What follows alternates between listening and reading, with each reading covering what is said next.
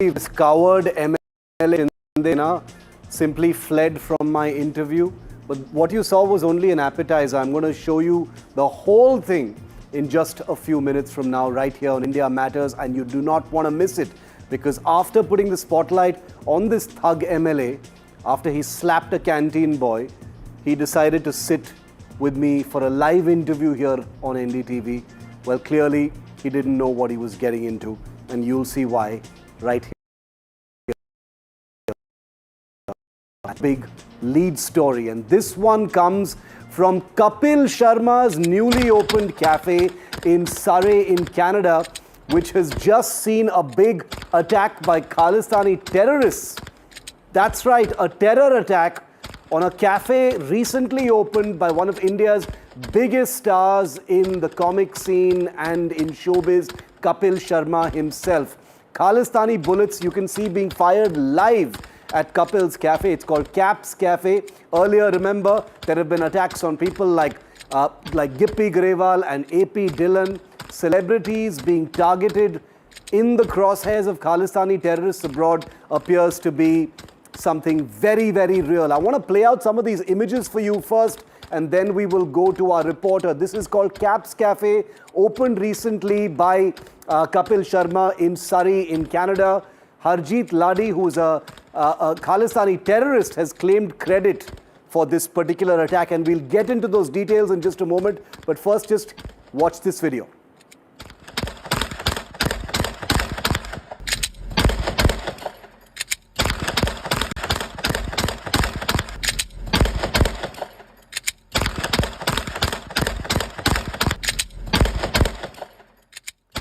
Mukesh Singh Sengar, NDTV's crime editor, who broke this story earlier today, is with me live. Mukesh, इस video में साफ दिखाई दे रहा है कि कोई गोली चला रहा है कैप्स कैफे पर. ये कौन है? ये जो हरजीत लड़ी जो क्रेडिट क्लेम किया है, बैकग्राउंड क्या है इस हमले पर?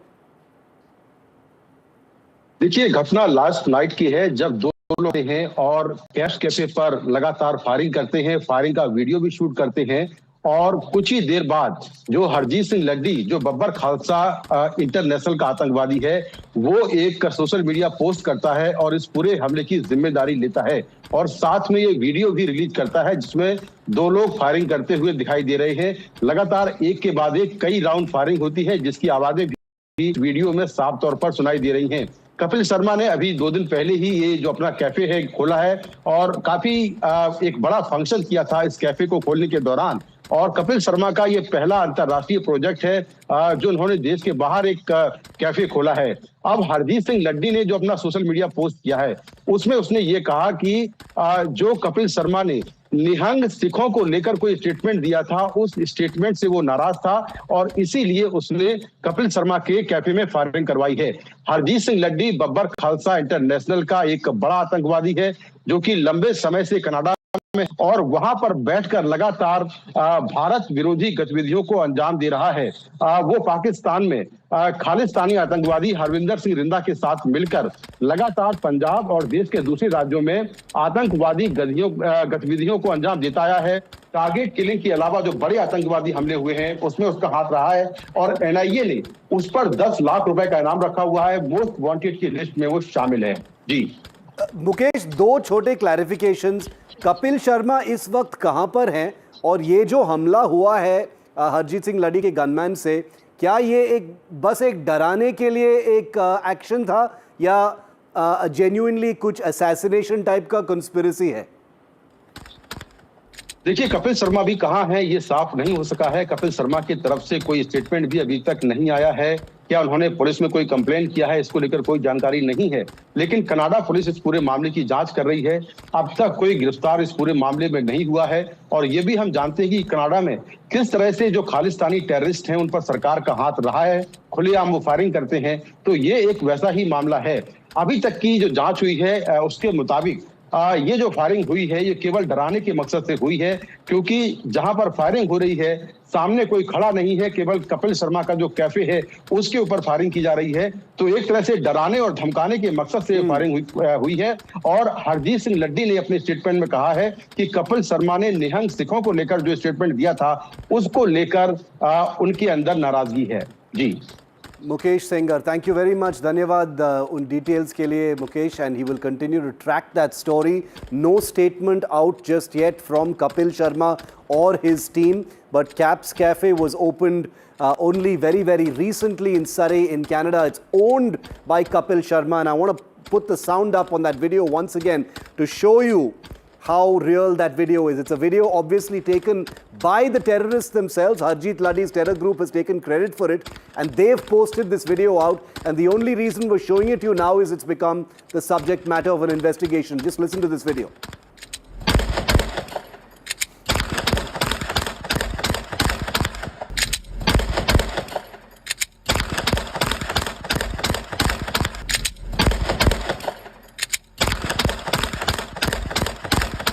And I want to bring in another voice that is widely respected on issues of India, Canada, on Khalistan, on the terrorism that breeds on Canadian soil as well.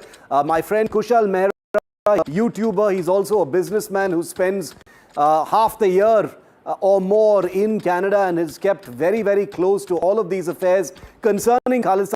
Kushal, welcome. Thank you for being with us on India Matters. Your first opening words on this troubling video, Kushal, of person perspective video that you've seen of someone firing multiple rounds with a pistol at Caps Cafe owned by Kapil Sharma. Someone called Laddy, who's a wanted terrorist, taken credit and posted this video. Kushal.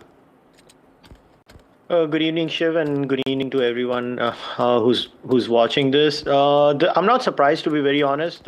We've been following this beat of extortion calls, especially since the last 3 years. It has actually alarmingly increased. And I'm not saying that the Khalistani angle is not legitimate, so I want to give that caveat. But I think this extortion racket has now become a larger problem. We've had previous extortion calls and murders in Mississauga. That's a city in Ontario. We've had that in Brampton. We've had that in Surrey. Just previously, there were shootings done at another gentleman's house who is... I think his name was Mr. Sharma, if I remember correctly. And this is in the line of multiple extortion calls that have been happening. Peel Police, this would be the police of one of the areas in Ontario, has had major breakthroughs in this, but it's very slow. It's actually, as a kid who was born and raised in Mumbai, it reminds me of the 80s Mumbai. I don't know if you remember this, Shiv. Yeah. Growing up, the Mumbai stories of, extortion calls being made and this extortion is all done inside our own community. It's not like these gangsters are calling, some random businessmen of another race. They know what they're doing. They study the businesses. They target the businessmen who are within our community, and it's a type of businessman they target. They don't target a tech businessman or something like that. There is a kind of business that they are targeting. It's usually somebody involved in it. Okay, we've lost that line unfortunately with Kushal Mehra, but we'll try and get him back. The images you have on your screen and these graphics also show you that this gun attack on Caps Cafe in Surrey in Canada is most definitely not a one-off. Whether it is Gippy Garewal, whether it is AP Dhillon, whether it is other celebrities who've received threat calls, these are just 3 in the last few weeks where actual attacks have taken place. Shots actually fired. Kushal, we lost you there for a moment. Continue your point. Yeah, my point was that there is a kind of business that these people target. Yeah. It's a pattern. It's usually logistics, restaurants, insurance, and those kinds of things. And there's a long history for this, because since the 1980s, the Khalistan movement has kind of, everything needs funding. And we have to look at Khalistan movement not as a separatist movement. It has to be looked at as a gang-related network. Yeah. Which, is involved in human trafficking, drug smuggling. And these things need certain types of businesses. Correct. To flush the money and rotate the black money, convert it into white money. And unfortunately, a lot of people, innocent people, are getting caught in the crossfire of this. And And my biggest problem is that the Canadian authorities and the authorities in India are not doing enough to nab this, because this is not going to affect even under Kushal, even under the new Prime Minister, post Trudeau, nothing happening still? No, it's actually the arrests have only started happening under the new Prime Minister, which is why it's going to take a little bit of while. But my problem is that because these folks had such a free run under Justin Trudeau, that the brazenness has increased. Shiv, we would not hear these things 5-7 years ago in Canada. I mean, I don't know how else to say this. We just did not hear these things. Like open extortion calls being made to people inside the, South Asian, Indian, Pakistani community, whatever you want to call. This was not the news over here. But now it's so open and so brazen. This is actually getting worrying. And I'm as an Indo-Canadian, I'm very worried.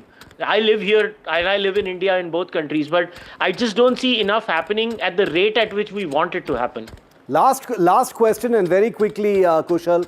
We heard our crime reporter and others talk about how it may have been a comment by Kapil Sharma about Nihang Sikhs, which has triggered this attack. But you're saying your sense is this is about extortion, plain and simple. Yeah, see, they always try to make this about hurt sentiments, but the reality is it's now a proper business, Shiv. It's no longer about a religious struggle or a struggle for a free homeland. Because, see, a struggle for a free homeland would have, would have only sustained if they had takers in India. These people don't have any takers in Punjab. So now what they do is they need to run this business. So they run their business through these kinds of things, and the Khalistan bit is just a veneer on the top, to be very honest. Everybody knows that. I would urge all of you to go and check a Canadian journalist, Samir Kaushal's interview with a former Khalistani, Jaspal Atwal, where he openly talks about these things. The interview is in Punjabi, but I'm sure we can use, translations and subtitles to understand it, in which Jaspal himself narrates how he was doing it, what the current lot is doing. He openly talks about Gurpatwant Singh Pannu, and this is an entire model now. It's a business model. So I hope we realize that we need to call it what it is. It's a gang infestation. And I'm glad I had you on the show, because you've called it out. And we will continue to track it. Thanks very much for putting that into perspective for me, Kushal. Good to have you to get that kind of clarity on this developing story that has just broken here on NDTV.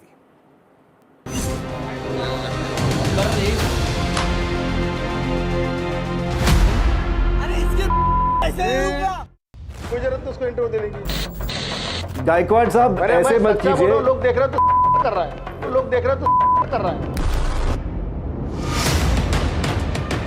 किसने हक दिया आपको हाथ उठाने का? अगर फिर से कोई ऐसी गलती करेगा तो मैं छोड़ूंगा नहीं। सर, आप लाइव हैं एनडीटीवी पर। मैं सही बात कर रहा हूं तो आपकी जो आवाज है, आप मेरी आवाज ब्रेक मत कीजिए, मेरा पूरा सबने देखा है, सबने सुना है। वरना मैं तुम्हारी बात नहीं करूंगा। ये क्या पद्धति है? ये बात करते हैं तो मैं नहीं करूंगा बात इनसे। गायकवाड़ साहब, ऐसे मत कीजिए। लोग देख रहे तो कर रहा है, लोग देख रहे तो कर रहा है। He wants to throw punches, he wants to throw slaps, but he can't take normal questions. It took one slap and one punch of a rowdy MLA who has still not been acted against by his party or his government in Maharashtra. It happens to be the ruling party there. But he decided that he would take my questions. So after a lot of convincing, we got MLA Sanjay Gaikwad to take my questions right here on NDTV. It's already gone viral. People are already talking about it everywhere. I personally didn't think he'd face my questions at all. I thought maybe he'd show some remorse, but you've just seen a very small part of the whole thing. So here it is.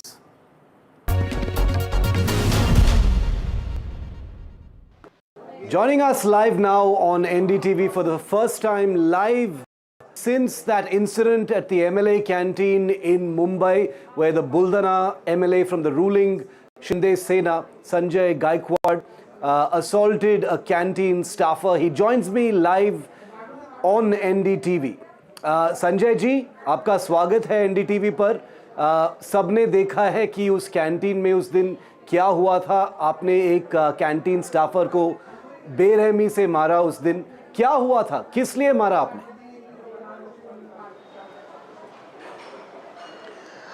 देखिए, मैं 19 से यहाँ मुंबई में आता हूँ और यही canteen में खाना खाता हूँ जो गवर्नमेंट की है। और पिछले 5.5 साल से मैं एमएलए होने के बाद में यही खाना खाता हूँ। तो ये 2-4 साल में कई बार उन्होंने जो खाना दिया, नॉनवेज में 15 दिन पहले का नॉनवेज, 10 दिन पहले का नॉनवेज, अंडा भी 10-12 दिन का, सब्जियाँ 2-2, 4-4 दिन की। तो कई विधायकों के पीए ने यहाँ करीबन सालाना 1-1.5 लाख लोग खाना खाते। उनमें से लाखों लोगों ने इनकी कंप्लेंट की कि इनका खाना ठीक होता नहीं है, इनका बर्ताव लोगों से अच्छा नहीं है, यहाँ पर ट्रीटमेंट लोगों को अच्छी मिलती नहीं है। तो ये सारी चीज़ें लेके मैंने भी कम से कम कई बार कंप्लेंट इनकी की कि भाई मुझे पेट का तकलीफ है, मैं अगर गलत खाना खाऊंगा तो मुझे बहुत तकलीफ होती है, इसलिए मुझे खाना भेज दिया करो। उस दिन मैं सारे काम करने के बाद में मैं अपने रूम में रूटीन टाइम पर 10, साढ़े 10 बजे मैं खाने का ऑर्डर किया। मैंने दाल, चावल और 2 चपाती सादा खाना मैंने मंगाया। और पहला निवाला मैंने जब चावल का खाया तो मुझे थोड़ा गंदा लगा। दूसरा खाने के बाद में मुझे कुछ ही देर में वोमिटिंग हो गई। वोमिटिंग के बाद में मुझे अनईजी लगने लगा और मैं अस्वस्थ हो गया। तो मैं जैसे ही बैठा था मैंने वो दाल का स्मेल लिया तो वो इतना गंदा स्मेल था। मैं वैसे ही हालत में मैं नीचे गया, क्योंकि मैं पहले फ्लोर में रहता हूँ, नीचे कैंटीन है। तो मैं वहाँ जाके काउंटर पे जो था मैंने उसको पूछा कि भाई ये खाना किसने परसा है। तो उसने उनको आवाज़ दिया। फिर मैंने वो जो वेटर था उसको पूछा भाई ये खाना तो कैसे किसने किया। तो उन्होंने बताया कि मैनेजर साहब ने। मैंने मैनेजर को बुलाया। आप जो बता रहे थे कि कर्मचारी को मारपीट की, कर्मचारी को मारपीट नहीं किए। मैंने मैनेजर को पूछा और वो स्मेल उनको दिखाया। स्मेल दिखाने के बाद में मैनेजर ने कहा कि ये बहुत गंदा है। उसके बाद में मैंने उनके 6 कर्मचारी को दिखाया कि इसका स्मेल लीजिए।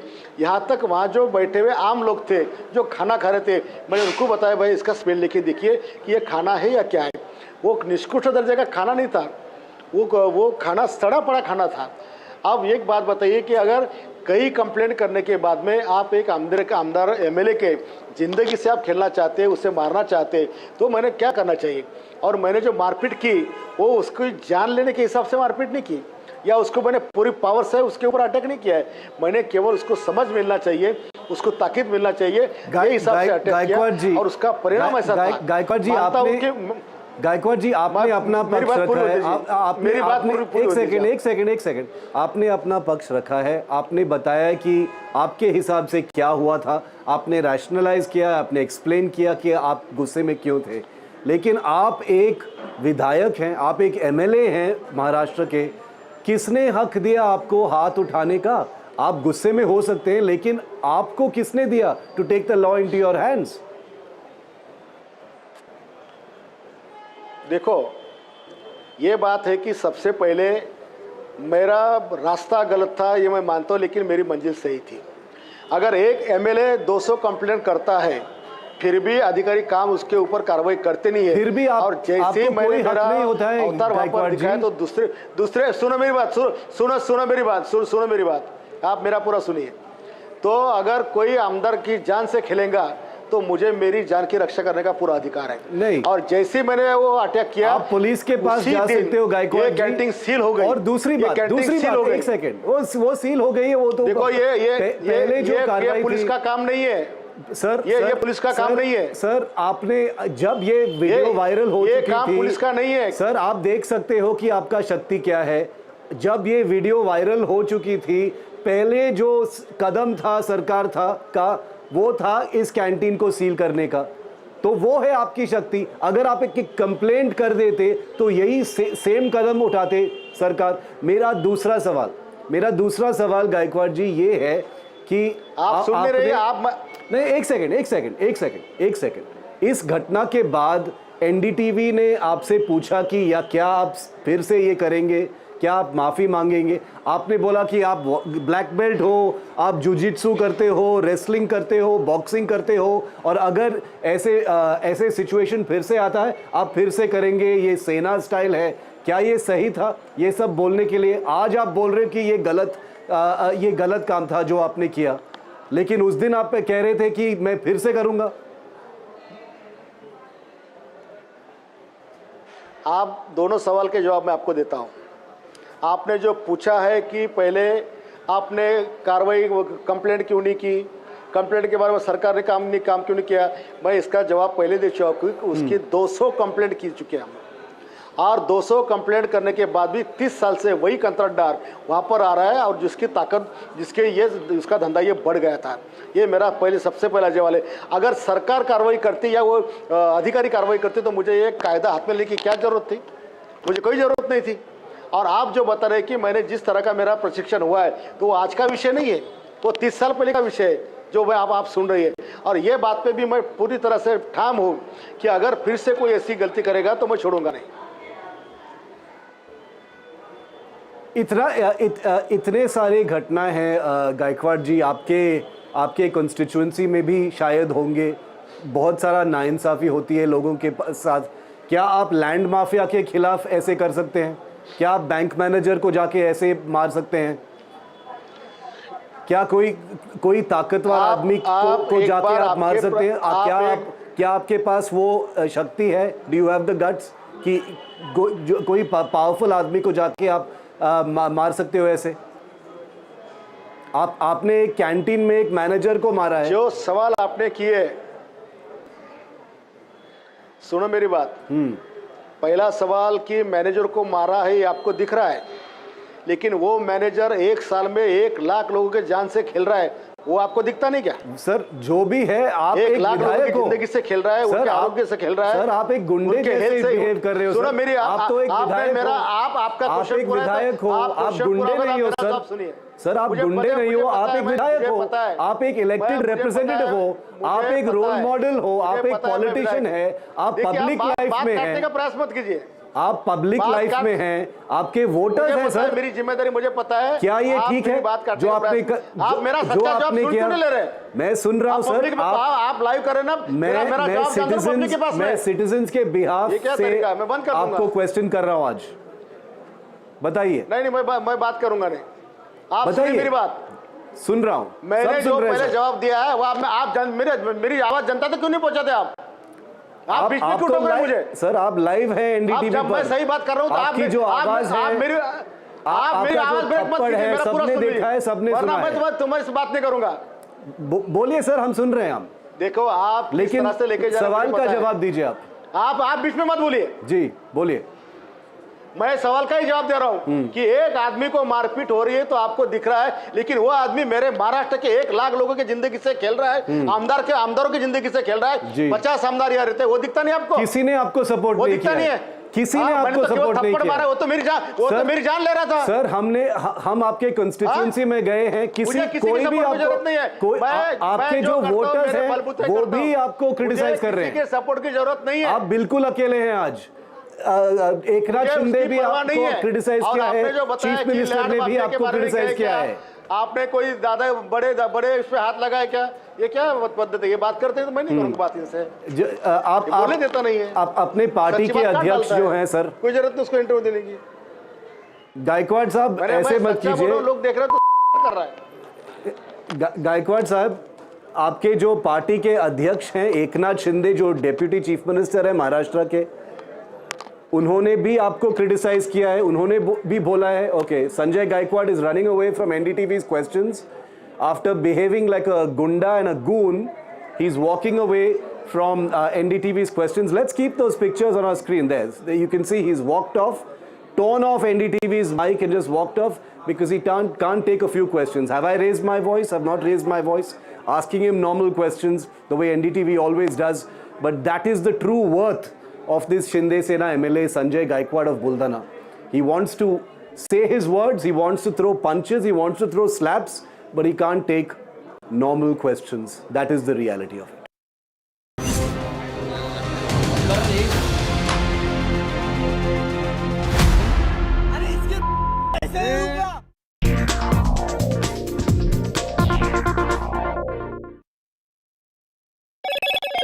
Hello, Moto. Motorola, India's leading AI smartphone brand.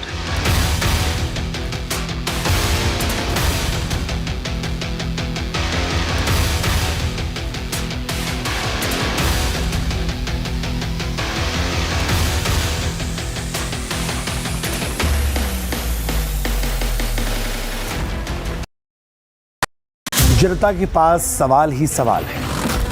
जवाब ढूंढने को वो देखती है न्यूज़ और देखती है यहाँ तो सवालों का मायाजाल है। ऊपर से ये अलग फाइट, कोई पूरा लेफ्ट तो कोई पूरा राइट है। बीच में मुद्दे के साथ कौन है, जनता को जवाब चाहिए। इसीलिए सवालों की परेड नहीं, मैं लाऊंगा खबरों की कचहरी। मैं शुभांकर मिश्रा, मेरे साथ देखिए कचहरी रात 8 बजे सिर्फ NDTV इंडिया पर। Fenesta windows, beautiful and durable designs, installation से मेंटेनेंस की लाइफ लॉन्ग कस्टमर सर्विस। आपके घर में फिनेस्टा नहीं है तो कॉल कीजिए। Find Finer Finesta.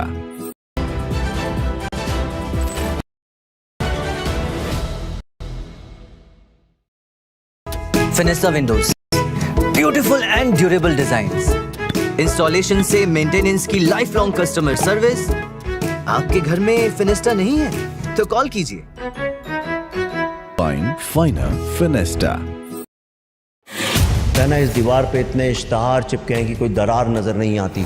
मैं उन लोगों में से जो कहता हूँ सारे इश्तहार फाड़ के फेंको, पहले दरार को एड्रेस करो। ये दरार इसलिए क्योंकि कुछ लेफ्ट कुछ राइट, पर हम उन मुद्दों में आपके साथ जिनसे आपकी फाइट है। डिजिटल से देश समझा, अब टीवी पर समाधान लाना है। आइए मेरे साथ खबरों की कचहरी में सिर्फ NDTV पर। Fenesta windows, beautiful and durable designs, installation से मेंटेनेंस की लाइफ लॉन्ग कस्टमर सर्विस। आपके घर में फिनेस्टा नहीं है तो कॉल कीजिए। Find Finer Finesta.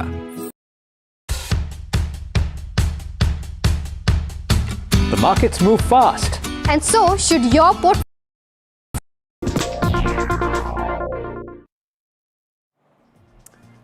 Two young fighter pilots of the Indian Air Force.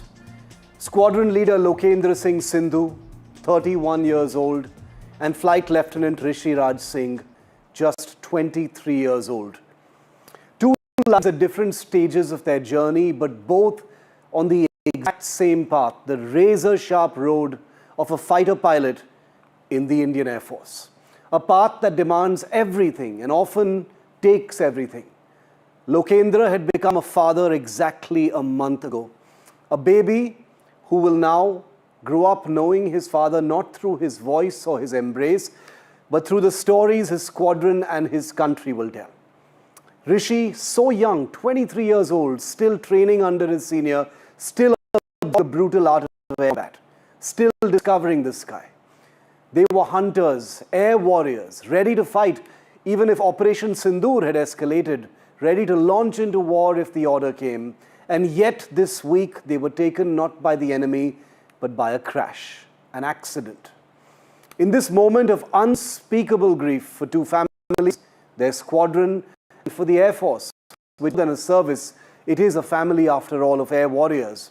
It's easy to reach for the usual phrases, flying coffin, widowmaker. We've heard them all before, but here is the truth. Our boys, our men are still flying, not because they don't know the risks, but because they do, and they still choose to fly.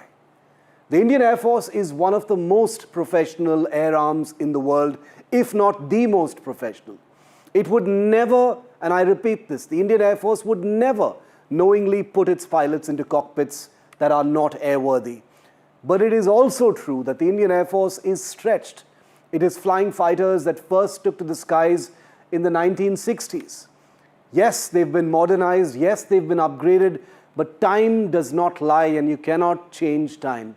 Every fatal crash is not just a tragedy, it's also a mirror, a moment to ask ourselves the hard questions about modernization, about delays, about the systems we send our warriors up in. This aircraft crash in which Lokendra and Rishi perished was the third Jaguar crash this year.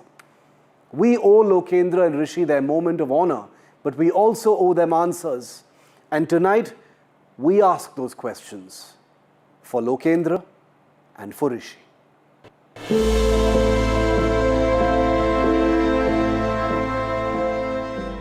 Two young Indian Air Force officers, Squadron Leader Lokendra Singh Sindhu and Flight Lieutenant Rishi Raj Singh,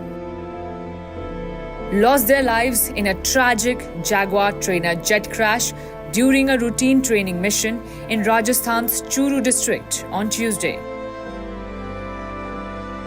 The aircraft went down in open fields near Bhanoda village, killing both men on impact.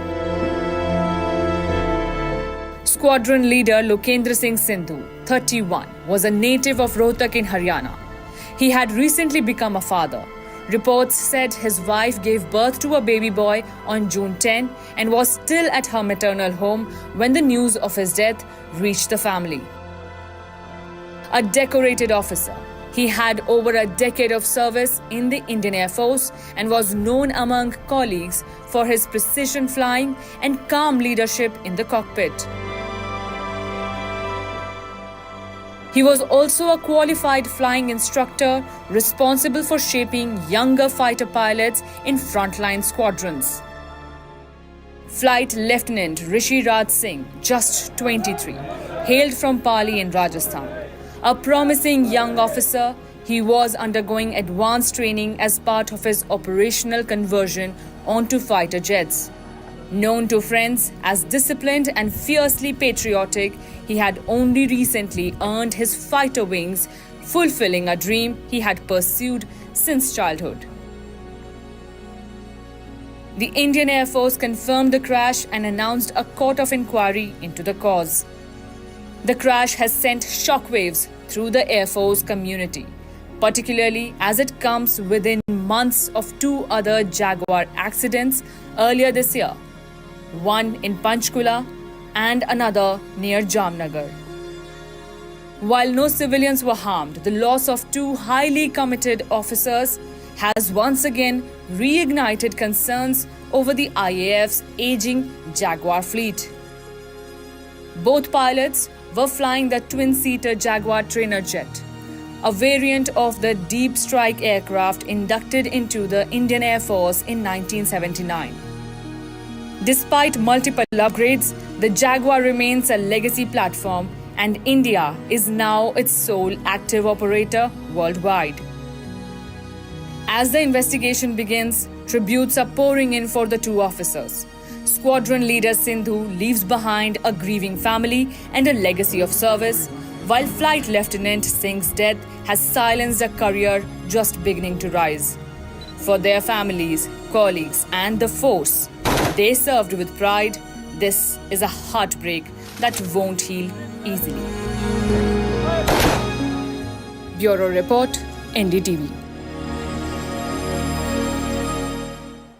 And I repeat, Squadron Leader Lokendra was just 31 years old and Flight Lieutenant Rishi was just 23 years old. It doesn't get younger than that when it comes to fighter pilots.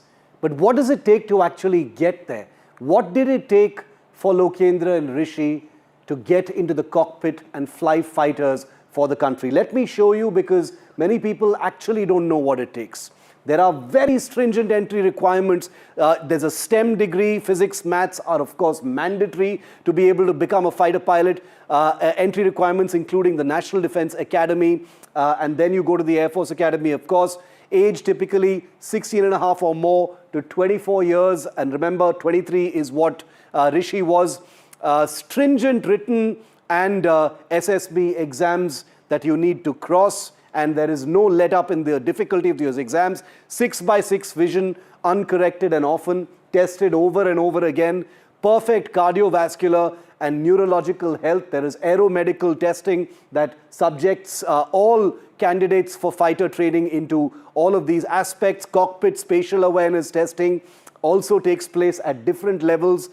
G-force tolerance evaluation is critical. Centrifuge testing, aerodynamics, avionics, flight systems. This comes to the training part, weapon systems and threat response. I'm going over these really fast, but the fact is each one of these things takes a huge amount of time. They go into navigation, military protocol, communication drills, emergency drills, trainer aircraft like the Pilatus PC-21 for their basic training. Then they come to intermediate training where they focus on takeoff, landing and maneuvers.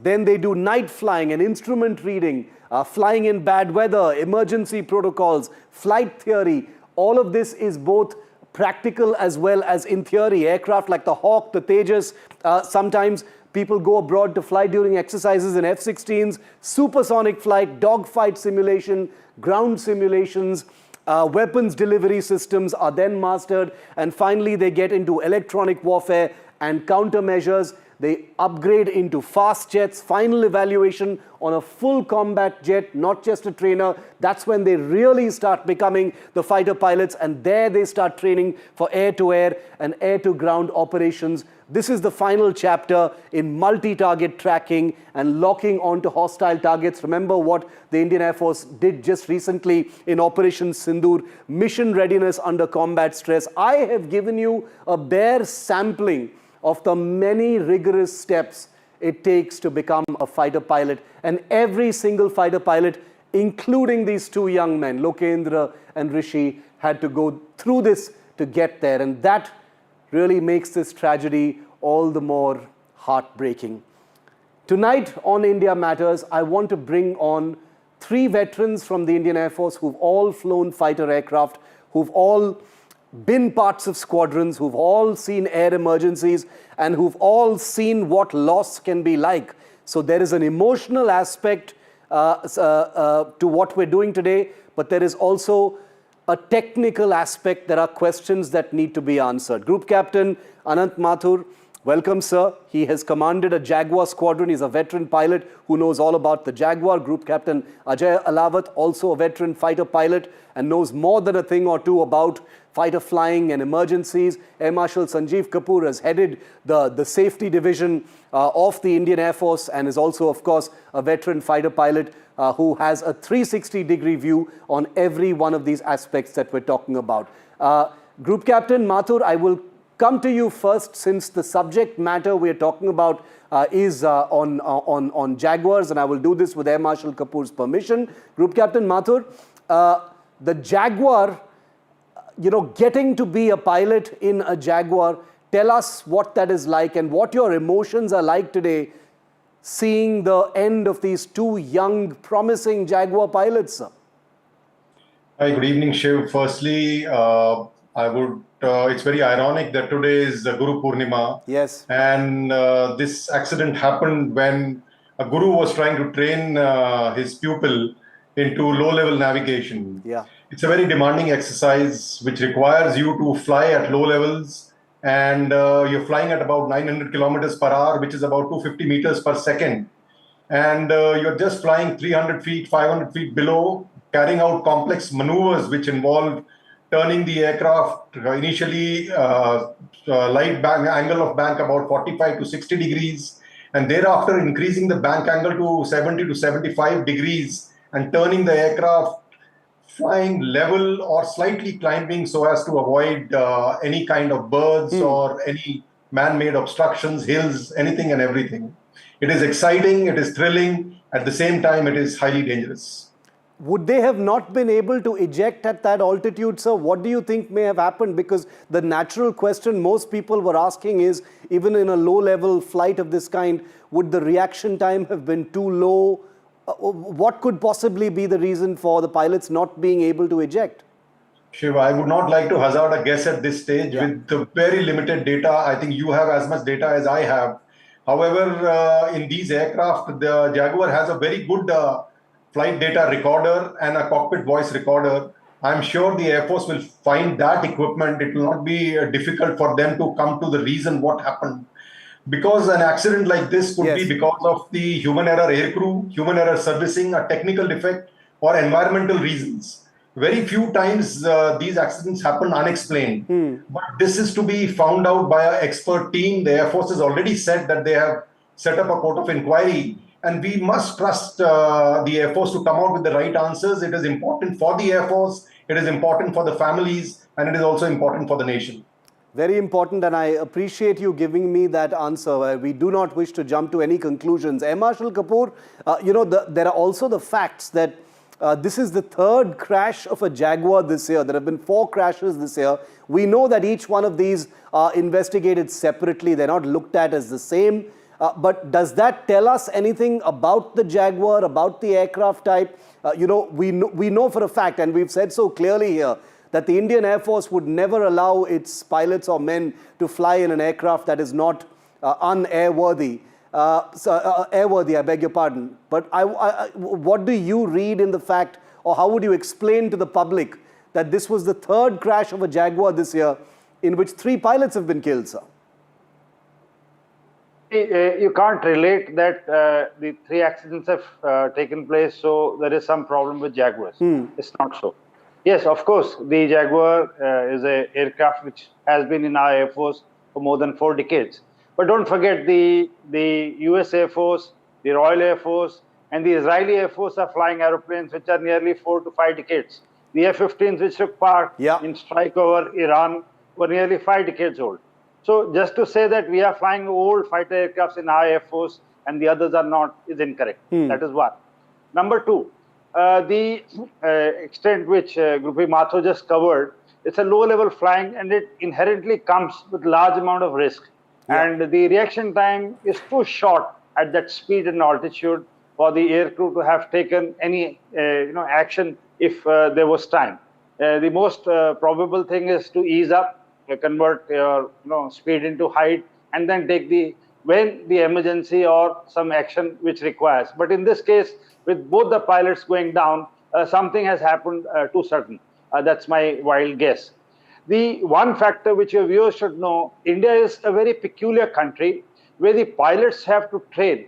Nowhere else in the world does a pilot have to do hill flying at that altitude in minus temperatures over Leh Ladakh, has to fly over sea, has to fly over desert, has to fly over jungles, has to fly over, typically a French Air Force pilot who has to do desert flying comes to UAE.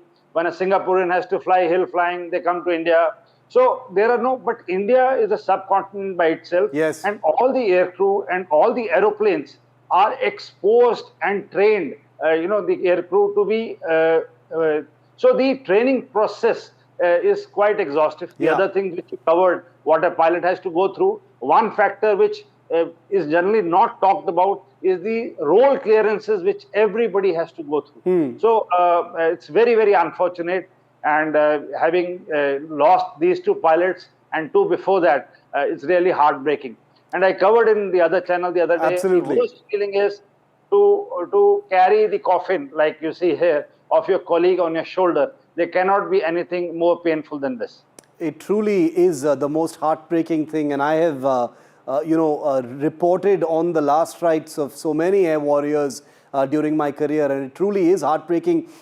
Before I come to Group Captain Alawat, I just want to, just by way of data, put out some information here on what accident figures in the Indian Air Force look like in the last 10 years. And remember, things have vastly improved. Air safety is a much greater ideal now for the Air Force than it has been before. So between 2015 and 2025, there have been about 40 fighter crashes that have taken place. A total number of 12 Jaguars have crashed. This is only data. There is no pattern in this. 3 MiG-29s have crashed in that time. 6 MiG-21 fighters have crashed. This is the oldest fighter in the Indian inventory. Continues to still be there, but soon will be retired. Mirage 2000s, 3 have been lost, including 1 in February this year. 5 Su-30 MKI fighters have crashed in the last 10 years, and 1 Tejas, indigenous homegrown Tejas fighter crashed during an exercise last year in Rajasthan. A total of at least 20 pilots, including 3 this year, have lost their lives in all these crashes. So that's just a data point. But Group Captain Alawat, in the wake of a aircraft accident, and especially this one with people seeing, third Jaguar crash, etc., you see on social media and in the media in general, people using very unsavory phrases which you are familiar with, things like flying coffin and widowmaker. What would you say to phrases like that being used in this context, sir? Well, Shiv, very sad and tragic accident. 2 young lives were extinguished. This is also a very grim reminder that freedom, something we take for granted, is not free. Yeah. We pay for maintaining our freedom in blood and treasure. All pay taxes. So there's a famous quote that says, all give some and some give all. So these accidents that you flashed before I spoke is the tax, or is the due that citizen soldier pay to maintain the freedom that we enjoy. To people who come on social media and say things that they should not say, I would only say, freedom of speech is a fundamental right, which is also available to people who disagree with you. And these are the very freedoms that we rise up to defend. Free speech is something on which our nation is founded. And soldier is committed to defend whatever values a nation decides to hold. Coming specifically to this accident, I would want to make a technical point. Old does not mean unserviceable. You've covered it yourself. Yes. When the Form 700 is offered, it's a booklet where the engineer signs and offers the Form 700 to a pilot in the collective wisdom of the squadron that aircraft is airworthy. We have invested our faith, our training in that Form 700 when we offer it to a pilot. So accidents will happen, especially when you fight, when you train like you fight, flying low level, likely in a GPS denied environment. The trainer was likely pushing the young pupil to the edge. So at 200 feet, it takes 1 second at a rate of descent of 200 feet per second to go and hit the ground. Very challenging training, and we ought to pay a price. And it's a terrible, terrible price that has been paid. And I agree with all of you when you say that only a court of inquiry, a detailed investigation will actually result in clarity on what really happened. But I admire the opening thoughts from you. Before I come back to you for a second round of questions on this discussion, many people instinctively start saying, oh, this is old junk. Why are we playing with, putting our pilots into these old aircraft? And I'm glad all three of you have clarified on that one point, which is that old doesn't mean unserviceable or unflyworthy. These are all aircraft that the Air Force takes very seriously and would never, ever think of putting pilots into an aircraft that they don't think is procedurally safe. But is there a larger issue? Are we saddled with too many older generation aircraft? Should there be newer generation aircraft? Before I put that question to the three officers on my panel tonight, let me just show you what's coming up as far as the Indian Air Force is concerned. We've shown you what already exists, but there are 180 Tejas Mark 1A improved Tejas fighters that will soon start being delivered. They're over a year late, which is why the Indian Air Force Chief is very, very upset.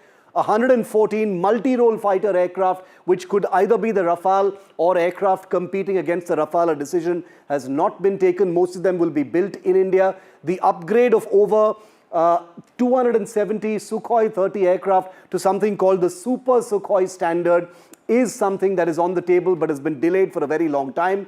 There has to be perhaps a decision on a stopgap stealth fighter, which could be the Su-57 or the F-35. It could be neither, we don't know, but Pakistan is getting some very soon. So is that going to be something in India's near future? All questions to ask. But Group Captain Mathur, coming back to you on this, is there an issue with not having enough modern fighters, or is that a completely separate issue? Because that is a question on people's minds when they see a crash happening. The instinctive question is, too many old aircraft, why do we have so many old aircraft, etc.? Shiv, you just showed the photograph of 180 Tejas Mark 1 Alpha. Yeah. And you asked the question, where are they?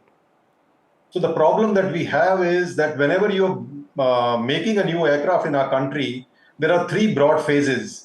First is the bureaucratic phase, which involves getting acceptance of necessity, making sure that the financial projections are in place, the calculations are in place. This is phase one. Phase two is when the metal is cut and the aircraft is actually made. And phase three, when the testing is being done. The phase one, despite us having a dynamic government in the history of independent India, takes so long that phase two and phase three are never seen. And this is where we need to attack, so that we come up to where China is already making stealth aircraft while we are looking to buy them.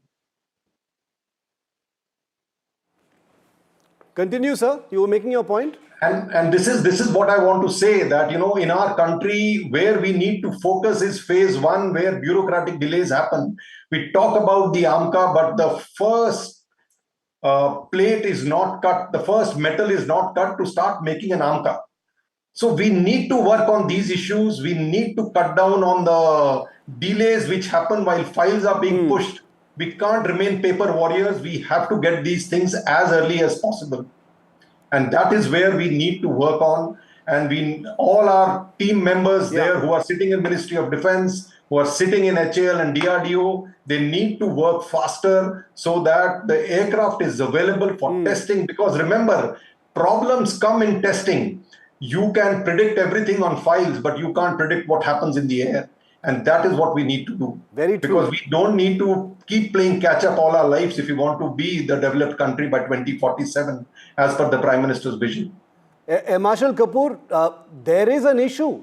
You know, modern fighters are not entering service with the Indian Air Force fast enough. You know, there are bureaucratic delays, decision-making delays, planning delays, which have cascaded and compounded over the decades and landed the Air Force in a situation which is far from optimal, whether it is fleet strength, whether it is the mix of fighters that it currently has. It would like a much better situation than it is right now. Would you agree with that? Yes, I agree, because we presently today have about 30 to 31 squadrons. The sanction strength is 42, and if we count two front war, the number of squadrons required are much higher. We have about 6 squadrons of Jaguars, and we cannot ill afford to delay, and it has been spoken on every forum. Now, the issue is totally technical, what Grupi Mathur just brought out. I'll reiterate that point. Say, simply put across, if we are moving a file that we need communication equipment, and that stage 2G is working. So by the time the process moves, the file moves, the necessary clearances come, it's 3G is launched. So when you go to them, you say, no, but you had asked for 2G. Why do you want 3G now? So then we say, no, 3G is latest. Then by the time the whole process begins again, 4G is launched. So we are in our systems behind the curve. The way the tech is moving, the way the innovations, we have to have in-house capabilities to adapt and change while the things are on the drawing board as per the latest. This is one. Secondly, coming to the shortfall, we may take a long time to operationalize AMCA or the other platforms which we are discussing. And the suggestion which I have been giving and spoken on this on many forums is that we may have to go off the shelf to bridge this gap. There is absolutely no doubt in anybody's mind that we need to be Atmanirbhar, we need to be, and Op Sindoor just showed that. But how do you bridge this gap till you are fully ready to have your own platforms going? This gap will have to be met by some help from outside, and we may adapt or change these equipments and platforms as per our requirement. This is just a thought I have.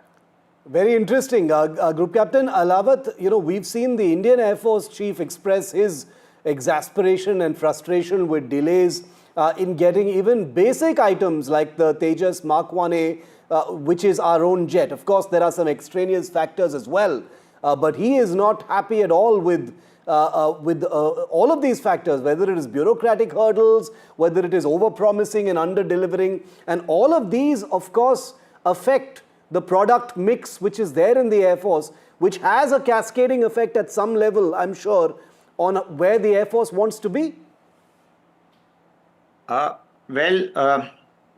The LCA Mark 1, 40 of those were to be delivered by 2016. And we are in 2025. Serial number 39 and 40 has not yet been accepted by the Air Force. Mark 1A, we see a lot of pictures. I don't see a squadron flying Mark 1A. Anyways, let me connect this old versus new to the accident at hand. There are two things, technical things. One is situational awareness, another is spare mental capacity. If a pilot is aware of his attitude, altitude, height, speed, direction, where the aircraft is in reference to a map, where the other formation members are, where the threats are, where the friendlies are. So if the situational awareness is good, the pilot or a set of pilots has a little adequate spare mental capacity. So if things change, they can use that spare mental capacity to deal with changes. When the workload in the cockpit increases, then there is situational overload, and there is not enough mental capacity available to deal with contingencies.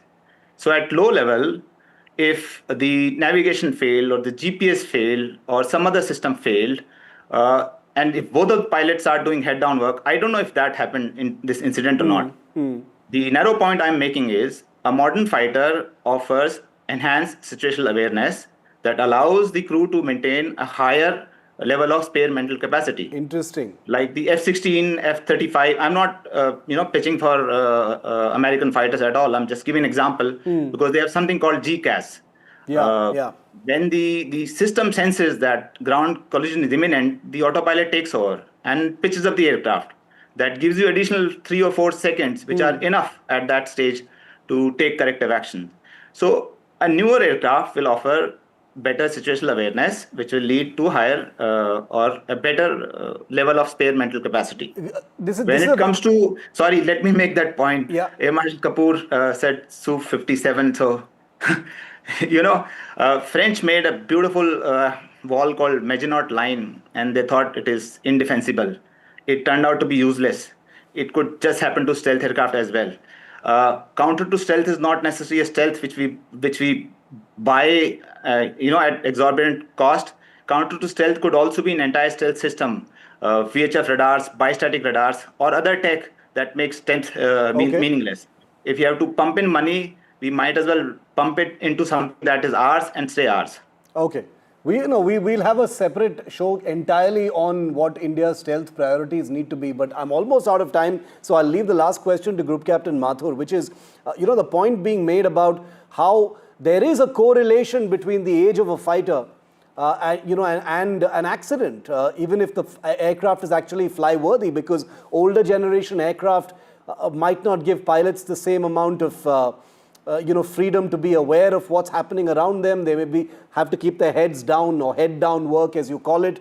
Could that be a factor, sir? Is that something that you would think about as well, Group Captain Mathur? No, I think for this particular incident, I don't think we should link the two factors, because being the first dual check that was being flown, this is all about introducing the young pilot to what it looks like when you are flying at low levels. How does the earth look? What rate is the ground moving, and what does it feel to fly at higher speeds at low levels? The whole feel of this. Then how do you turn? How does the horizon look at that stage? How should you look out for birds and other obstructions? So this was the first flight, a dual check that the young pilot, Flight Lieutenant Rishi Raj, was being exposed to. So this aspect of doing a lot of head-down work is not a factor here. This kind of work is not done in the Jaguar. It is done at medium levels when you're doing carrying a lightning pod or a laser designator pod, where you use these type of missions. It is not required at low levels in the Jaguar aircraft per se. We should not count that as a factor in this one. Can you, as someone who has flown missions like this, you have flown with instructors and you have trained younger pilots as well, Group Captain Mathur, sitting in a Jaguar, what kind of conversations would have been happening between Lokendra and Rishi? As we remember them tonight, I just want you to describe that experience for us, that bond between an instructor and a trainee pilot, and what that flight would have been like.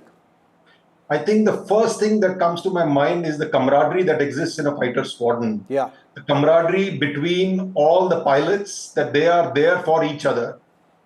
And the buddy system that prevails in the squadrons, where seniors are responsible for bringing up the juniors, not only in terms of their flying skills, but also in terms of their social skills, how to behave, what is it like to be an officer and a gentleman.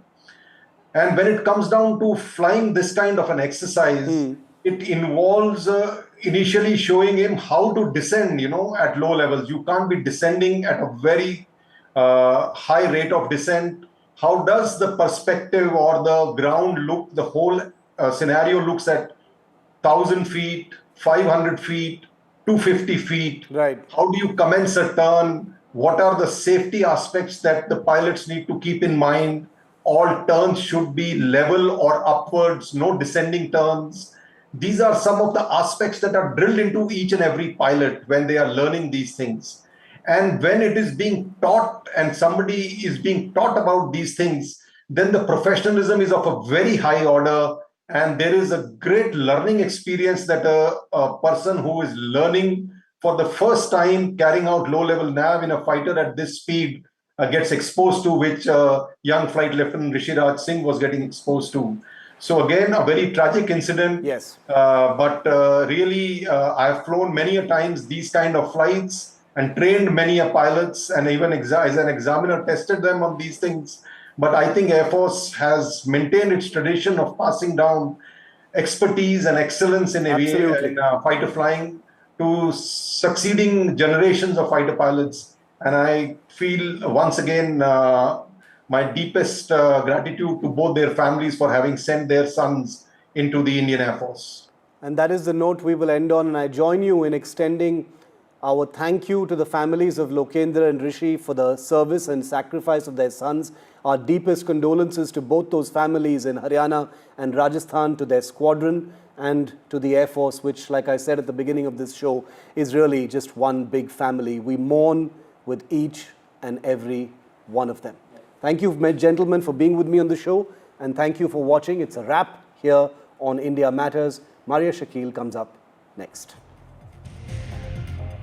Hello and welcome to The Last Word, and I'm Maria Shakil. On the show tonight, the Supreme Court's big breather to the Election Commission on the Bihar voter list revision, but with an important advice on also accepting the Aadhaar card and voter ID as valid documents. Next, the pervert of Bengaluru who secretly filmed women and posted videos on an Insta account. Are no places safe for women is what we ask later on the show tonight.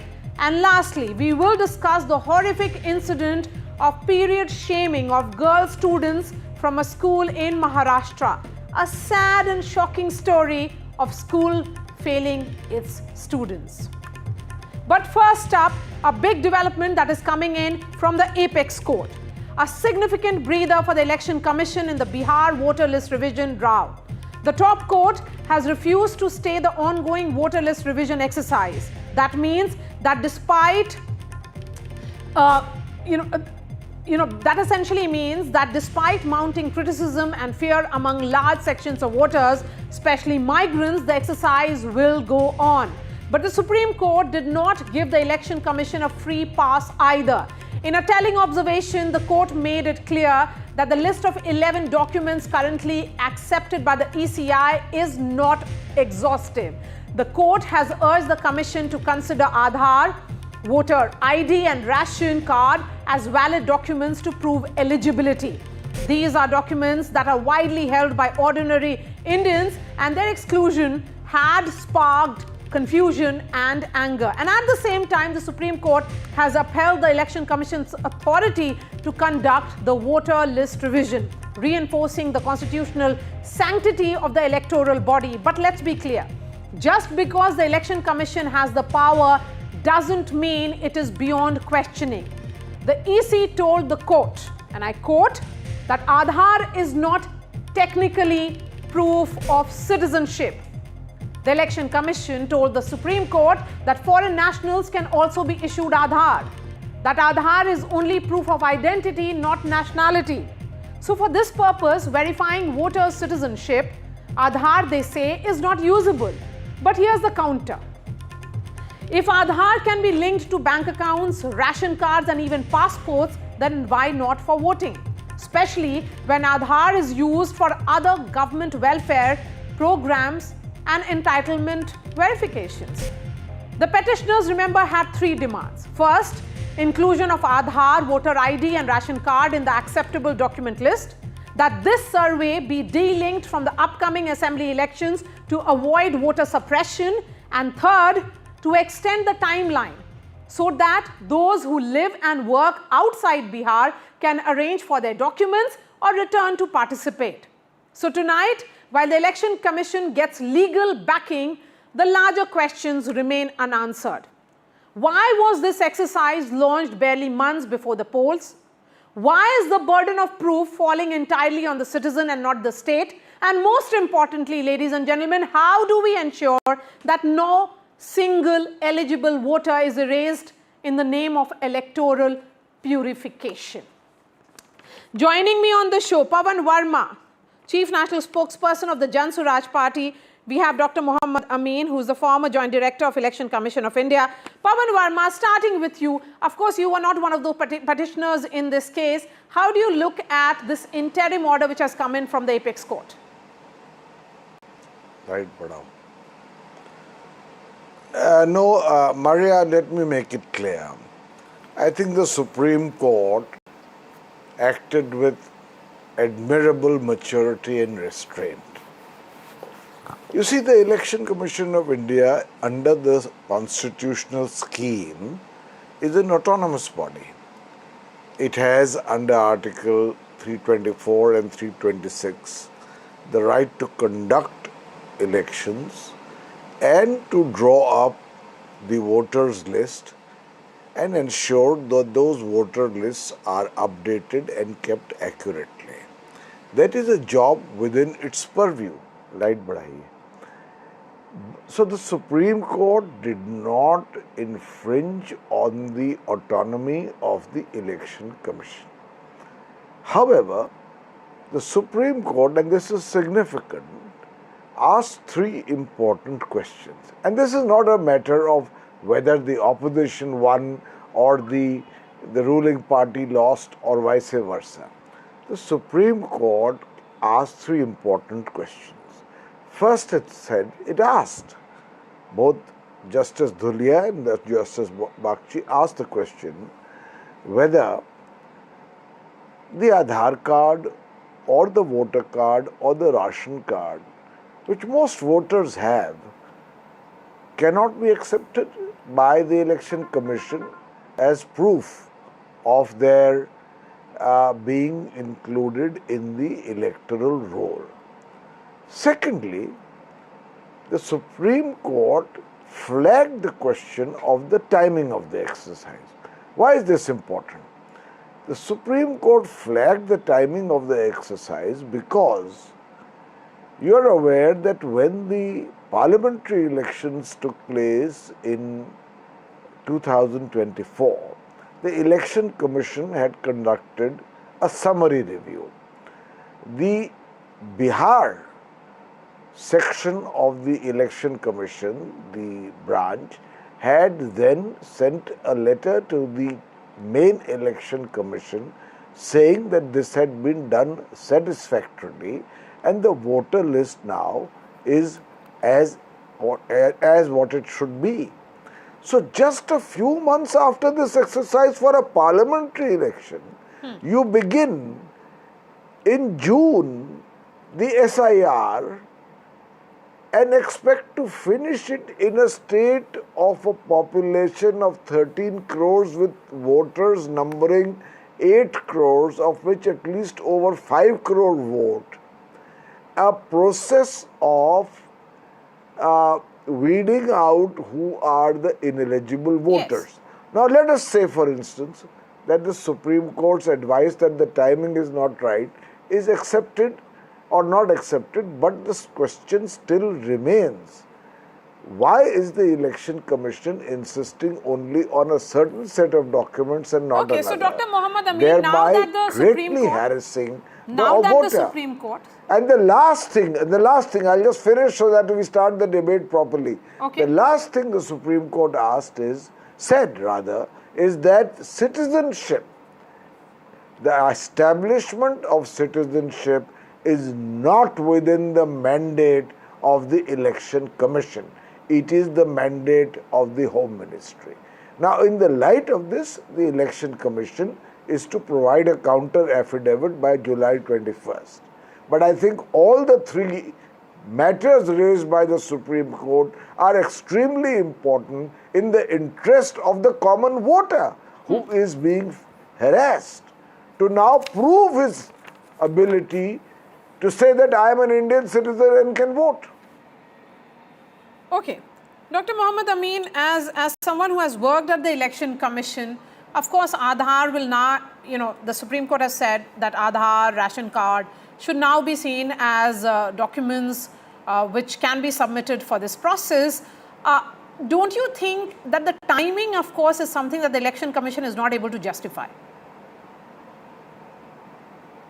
Maria, actually, the problem is that this two states like Bihar and West Bengal are bordering of the international border like Nepal, Bangladesh and Bhutan. 3 international borders are covered in that area. That's why so many times we have received the complaints in the Election Commission and other places also. And administrations also briefing to the Election Commission that a lot of the bogus Aadhaar cards are there. So that's why the last election you find in case of Maharashtra, Haryana and Delhi. So opposition parties have the blame Not to share the the Election border with Commission. Bangladesh. Pardon? Those states do not share the border with Bangladesh. I'm talking about I'm including the West Bengal also.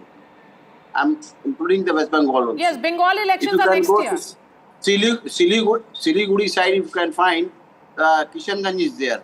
There a lot of objection is there for percentage of the vote and Aadhaar cards. So I'm telling you, this time why needed in Bihar. If you can go into the history of the EVM machines are pilot project are started from Kerala first, and after that this was introduced in 2004 in all over India, EVM machines. So whenever we have to start, some point is there. This time the Bihar election is there, so that's why the Election Commission want to improve the quality of the voter list. This is very mandatory for the election. So that's why opposition parties have the blame for that election voter list in Maharashtra, and lot of objections in Haryana and Delhi. But the High Court of the Maharashtra has already given the verdict that there was no discrepancy in the voter list, and they have given the... Dr. Amin, you haven't answered my question. The question is of the timing. The last such exercise was... No, sir. Let me finish my question. The last such exercise... No, sir. Let me finish my question. The last such exercise was carried out in 2003. Since then, there have been a number of Lok Sabha polls and assembly elections. So are you saying that in all these elections, there were illegal migrants who were casting their vote? Always we update our list before 6 months of the election. And this time it is being done in less than 3 months ahead of elections, sir. No. That is the process of the Election Commission. They update their list and they remove the illegal names from the list and ensure only the eligible citizens of the voters can be included in the voter list. This is the and you know, till date we have received the 54% of the return forms filled by the BLOs and other. So time is not a problem. Dr. Joy Kumar, of course, you know, the exercise is continuing, and the fact is that the petitioners had not asked for a stay.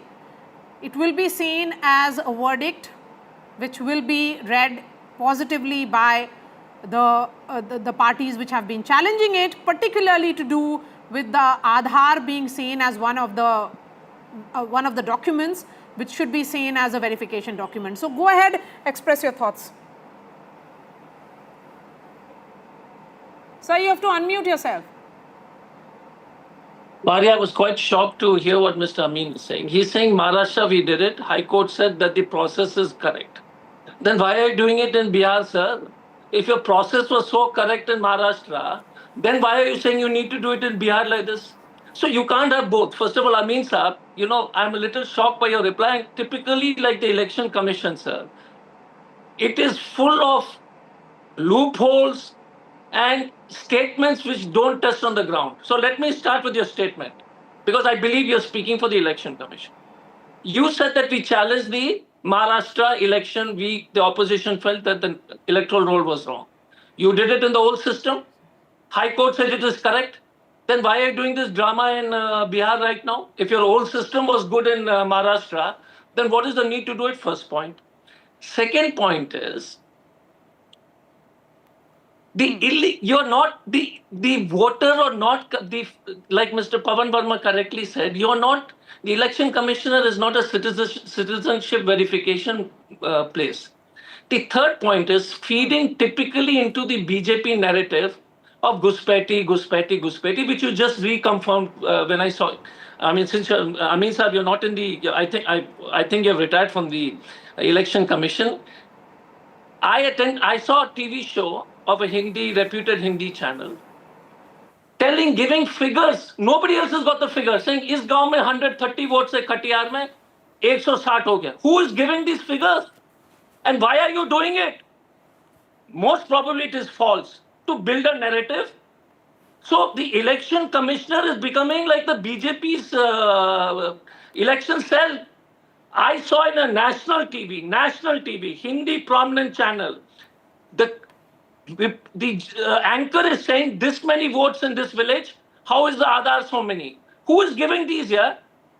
Because we are not sharing the data. You're not making the data public. Second issue, 2 crores or 3 crore people of Bihar stay outside. The Indian state is, and you have been a government servant, Pawanji has been a government servant, you have been a government servant. 20% of scheduled caste out of 100 have SC certificate. Which world are you all living in? 18% of scheduled tribes have their certificate out of 100.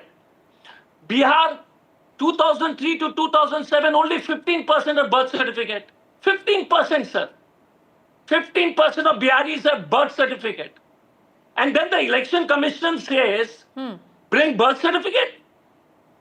And sir, you speaking the same language as election commission, that people from Bengal, border, that Amit Shah should be arrested. No, sir.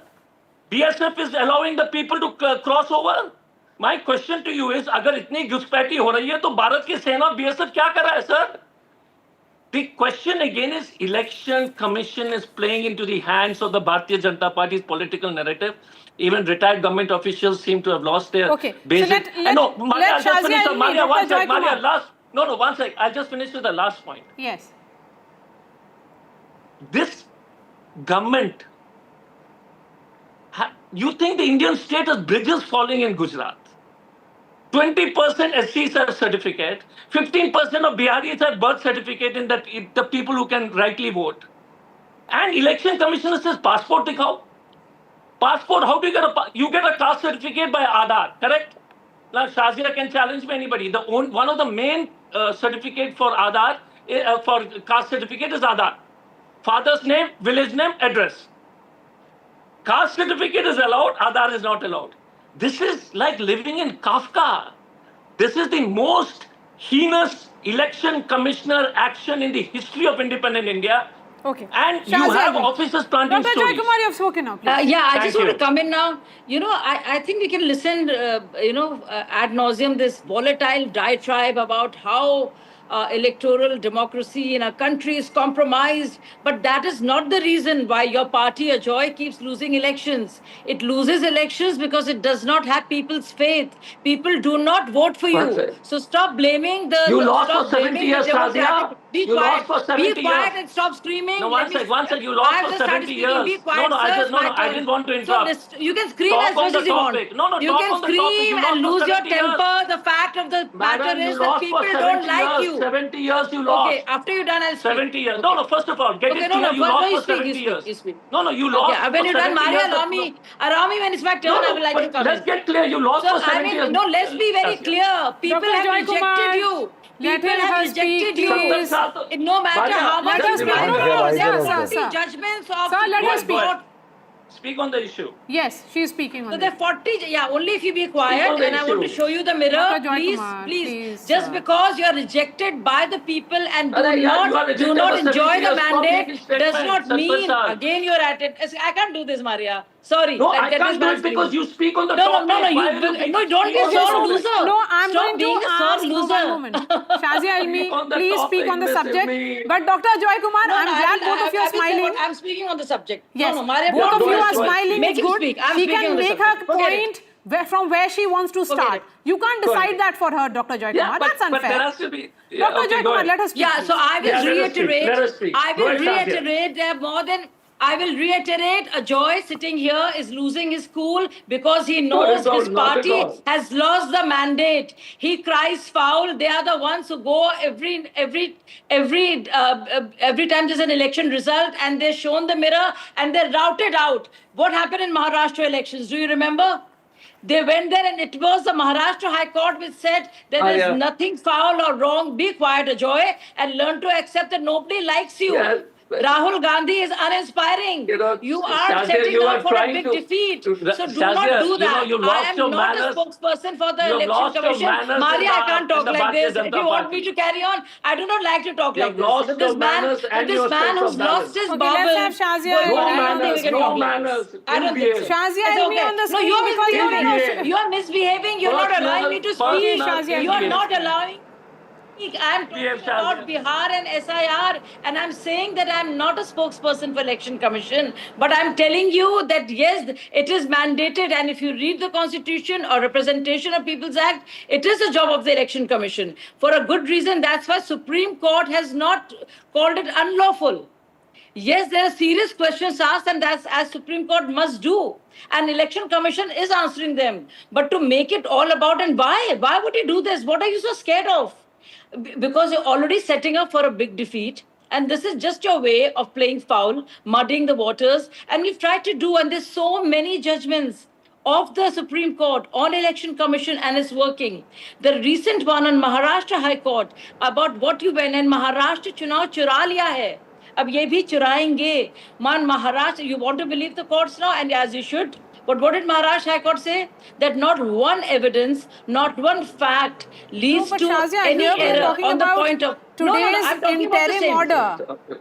Let's talk about today's interim order. Yes, I'm where talking the about the election interim order. Listen to me. The Election Commission had not put Aadhaar, voter ID card and ration card as documents which are eligible, valid documents. Now they have been suggested by the Supreme Court that they should be seen as valid documents. What are your thoughts on that? Well, as a political party, I have no thoughts, positive or negative, on the rulings or observations of Supreme Court on the workings of Election Commission. All I know is that I have complete faith. I know for sure that Election Commission is quite capable of defending itself. They have a fine counsel and a process in place, and they would take that up. Here, I do not want to play a commentator or somebody who speaks for the Election Commission, because I know precious little, and I know where my territory and boundaries are, as should every citizen of this country. And I'm quite aware of the fact that I have Election Commission as a job to do, and as is its mandate, reiterated a few times. But to say and make it about, if there is indeed a question, and serious questions have been asked as to why not the... Okay. Shazia Ilmi, there's a problem with the audio. We can't hear you anymore. Shazia Ilmi, Dr. Joy Kumar, Pawan Verma and Dr. Mohammad Amin, thank you so much for joining us. We are shifting focus to another story now, but remember this move of this order, the interim order of the Supreme Court certainly will be seen as a huge relief for migrants in particular, because Bihar has a huge population of out migrants, and for them to produce any other verification document was becoming tough. Now, because Aadhaar will be included, so will the ration card be. It will be seen as a relief for them. A quick break and then we return.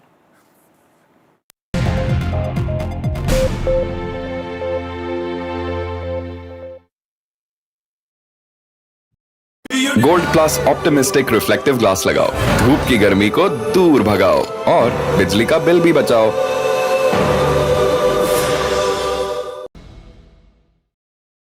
फिनेस्टा windows, beautiful and durable designs, installation से maintenance की life long customer service. आपके घर में फिनेस्टा नहीं है तो call कीजिए। Fine, finer, Finesta. कहना इस दीवार पे इतने इश्तहार चिपके हैं कि कोई दरार नजर नहीं आती।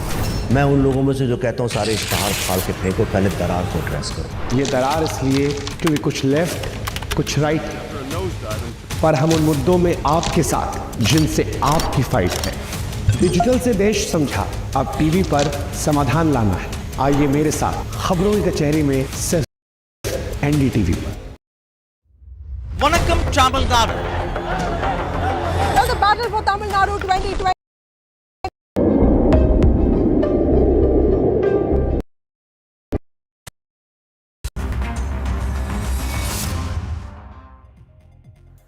Now we turn the spotlight on a growing menace, one that preys on women's privacy, dignity and safety in the digital age. A 26-year-old man accused of operating an Instagram account that posted videos and photographs of women in Bengaluru without their consent has been arrested. And this happened post a woman's viral Instagram post. This suspect, identified as Gurdeep Singh, worked as a hotel management graduate, is currently unemployed and was detained from his residence in KR Puram area of Bengaluru. He lives with his brother and is now in the police custody after officers took up the case on their own. The account in question had been posting video clips primarily filmed on Church Street, a popular commercial and pedestrian area in central Bengaluru. The clips featured women walking in public spaces, often appearing unaware or startled when the camera was pointed at them. Several videos showed women being followed discreetly as the person behind the lens captured footage under the guise of documenting street chaos. These videos, we are told, were not just casual clips. They were predatory, targeted, and deliberately circulated to objectify and shame. Let's be very clear, this is not content creation, this is not free speech, and this is a crime. In a city like Bengaluru, vibrant, cosmopolitan, fast-paced, where women step out to work, study, travel, and just live their lives. But incidents like these send out a chilling message that even in public spaces, even in broad daylight, your safety is not guaranteed if someone decides to violate it with a camera, phone, and an internet connection. And the problem is not limited to one man. This has become almost like a trend. Faceless, nameless accounts uploading voyeuristic content on social media for likes, shares, and virality. Women reduced to content, treated as objects without any thought about consent or consequence. So we must ask, why is it so easy to film and humiliate women online and get away with it until someone complains? Why are platforms not proactive in flagging and taking down such content? And more importantly, why do so many people continue to watch, comment, and share instead of report? This is a serious gap in awareness, law enforcement, and platform accountability, and women clearly are paying the price. This isn't just a law and order issue, this is about the kind of society that we are becoming, where women's everyday existence is at risk of becoming someone's viral moment. So tonight, as we report this arrest, let us also demand stronger laws, faster action, and zero tolerance. Because a smartphone in a wrong hand is not just a device, it's a weapon, and it must be treated as such. Joining me on the show, NS Napinai is the founder of Cyber Sathi. Welcome, NS Napinai. Sanjay Sahai is former ADGP of Karnataka. We also have Brinda Adige joining us. I'm going to begin with you, Ms. Napinai. The concerns are that it's about the viral content. This is not content creation. But it doesn't stop here. This is a menace which is, of course, being reported from Bengaluru, but it is happening all across our country. And they seem to be getting away. The last part is what we need to address really, Maria, that people should not be getting away with this kind of conduct. They need to know there is a criminality attached and that law will play a role. So when you talk about voyeurism, per se voyeurism, the provision under BNS now, earlier IPC, Bharatiya Nyaya Samhita now, does not criminalize general photography in public places. Instead, what it does is it criminalizes any kind of voyeuristic act where a person has a reasonable expectation of privacy or it is of their private parts. So we need to kind of probably evolve firstly to a European standard which makes public photography, and more importantly, it lays down guidelines for what is permissible in public photography. It doesn't ban it. But more critically, when you're sharing a person's imagery, then consent is made mandatory. And when you have a higher level of data protection laws, which also takes care of your privacy rights, then I think that's what we should probably aim for. You already have a DPDP Act now, but this is a threshold that the Act does not really cover at this juncture. You have criminal provisions other than voyeurism, which still will make such acts where the content is being circulated in an obscene way, or where circulated with obscene comments, where it impacts a woman's rights on various fronts. So you have multiple laws which can affect a situation like this and can be deployed, but it's not voyeurism per se. That's where we stand today. We also have Priya Chetty Rajagopal, prominent citizen. So Priya, welcome to this broadcast. I'm going to come to you now, Priya. We are looking at Bengaluru, where this incident has of course happened. The person has been arrested. It's happening in your public spaces. The question of not taking consent is one, but it's about the law and order as well. I'm sure there are policemen standing and perhaps trying to understand what exactly is this man up to. And he seems to be okay with it because he seems to have an alibi, and the alibi here is that he is street chaos. Right. First and foremost, as far as this incident is concerned and the way it has sort of spiraled, and it has also shown up something really, very important, which is the casual attitude towards filming, here specifically women, because there's a definite concern about that. And in this context, and in an effort to either, make this salacious or, shameful or whatever that was intended, I'm glad that the spotlight has fallen on it, and this very difficult situation has been sort of brought to light. So on a basic level, we all know what the issues are as far as privacy rights or what the cybercrime laws are. But in terms of actual implementation or escalation, we all know that it's very difficult to do. Try and, for example, list a post on Facebook or Instagram. It takes ages before anything ever happens. And by that time, those few hours can be chaotic for the person who's going through a tough time. So these are things which definitely have to be sort of looked at. And in parallel, the cybercrime responsiveness, especially, on the phone, they give you a hotline number. I know that is not as effective as it should be. It really should be much better. And, in moments like this couple of hours that, something can go viral, at least you're able to stop it or you're able to intervene in some ways. Moving on to the other aspect, which is, the whole idea of everything about yours is in the public domain, one way or the other. You've got CCTV cameras on the street, which capture your traffic offenses or whatever else. Number of different offices, homes, all of which have CCTV cameras. So at some point you are somewhere. But the fact is, how do you use this information? And with the kind of access to media, I think we have lost essential respect or even interest in the privacy of an individual. It's just par for the course.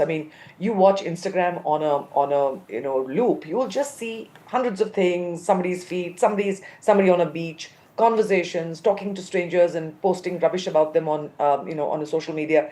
This seems to be more par for the course than anything else. So I don't have an answer on that, because where does creativity stop and where does this kind of nonsense absolutely something has to be done about that. But we have to admit that the fine lines between, say, a conversation or creative intent it can be allowed, and this can't.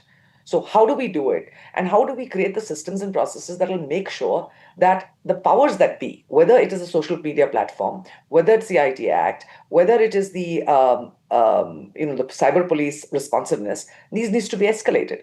There's a very small input, I'll tell you, and this was related to more the animal welfare part of it, which I had, which I was doing some work on.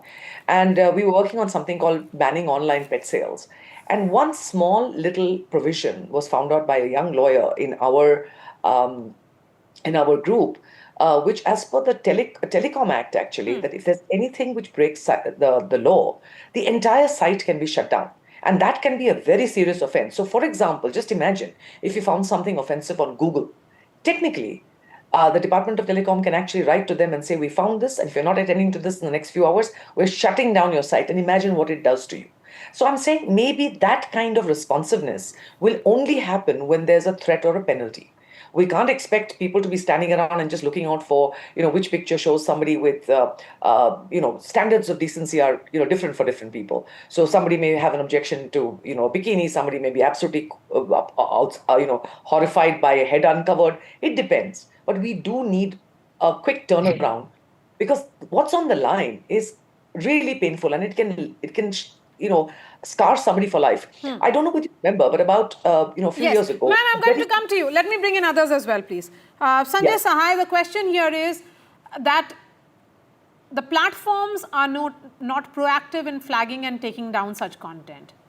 And also it's becoming clear that people continue to watch it, comment and share instead of reporting. We are trying to catch the animal by its tail. And the whole problem is that the technology is supposed to follow the law and social behavior is supposed to follow the law, the technology and the tools. So that is where we stand. The problem is one with the technology platform. That is only one part of the story. But what have we done with the law? Whatever we have done with the law and 6 odd sections which are available, we don't have enforcement capabilities. Now we are talking about what the platforms are doing, what platforms are not doing. I'll give you 4 clear-cut things by which you can monitor the public domain non-encrypted social media content. It can be done by open intelligence tools. There are hashtag and keyword tracker. You have AI-based video analytics. You have crowdsourced reporting channels. I don't think any of these things are working in a full-fledged manner with the Indian enforcement agencies. Suffice to say that the digital world in which we are in and the digital enforcement and the law and the processes which we have are certainly out of tune. One more thing I would like to add, that we have just got the DPDP Act and we are in the process of finalizing the rules, which is at the draft stage and might be gazetted at any point in time. There are platform collaborative dashboards, which is there in US, which is there in a couple of other countries, but we have not reached even there. So broadly, the incapability of the Indian state either to control the platform or to create a capability and a potential so as the law enforcement agencies and other people who are a part of the criminal ecosystem are able to lay hands on a real-time monitoring basis. If we are trying to do it in any other manner, it is not going to work out. And a panelist before me has been talking about as to how a couple of hours can be so damaging. So if a couple of hours can be so damaging and a social media post takes around 2 hours to circle across the globe, then it is a real instantaneous monitoring which will count and also a very collaboration with the digital platform. So you see a post and you communicate to the digital platform and digital platform communicates back to you. The point is we have been battling out with the digital platform. There have been police forces who have been going to WhatsApp. They have been going to all sorts of places. Is this collaborative of nature or it is adversarial in nature? And if anybody wants that because of a great law, great enforcement and a great society will be built up, it has never been built up, it will never be built up. So broadly, what our search procedures, we just have a couple of sections, that is nearly all. Justice Verma said, you put voyeurism, so voyeurism was put as a part of the Criminal Amendment Act in 2013. If you see the police side, you come to the police station level, does the police station have the capability of doing social media monitoring? Let's be very clear about it. It is a lot to do with women and girls, but I think it has hugely to do with national security, with intelligence, with crime detection, with law enforcement, with crowd management, to literally anything and everything, because social media is where everything lies today. Good, bad, ugly, literally everything. You come to the political trolls. What is the nature of language being used? Not supported by lots of ruling parties all across the country. Now, if that is the language which you are indulging in, so you allow the political establishment to do whatever they feel like. Their IT cells only means abuse on the social media and absolutely nothing else. They are doing morphing, they are putting all sorts of pictures. And here what is important is not what one line, what this guy has done. You have to understand both the context and the caption. And if he tells the police, then I'm picking up urban chaos, and police is not ready to go into even his Insta account, they can at least take his name and get into his Insta account. These are public domain content, information, which can very easily be tackled. Okay. Come in now, Brinda Adige.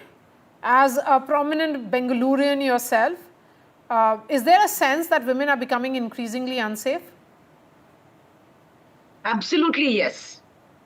Women are becoming increasingly unsafe, and there is a very deep degree of indifference and no fear of law, because nowhere do we see punishment happening or they being brought to justice. So perpetrators are not afraid.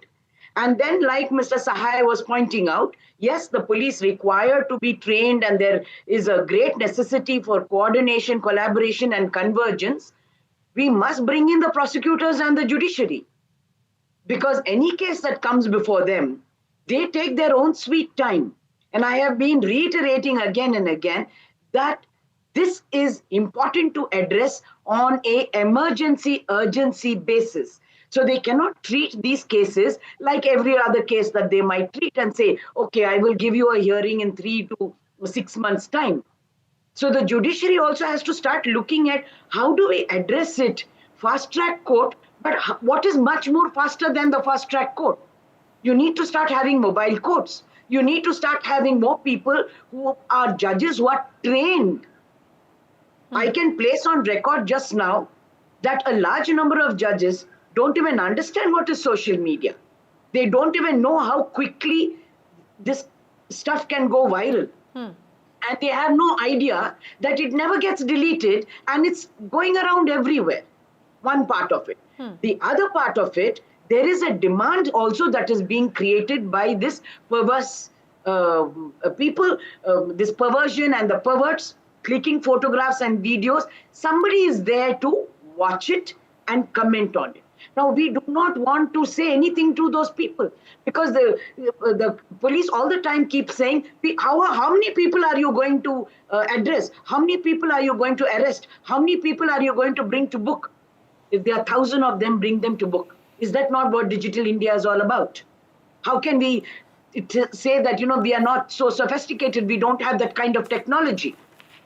Get the technology, train yourself, and ensure that there should be that fear that even if I comment and I'm a consumer, I will be pulled up. I might hide behind the facade of anonymity and nobody might know, but Mr. Sahai just pointed out that it is possible to find out who the person is. So one is supplying, because I'm sure this person wasn't doing it free of cost. He was earning some money, and dark web, you and I know, it is sold for n number of rupees. So there are people to sell it and there are people to buy it. So now my state has to say, women, their privacy and their security is at stake.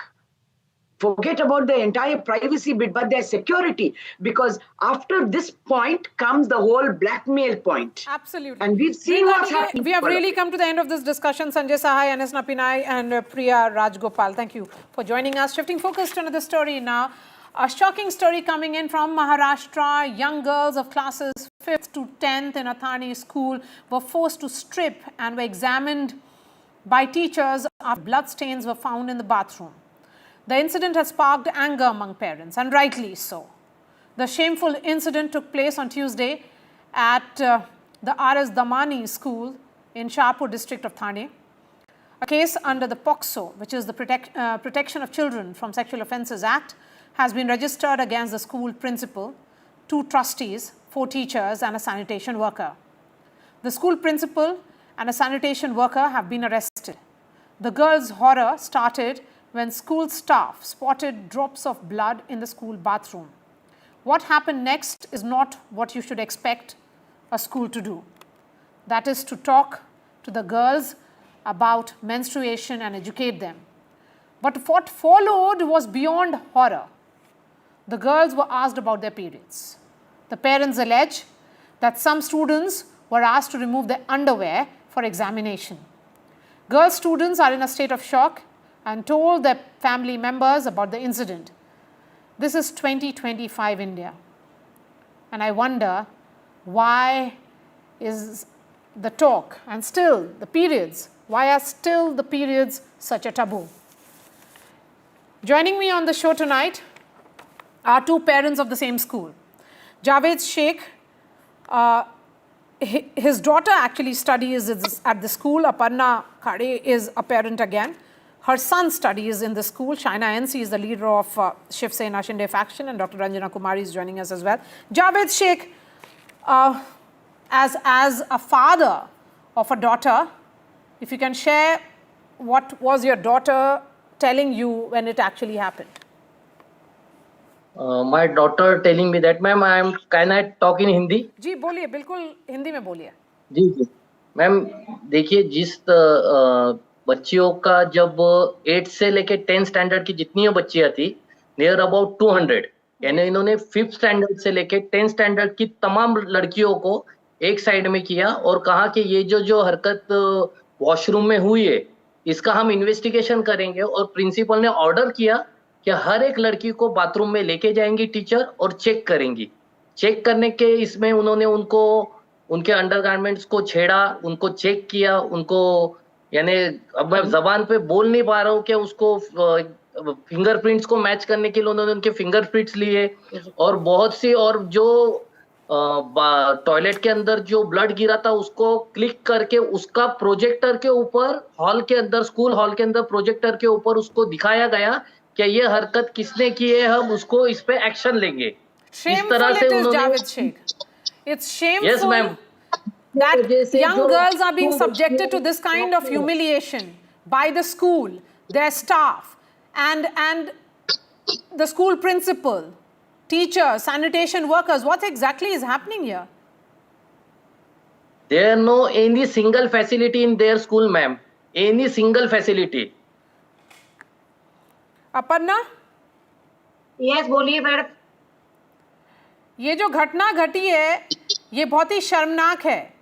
हम लोग 2025 में हैं. यहाँ पर हम ये बताते हैं कि महिलाओं का सम्मान हो रहा है, और ये कैसा सम्मान है कि बच्चियाँ अगर उनका पीरियड्स हो रहा है तो उनको इस तरह से ह्यूमिलिएट किया जाए. मैम 3 दिन से बाथरूम में पानी नहीं था और लड़कियां इतनी मानसिक तनाव में गई है कि अब वो स्कूल में जाने के लिए मना कर रही है. अभी उनके अगर कोई लड़की उस कंडीशन में, इतनी शौक है कि उस कंडीशन में अगर कोई लड़की सुसाइड वगैरह कर दे तो इसके लिए जिम्मेदार कौन है मैम? इतनी दर्दनाक घटना है, ये निंदनीय घटना है, अमानवीय घटना है. अभी इसके आगे तो मैं बोल नहीं सकती, लेकिन मैम जो फिर भी कल उनके चेहरे पे कोई अपराध की भावना नहीं थी, ये सबसे ज्यादा बड़ी बात है. वो हम लोगों को ही वहां पे टारगेट कर रही थी.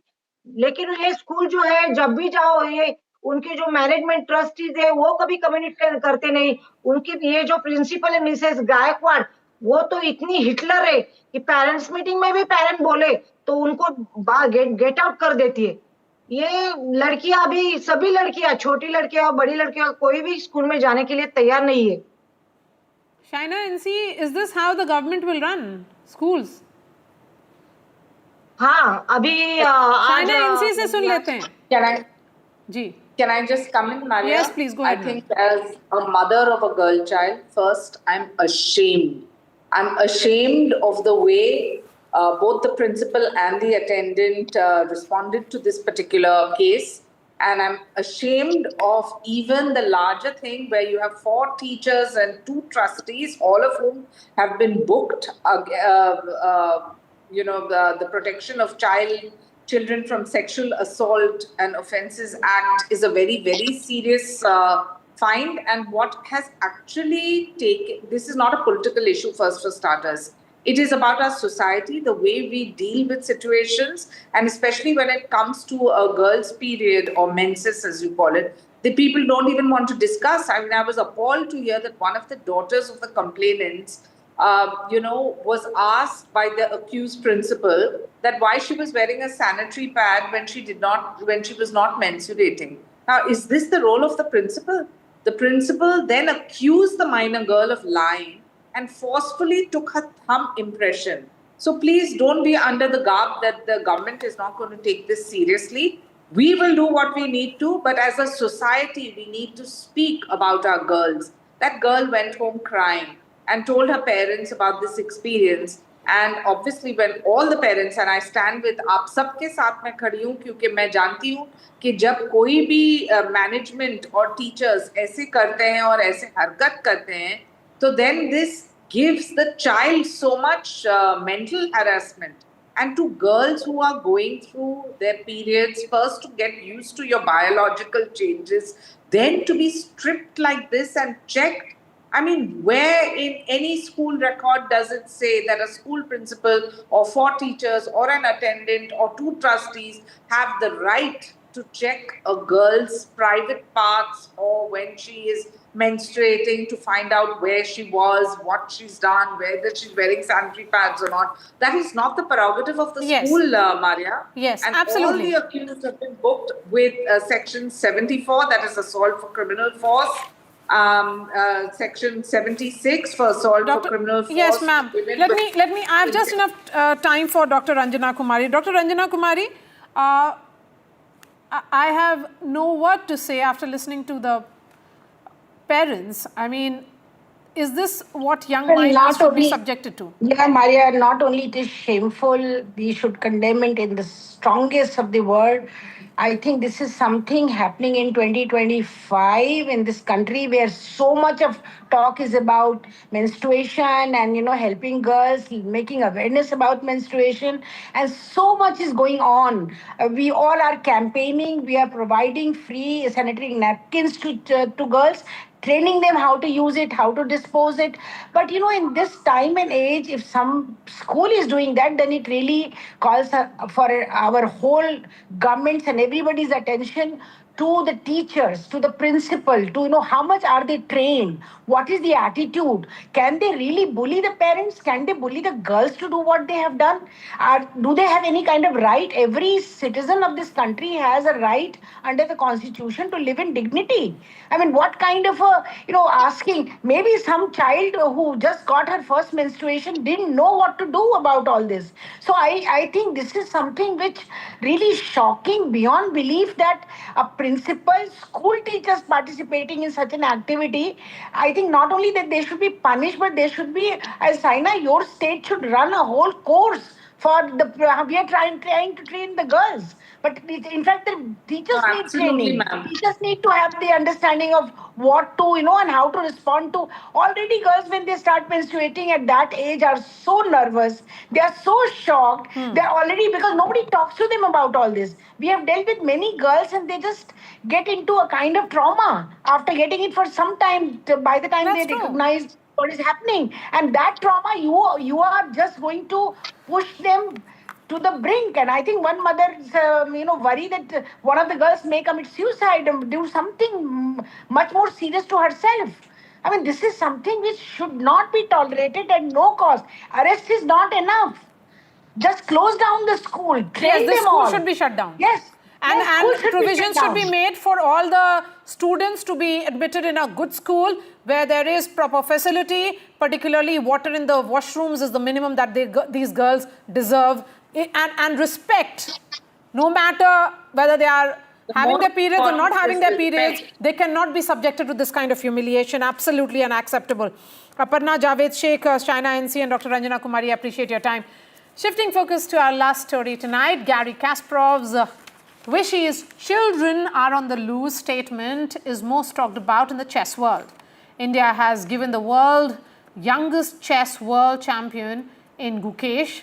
A 3-year-old is now in FIDE rankings and a 9-year-old is drawing massive praise for holding the 5-time chess world championship to a draw in blitz format. Here is how Vishy's children are dominating the world chess.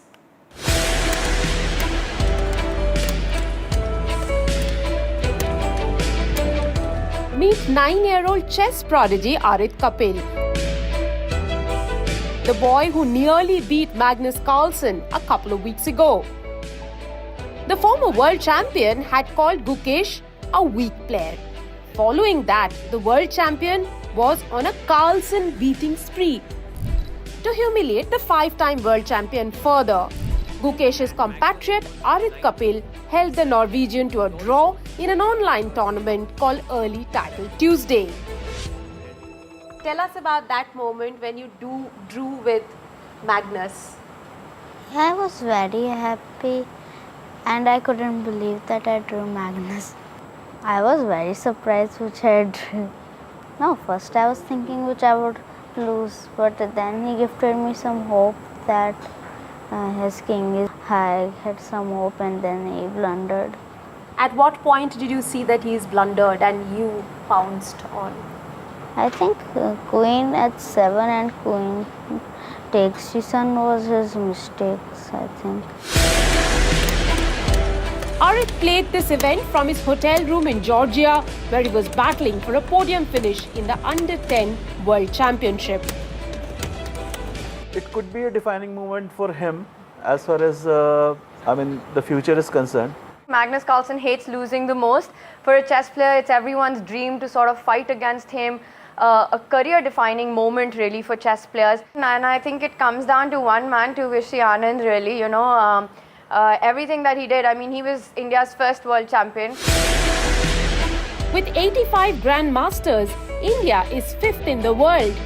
And the growth of the ecosystem is credited to one man, OG of Indian chess, Vishwanathan Anand.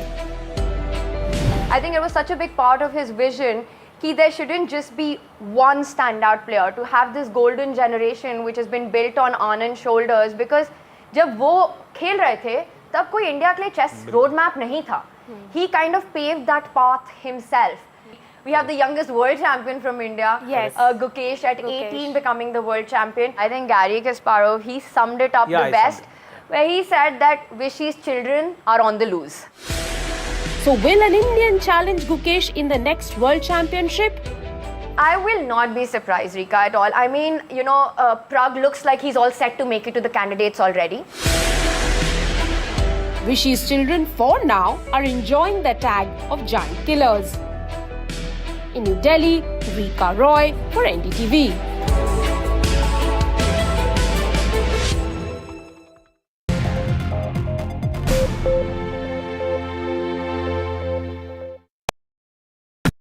I've been reporting on all issues big and small from Andhra Pradesh, Telangana, rest of South India, bringing you all the action, all that you need to know, all that you want to know. The energy of Maximum City is infectious. I'm bringing that energy in our news coverage from financial capital Mumbai. Covering from the southernmost part of India over the last 23 years, I bring in-depth and 360-degree coverage from the Dravidian heartland. The land of Mishti, also known for its bitter politics. I have seen much water flow under the Howrah Bridge, covering Bengal in all its vivid colors. India's IT capital is always bustling, a city full of startups, stories and surprises. And I keep you ahead on all the Bengaluru buzz.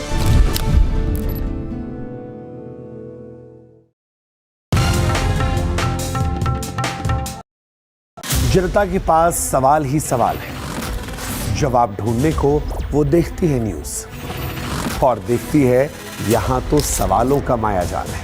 ऊपर से ये अलग fight है, कोई पूरा left तो कोई पूरा राइट है. बीच में मुद्दे के साथ कौन है, जनता को जवाब चाहिए. इसीलिए सवालों की परेड नहीं, मैं लाऊंगा खबरों की कचहरी. मैं शुभांकर मिश्रा, मेरे साथ देखिए कचहरी रात 8 बजे सिर्फ NDTV इंडिया पर. Fenesta windows, beautiful and durable designs, installation से मेंटेनेंस की लाइफ लॉन्ग कस्टमर सर्विस. आपके घर में फिनेस्टा नहीं है तो कॉल कीजिए. Fine Finer Finesta.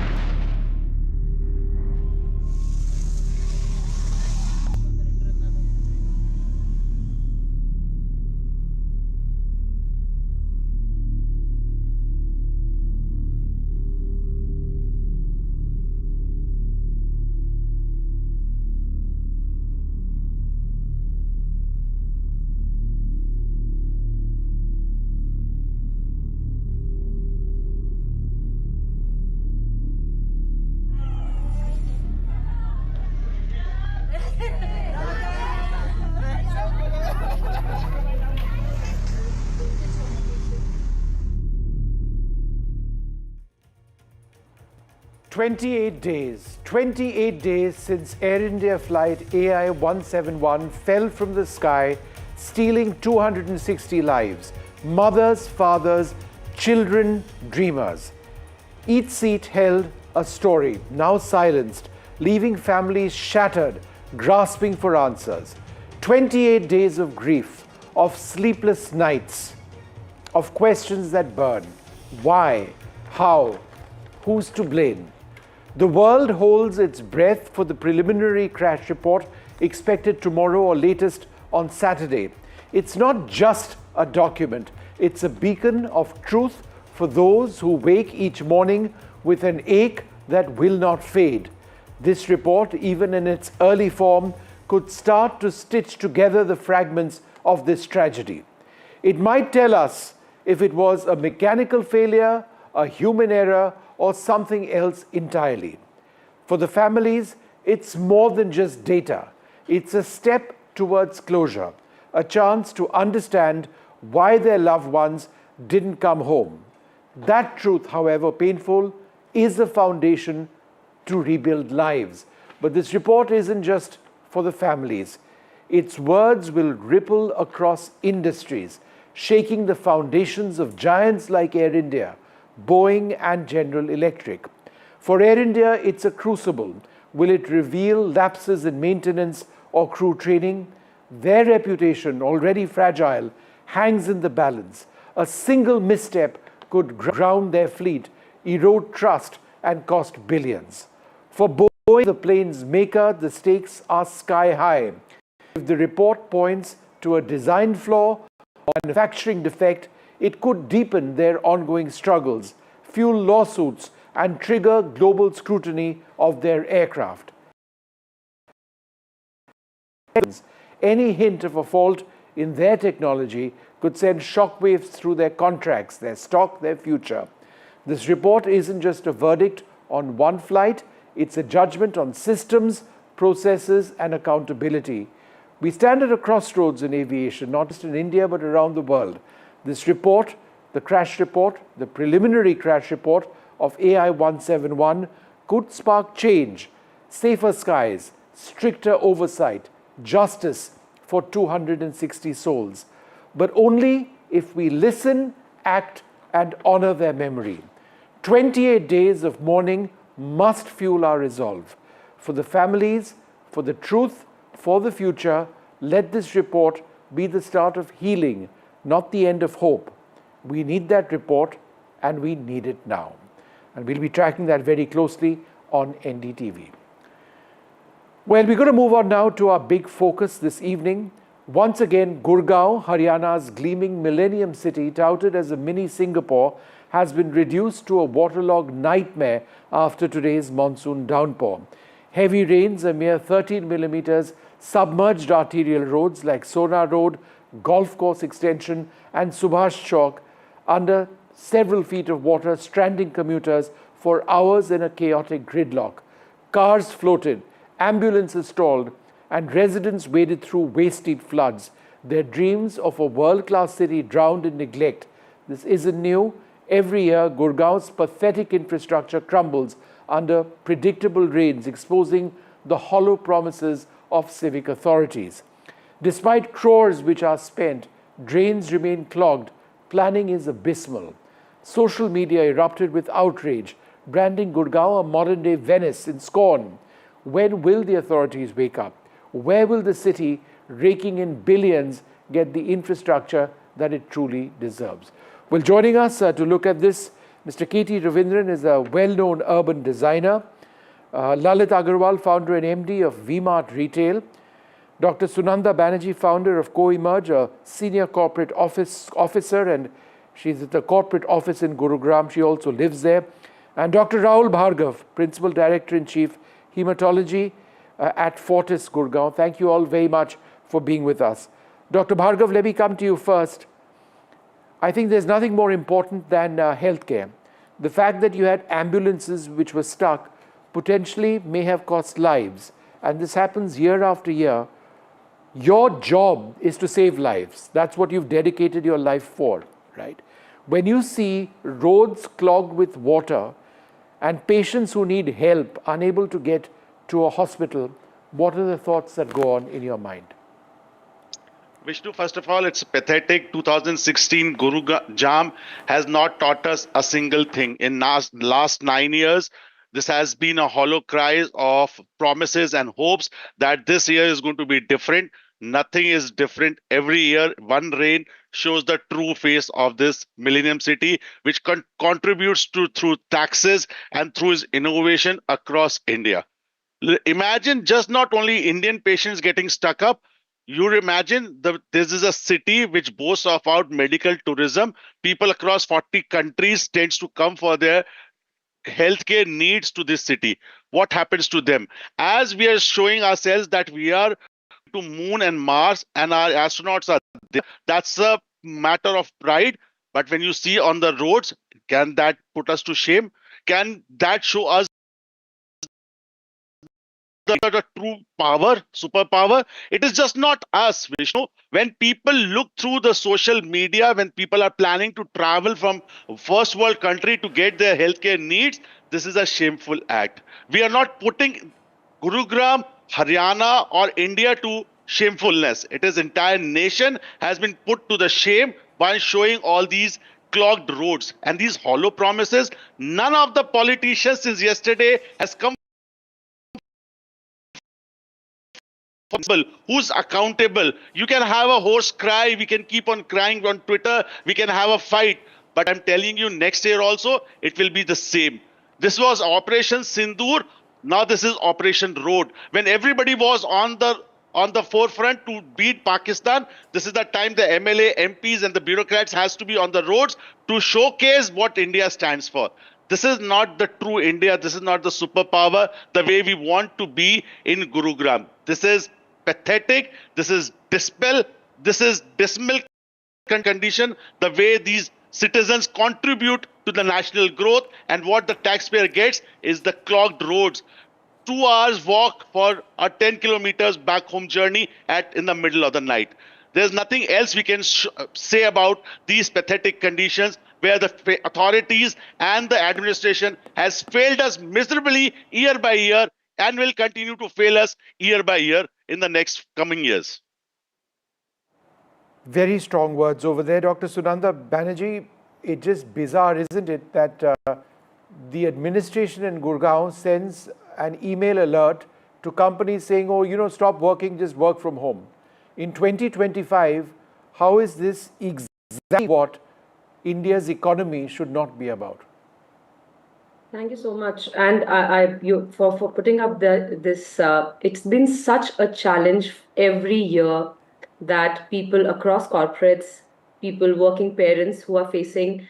There is so many jokes, so many WhatsApp forwards that you keep, and we just heard a lot of these nomenclatures that are put around Gurugram, Gurujam, and Singapore, and we also heard about Venice vibes. But it's so shameful that a city that's promising huge chunk of economy, huge chunk of startups that are contributing to this economy, and there is a huge population that's working, and we call it as a great cosmopolitan city. We are struggling every day to even for a simple thing like reaching office.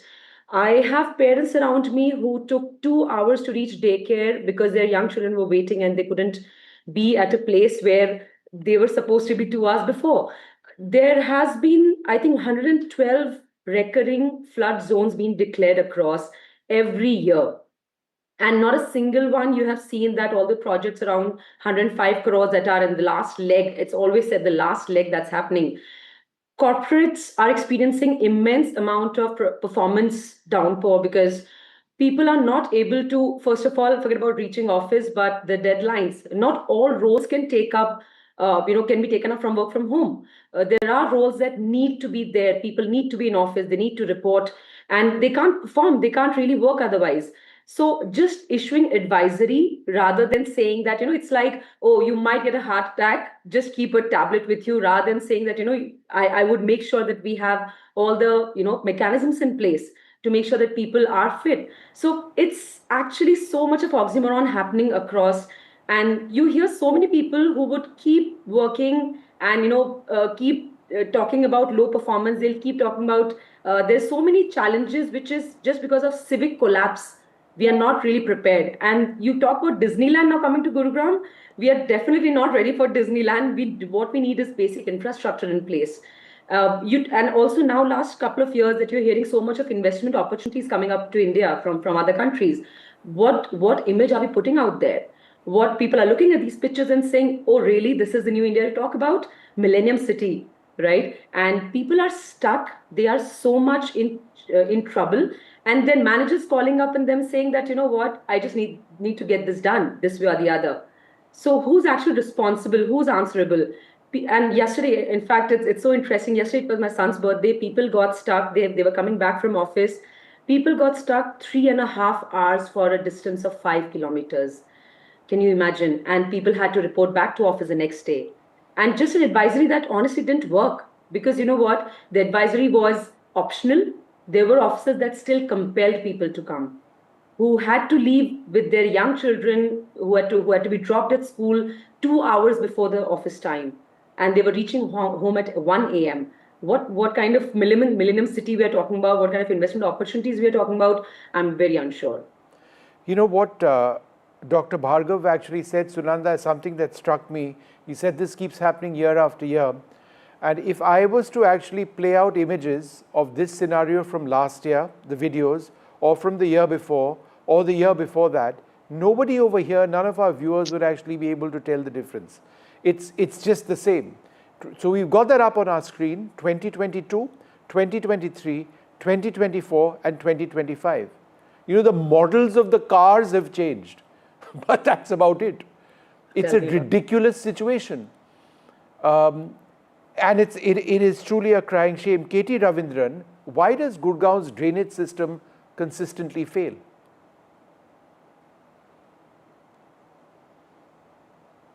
Mr. Ravindran, can you hear me? All right, we'll come to him in just a moment.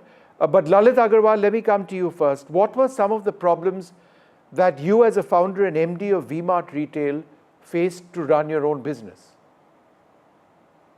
Yeah, hi Vishnu. So definitely, I mean, there's a chaos. We run our office here, we run stores here, and not only this city, but there are multiple such cities in India which faces similar problem. But yes, Gurgaon has been one of them where we have seen rapid unplanned urbanization which has happened, and this has definitely outpaced the development of robust civic infrastructure, and particularly the drainage system that has been very, very faulty, and it lacks those comprehensive and functional drainage plan. But I think, yeah, as a retailer, as a business person, as a corporate MD of a corporate organization, we do face these challenges. Typically, I mean, this city doesn't have a challenge only during these difficult times, but every day at 9 a.m. in the morning, every day at 6:30 in the evening, 6 o'clock in the evening, we face similar challenges. We face people coming from all over the world into this city, leaving this city to Delhi or to NCR. So I think there are challenges of traffic handling. There are challenges of understanding the kind of infrastructure which is required versus the kind of availability which is there. There are challenges even in terms of the civic senses that people have. I mean, and it is just not authorities which we should hold responsible for, but it is also the citizens who live here, who work here, who come here, and who the way they adhere to their own duties and their own ways in which they should dispose of the wastage, or they should treat the city also. And I think there are definitely challenges that we as a retailer face, just not because we are operating a store here, but I look at it more like a citizen and a person who work here, and the kind of difficulty that people face and the time wastages that we see.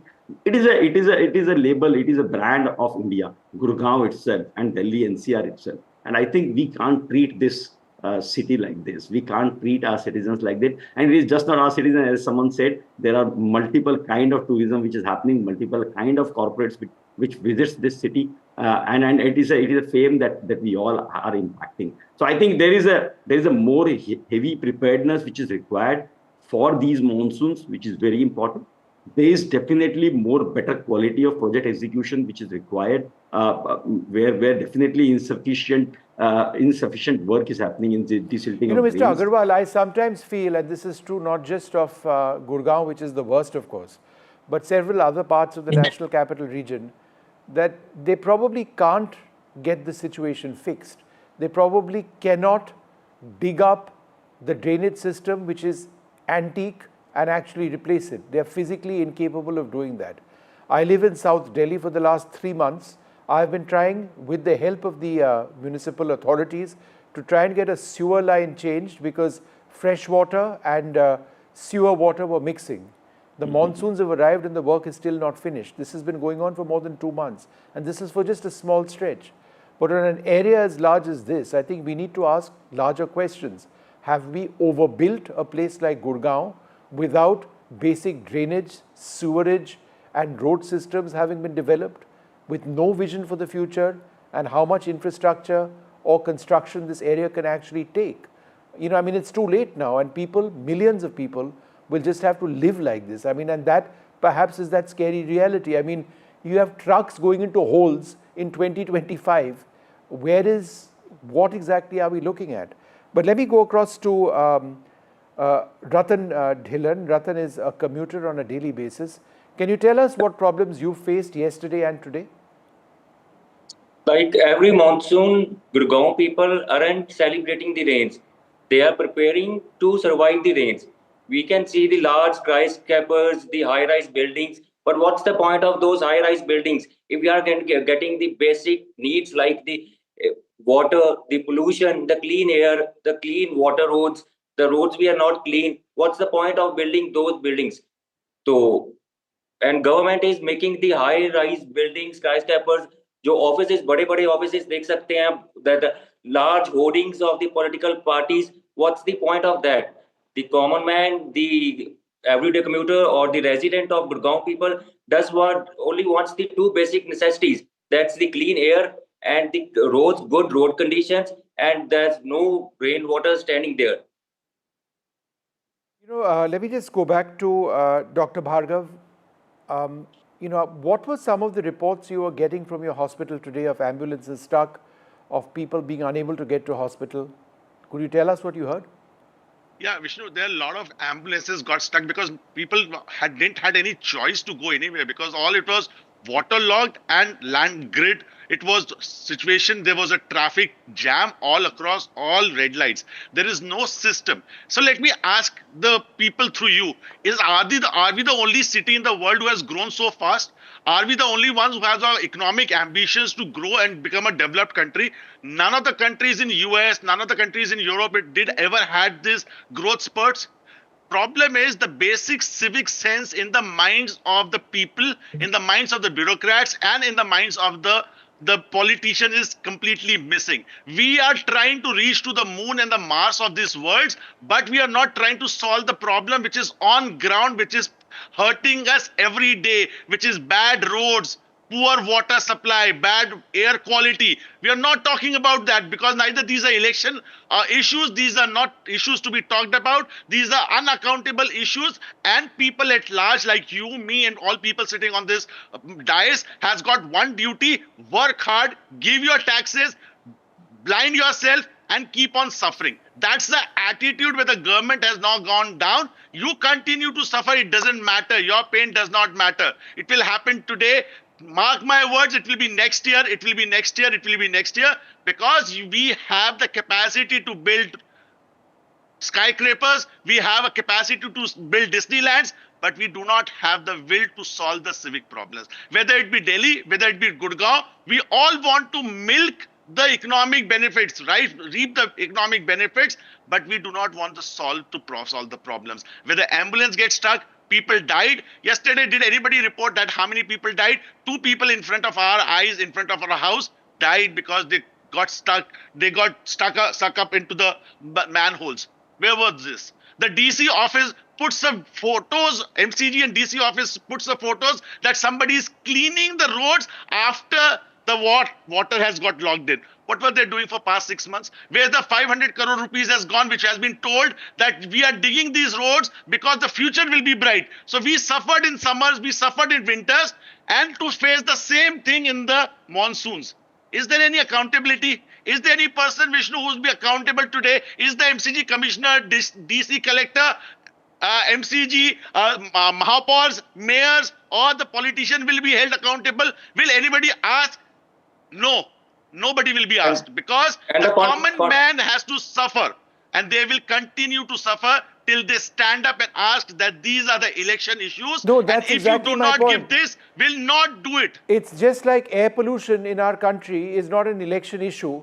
It just strikes me that infrastructure is perhaps for some of the most heavily congested urban areas on earth, it's still not an issue which our political leaders take seriously enough. And we should just remember the Camellia house went at 106 crores. One alcohol shop on Bristol Chalk went at 98 crore rupees.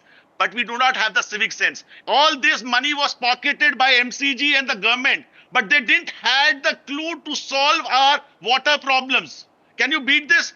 105 crore Camellia house and 98 crore rupees liquor shop has not been able to solve our woes because we are common citizen. Because and it does not matter. Yeah, and the confidence of politicians is so high that they are planning to conduct the Olympic Games here. Look at the confidence of the politicians. Sunanda, no, I think, what does one say? Sunanda, is it not as a tax-paying, we are all taxpayers on this panel, and we all secretly complain about how a large percentage of our salaries every month gets debited at source and gets transferred to the government, whichever government, the center, the state. And at the end of the day, we are wading through water, or all of you in Gurgaon are wading through water to go home. And you're stuck indefinitely in cars. And is that not frustrating? Where is your money going? The basic requirement is, basic infrastructure. A road is basic. Clearing up drain water is basic. Is that not a huge frustration for you? In fact, thank you for bringing me in at this point, Vishnu, because I so agree with Dr. Bhargav. It's funny and it's sad at the same time that you have these 4-5 key large builders in the city, right? I'm sure everybody knows there are 4-5 big names that's operating majority of your luxury segment of infrastructure, real estate. Now, when you go in these societies, of course, it's a different world. It's a different way of working, and you have these, wonderful, posh. You don't know where the money is coming from in a lot of these places, but just outside these societies, it's full of potholes. It's so amazing and it really surprises me that how these people can claim, and as citizens, I think not just government, let's not completely blindly blame one side, because somewhere or the other, let's face it, we are responsible, right? We all have seen the percentage of voting in last year as well, and especially in Gurugram. So no matter how fancy champagnes and wines that people are popping in their homes, they're still not stepping out to vote. So I believe no duties, no rights, right? No right to speak, no right to have a voice. So when infrastructure falls so badly, people who are sitting in homes and in their penthouses and cribbing about it, I don't think we have the right completely, because the taxpayers, again, a very small segment, voters, a very small segment. So what we are doing is, of course, now these wonderful real estate, they are, I'm sure you might have also visited some, Vishnu, they are a beauty in itself, right? They are amazing. You feel really a different land altogether. But as soon as it comes to a duty piece, you see how people park cars and how they want to cut lanes when, especially even last night, when you see, we all have seen from our balconies, people have been cutting lanes left, right, and center, getting the traffic worse, which already it is. And there are poor auto rickshaw walas, and you have Zomato, Swiggy guys who are drenched and in really bad condition, and people are honking behind them like mad people. So I don't know who completely to blame, which side to completely put onus on. How, as responsible citizens, if we have been mindful also of our, let's say, waste disposal, of how our society sewerage, is it working right or not? RWAs of societies, are they mindful enough? I understand you cannot take up everything, but what about our set of duties as well? So when people splash water on two-wheeler people sitting in their Mercedes and shouting at them, it's also a lot of, you see Gurugram as a city, NCR as a region itself. Yeah. We are still not able to have that. I take, Sunanda, the point that you're mentioning, that there needs to be this convergence of what of what citizens do and what the government does. But I must say, and as much as I completely agree with you, I do believe that's a topic for another day. Because just look at this: where is our government? Where are our roads? Where is the sense of actually doing something about it? Because it's going to take years to fix this. What's the point of collecting the road tax?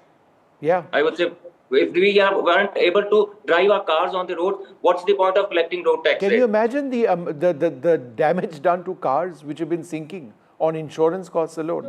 Look, I'll leave it over there. I'd like to thank you all very much for joining us. And the little thing that we can do here in NDTV is start a campaign, which we are doing.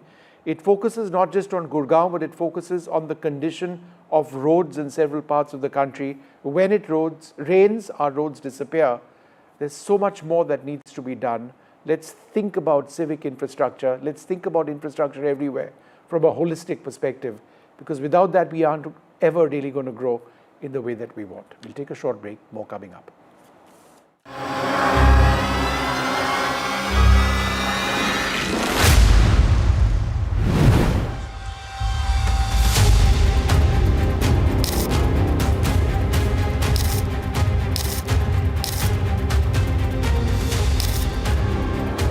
Blockage areas काफ़ी हैं, पानी का कोई समाधान नहीं है, समस्या का समाधान इन्हें ढूंढना पड़ेगा। कल देखते इतना पानी था कमर तक।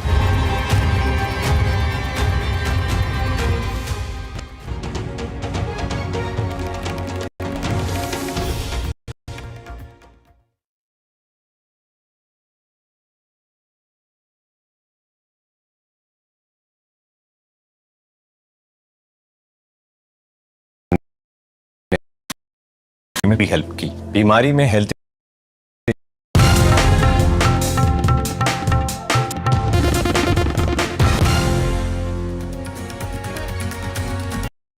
If you are planning to settle in Canada, here's the money twist you need to know before you pack those bags. Canada has quietly tightened the purse strings on its express entry system. So if you're applying under the Federal Skilled Worker or Skilled Trades program, there's a new financial bar to cross. Starting now, to stay in the race for Canadian permanent residency, you must update your proof of funds by the 28th of July 2025. Miss that? You could lose your eligibility no matter how good your profile is. So how much is enough? Well, a solo applicant now needs 15,263 Canadian dollars. That's approximately 9.5 lakh rupees. If you're a family of 4, that's 28,362 Canadian dollars. And that's roughly 17,73,000 rupees. Basically, the more people in your family, the higher the amount, even if some aren't moving with you. Why this hike then? Well, it's tied to Canada's low income cutoff data, basically their benchmark to ensure you can survive without needing help.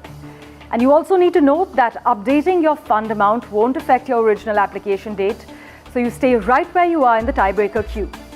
So if you're dreaming of maple leaves and better opportunities, make sure your bank account is ready for this immigration reality.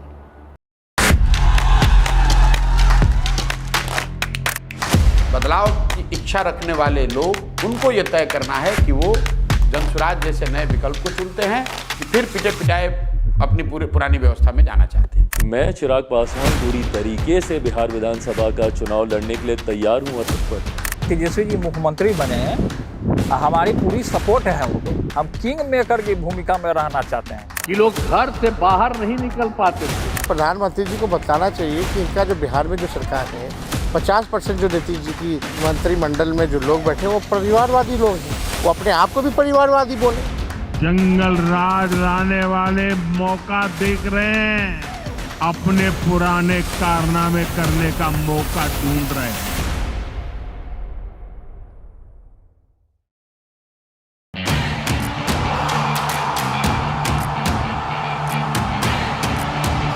Some say sport is a matter of life and death. The truth is, it is far more serious than that. Sport is about ecstasy and agony, about pain and suffering, about joy and much more. Some say there's no one better to tell these stories. So here I am. Join me, Boria Majumdar, on India's #1 news network.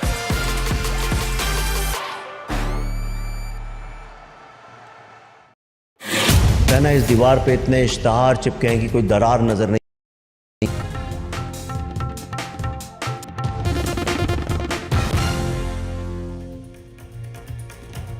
Hello and welcome. You're watching NDTV. I'm Aditi Bhardwaj. Tonight we'll discuss if feeding stray dogs in Bengaluru or in other places a smart idea, Congress government or not. Let's before diving into that, let's take a look at the top headlines that we are tracking at this. Karnataka Chief Minister and Deputy Chief Minister D.K. Shiv Kumar are in Delhi. Chief Minister Siddaramaiah says that I have sought time to meet Rahul Gandhi, but Rahul Gandhi was seen meeting Gujarat Congress leaders while the duo were waiting in Delhi.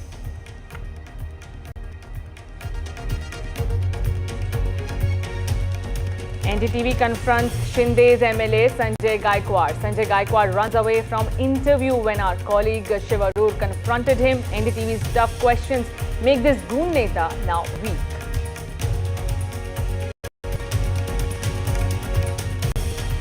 In the Gujarat bridge collapse, now heads are rolling. 4 engineers have been suspended after 16 people died after a bridge collapsed in Vadodara.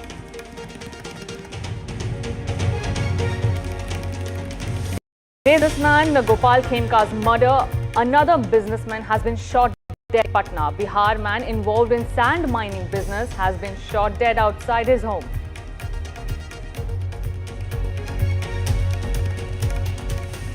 Tamil Nadu Chief Minister takes swipe at rival AIADMK Chief Edappadi Palaniswamy. Chief Minister Stalin now calls him the BJP spokesperson after forming alliance with the BJP in the upcoming state polls.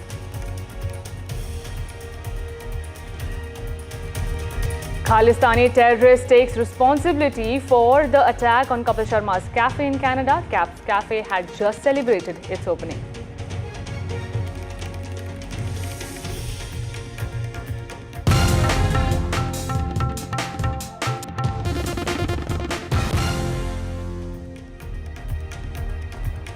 And our top focus tonight. In a state grappling with crumbling infrastructure, underfunded schools and a healthcare system stretched thin, the Karnataka government's decision to allocate 2.8 crore rupees to feed stray dogs chicken and eggs daily has sparked a debate. Many see this as a slap in the face to every citizen struggling to make ends meet in a state crying out for fiscal prudence. The BBMP tender to provide royal meals to stray dogs across Bengaluru's 8 zones is like an exhibition of misplaced priorities. It exposes a deeper rot in governance. Karnataka's financial woes are no secret. The state's fiscal deficit is a reality. The state is struggling to fund critical welfare schemes, repair pothole-ridden roads, and ensure basic amenities. Just months ago, the government was pleading for central funds to address drought relief and farmer distress. Yet it finds both money and wisdom to provide feast for stray dogs. While children in government schools are served watery dal and citizens dodge rabid strays on poorly lit streets, this is what the government is doing. Just think of the optics here. At a time when public trust in governance is already fragile, this move screams indifference to human suffering. Does this move mock the struggles of the common man? Is this policy humane or lopsided? Let's put this to the wonderful panel joining us tonight. Gauri Mulekhi works for People for Animals, Percival Bilamoria, Senior Advocate, MC Abbas, Political Analyst, Adnan Khan, Dog Behavior Expert and founder of the Canine School. Thank you all for joining me. Coming in for Gauri Mulekhi first. Gauri, how's your response to when the Karnataka government has decided that free meals will be provided to stray dogs? It's a welcome decision, I'd say, to encourage looking after animals. It's not an either-or situation. You cannot ignore, one side of humanity and only focus on one. So it's fine. It's all right. Probably a vegetarian meal served to dogs would also suffice to keep them healthy. It is true that serving animals in one way serves humans as well, because if aggression in dogs goes down, if they're not hungry or diseased or looking for food, then humans are served indirectly as well. Rightly said so. Adnan Khan, you're a dog behavior expert. You'll be able to tell us that if we feed dogs, will it cut down in dog biting incidents? So I see it in three benefits actually by this move, and this is a very inspirational move and should be modeled across the nation, because not only does it impact calmness and relaxation in the dogs once they're well fed, but this also helps us track down and reduce rabies cases, because the dogs become friendlier and more accessible to the caretakers, and also curbing the population issue that has been pertinent. It'll help us neuter the dogs as they become friendlier and more sociable to the caretakers as well. So it has multiple benefits beyond just taking care of the strays, and honestly this always points towards an evolution and development of any constituency or any community once they start taking care of nature and animals beyond just humans' personal needs. Absolutely. We also have MC Abbas, yes, political analyst, joining us. MC Abbas, how do you feel about Karnataka government's decision to feed stray dogs? Well, I honestly believe that, when it comes to stray dogs, they need to be relocated to shelters where they can be fed, vaccinated and sterilized. Feeding and keeping them in a free roaming state in the streets, I believe, is a huge health and safety hazard. Let me also bring to your notice that Member of Parliament, Mr. Karti Chidambaram, happened to meet our Honorable Prime Minister, Shri Narendra Modi ji, at his Parliament office, and he highlighted the growing health and safety concerns when it comes to stray dogs in this country. Let us speak of the country. We have over 6.2 crore stray dogs, and we have one of the largest populations globally. And it remains endemic for rabies, accounting for 36% of the world's rabies-related deaths. So therefore, I think a holistic, humane and a scientific solution is the way ahead to go. The fact of the matter that we need to emphasize on one very important point: dedicated shelter houses for the stray dogs and a long-term plan to manage this crisis. I live in Bangalore city here in the beautiful state of Karnataka, and every Bangalorean here today will agree with me that there is a menace which is going on. So therefore, feeding them with chicken rice, taking in tenders is not going to help. Largely, if you really wish to make a difference, there needs to be a policy in standard which is working well. So the way ahead to go, I strongly believe, is sheltered houses along with the vaccination, sterilization in the long-term plan and perspective. If there is any shift, any difference to this, it is not going to make much ends meet. A temporary solution is definitely not a way to go. So therefore, I strongly advocate what Mr. Karti Chidambaram, the Honorable Member of Parliament, has proposed to Modi ji, and we must come to a solution, not just in Karnataka, but to deal with the over 6.2 crore stray dogs that we have in our country. So that I would certainly believe is the way to go ahead. Right. Percival Bilmoria, I hope I'm taking your name correctly. How do you feel about the move? What are your thoughts?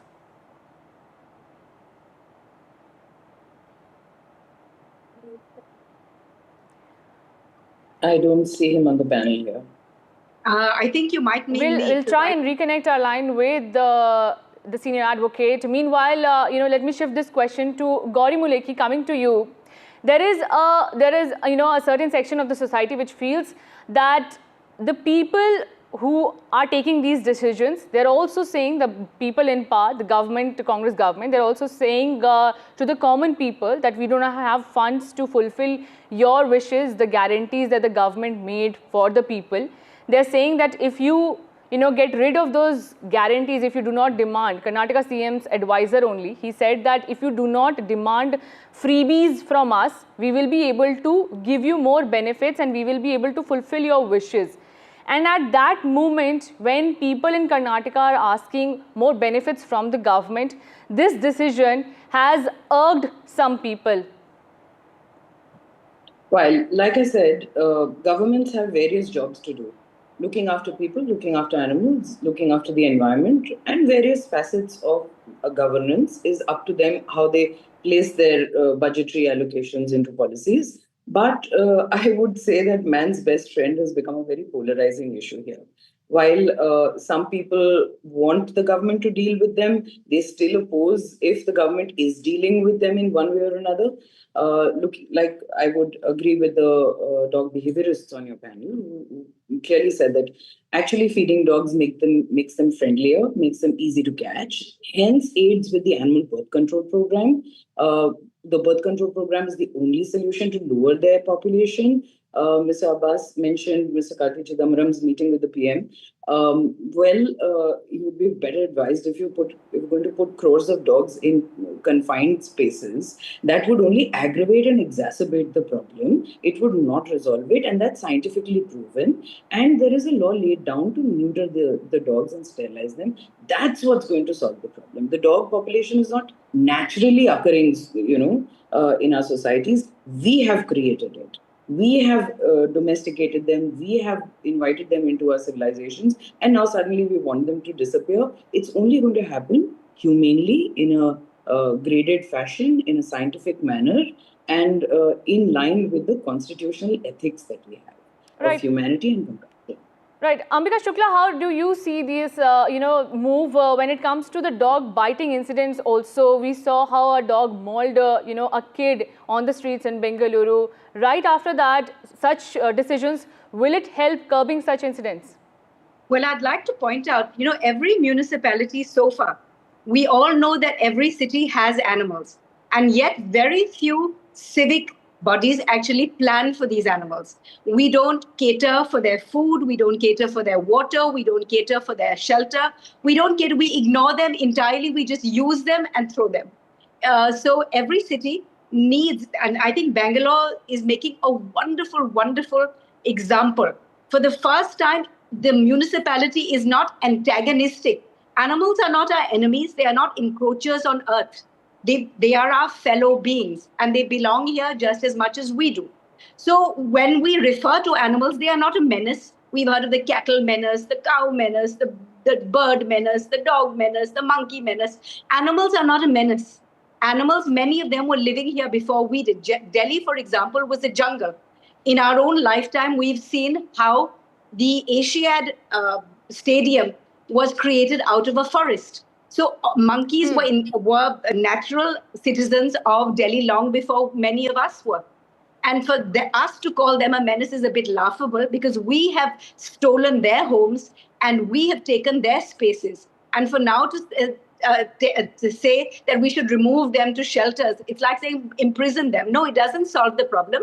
And it's an impractical, completely failed solution because we've tried it before. It didn't work. Those same pounds were converted into ABC centers, which is working wonderfully.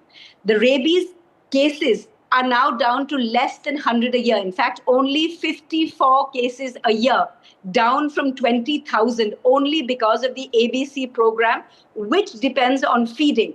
This is the first time that a municipality, instead of saying beat, chase, hit, catch, remove, is actually saying, let's try it the other way. Let's try it with friendliness. Let's try it with kindness. Let's try it with food. What does a dog ask for at the end of the day? Only food. He's not asking you for malls. He's not asking you for cinema houses. He's not asking you for petrol pumps. He's not asking you for anything. We are just giving him the very basic. And these are our fellow beings who share our city with us. And it's as ridiculous to say they don't deserve food and we should look at other priorities. Everything, like Gauri said, every government has space for animals, for humans, for the environment, for various priorities. And it's not an either or. So we should be looking at it holistically. And I think it's an excellent move forward and something that should be replicated around the country. Okay, MC Abbas, please respond to that. Well, I heard the previous speaker. I think she took offense to me saying menace. Respected ma'am, would you look in the eye of the mother of the child who was mauled to death here in Bengaluru? Look in her eye and please say it's not a menace. Ma'am, it's a catastrophe. It's a tragedy. These are real cases that we speak about. If there is a menace, there are no two ways about it. It's very comfortable for you to say that it is not, ma'am. This is a fact and we must come to it and agree to it. And I'm absolutely categorically stated that I'm not against feeding of the stray dogs. They are even better than, I would say, us human beings. But the fact of the matter is, there needs to be better reforms here. Temporary feeding is not the solution. We are not against feeding them, but providing them, I did not say only shelter, but houses as shelters for them. Much better way, not mere prisons or jails or bad conditions. All I'm trying to say is there needs to be a holistic measure. If you heard me previously, I said holistic and I said humane. That is the way to go about. And you spoke of animal birth control, ma'am. Let me quote NDTV article, India Today article, and tell you that the animal birth control rules of 2023, the implementation has been ineffective. Ineffective being the word. The fact of the matter is we need a national task force on this front. Stray dogs have every right as much as we humans to exist here. Earth belongs to every single human or animal on this planet, including trees. But the fact is, governments involved, be it the state and the center, needs to bring in much better reforms. Feeding them for a couple of days is not enough. Also, you need to look at bureaucracy here. You need to see the bids coming in here. Are you even aware that over the last 10 years, BBMP elections are not even held? We don't even have the right cooperators or municipal right people there to take it. The fact, how will you operate when there are no 10 years of elections being held? The fact is, scientific solution is the way to go. The center needs to implement the ABC, animal birth control, in the right way. It has to become effective. The fact is, we as citizens of these countries, of RWA societies, all must come together. Not just one being, and then make it a much larger difference. We debating the comfort of our homes is not going to help. Okay, Adnan Khan, what I'm like to derive here. I would like to bring you in now. Adnan Khan, how do you see, is this the way to go forward in every state? This should be the precedent now? Aditi, this is absolutely, the first step towards what the public has been requesting, that the government focuses towards the stray dogs. While let's just remove the heuristics about menace or not menace, the fact was that there was a lot of news articles and news incidents where we were here as well, where there were bite incidents being, flared up. And finally, if we are able to keep track of the dogs that are there, keep a population control, and interacting with them is finally where the ABC would happen. And I will willingly train all of the caretakers to understand the behavior changes at a more regular level. I'll happily do it pro bono, voluntarily go right there and teach the guys to scan the behaviors, and we can literally pick out the dogs who could be predictably challenging to the public, and we could rehabilitate them on site itself. And this, I think, directly tackles the problem of bite incidents that people were bringing to the government actually. Okay, thank you so much all of you for joining me. Gauri Mulekhi, Ambika Shukla, MC Abbas, Adnan Khan, thank you so much all for joining me on this very crucial topic. And we have some breaking news coming in at this hour. The Ministry of External Affairs has reacted to Punjab Chief Minister Bhagwant Mann. The MEA has said that comments made by what they called a high state authority on India's relation with friendly countries from the global south were irresponsible and regrettable. My colleague Vishnu Shom is also joining me on the phone line. Vishnu, tell us more about the statement that is coming in from the MEA. Well, this is a statement made in response to the Punjab Chief Minister Bhagwant Mann, who criticized the Prime Minister for his foreign travels. He's been back in the country today. And Bhagwant Mann said, I think it is Ghana. He's going to be back and is welcome. God knows which countries he keeps visiting. He does not stay in a country with 140 crore people. He visits countries where the population is 10,000 and he's getting the highest awards. Now, the External Affairs Ministry has said quite clearly that these remarks are utterly unacceptable remarks and that they impact India's relations with friendly countries. In fact, the External Affairs Ministry spokesperson has said that those remarks are irresponsible and regrettable and do not behove the state authority. The government of India disassociates itself from such unwarranted comments that undermine India's ties with friendly countries. The Prime Minister has been traveling extensively in parts of Africa, Ghana, in Namibia, South America as well, where he's traveled to Argentina, to Brazil as well. And there was the BRICS summit. So these are absolutely critical parts of India's foreign policy. And therefore, if you've got a chief minister slamming the prime minister for these visits, which are otherwise so important, on what appear to be bizarre grounds, then, it is unfortunate. And the External Affairs Ministry, and you don't often have the External Affairs Ministry actually hitting out at a chief minister of a state, but on this occasion they've done just that. Absolutely, Vishnu, and this is not the first time that the opposition has slammed Prime Minister's tour. Before that, many opposition leaders have spoken against it. Do tell us about, what is the important role that it plays when it comes to the geopolitics? Well, these are extremely important visits. I mean, over a period of several decades, India has worked very, very closely to build up ties with a country like Ghana. Our Africa policy is absolutely central to our foreign policy.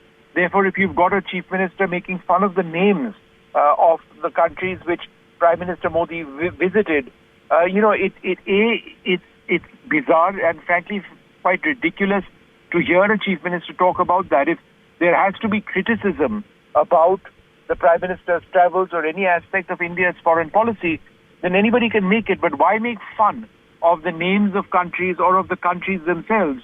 Why make fun, for example, of Ghana? Why make fun of the fact that it's less populated than India? That impacts how people in Ghana would look at elected representatives here in India. And therefore, the External Affairs Ministry will not have any of it. And they've hit out. And, to have a spokesperson, an officer in the External Affairs Ministry to actually issue a statement, hitting out at an elected representative is extremely rare, fairly uncalled for. But they've done just that because these are offensive remarks, not just from a political standpoint, but also in terms of the functioning of the External Affairs Ministry. Absolutely. And Vishnu, do tell us about, regarding this tour that was undertaken by the Indian Prime Minister. The BRICS summit was also there, which the Prime Minister attended. Do highlight the significance of that event as well. Well, BRICS was absolutely critical. BRICS, India has been a founder member of the entire BRICS motion.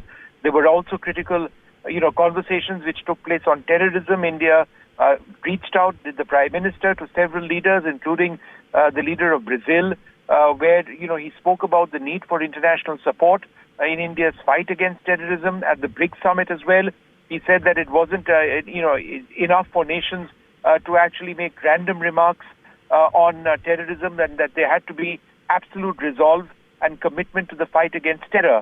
And so, this is all a key part of what India has to say and what India believes in. So therefore, to be in a situation where the Prime Minister makes these, where the Chief Minister of Punjab makes these remarks, making fun of the Prime Minister's visit, making fun of the names of nations, it's utterly uncalled for. I mean, by all means, be critical of India's foreign policy, but in a manner like this, where you are mocking the Prime Minister, mocking separate nations, is something which would, it offends the Foreign Service community, it offends the political leaders, and perhaps most significantly, it potentially serves to offend nations where we have excellent relations with. And highlighted by you, Vishnu. Thank you so much for joining us. We also have the reaction of Punjab Chief Minister Bhagwant Mann on what he said about the Prime Minister's tour. Take a look. प्रधानमंत्री जी गए हुए मेरे घाना गए, कहाँ गए? आ गए? आज आ जाएंगे? चलो चलो, देश में वेलकम करेंगे उनका. पता नहीं कौन कौन से कंट्री, मग्नेशिया, गलवेशिया, तरवेशिया, पता नहीं कहाँ कहाँ जा रहे हैं. जहां 140 करोड़ बंदा रह रहा है, वहां रह नहीं रहे वो. और जिस कंट्री में जा रहे हैं, उनकी आबादी कितनी? 10,000. और सबसे बड़ा अवार्ड वहां का मिल गया. 10,000 तो भाई साहब जेसीबी देखने के लिए खड़ा हो जाता है यहाँ. जेसीबी चल रही है, जेसीबी हुए.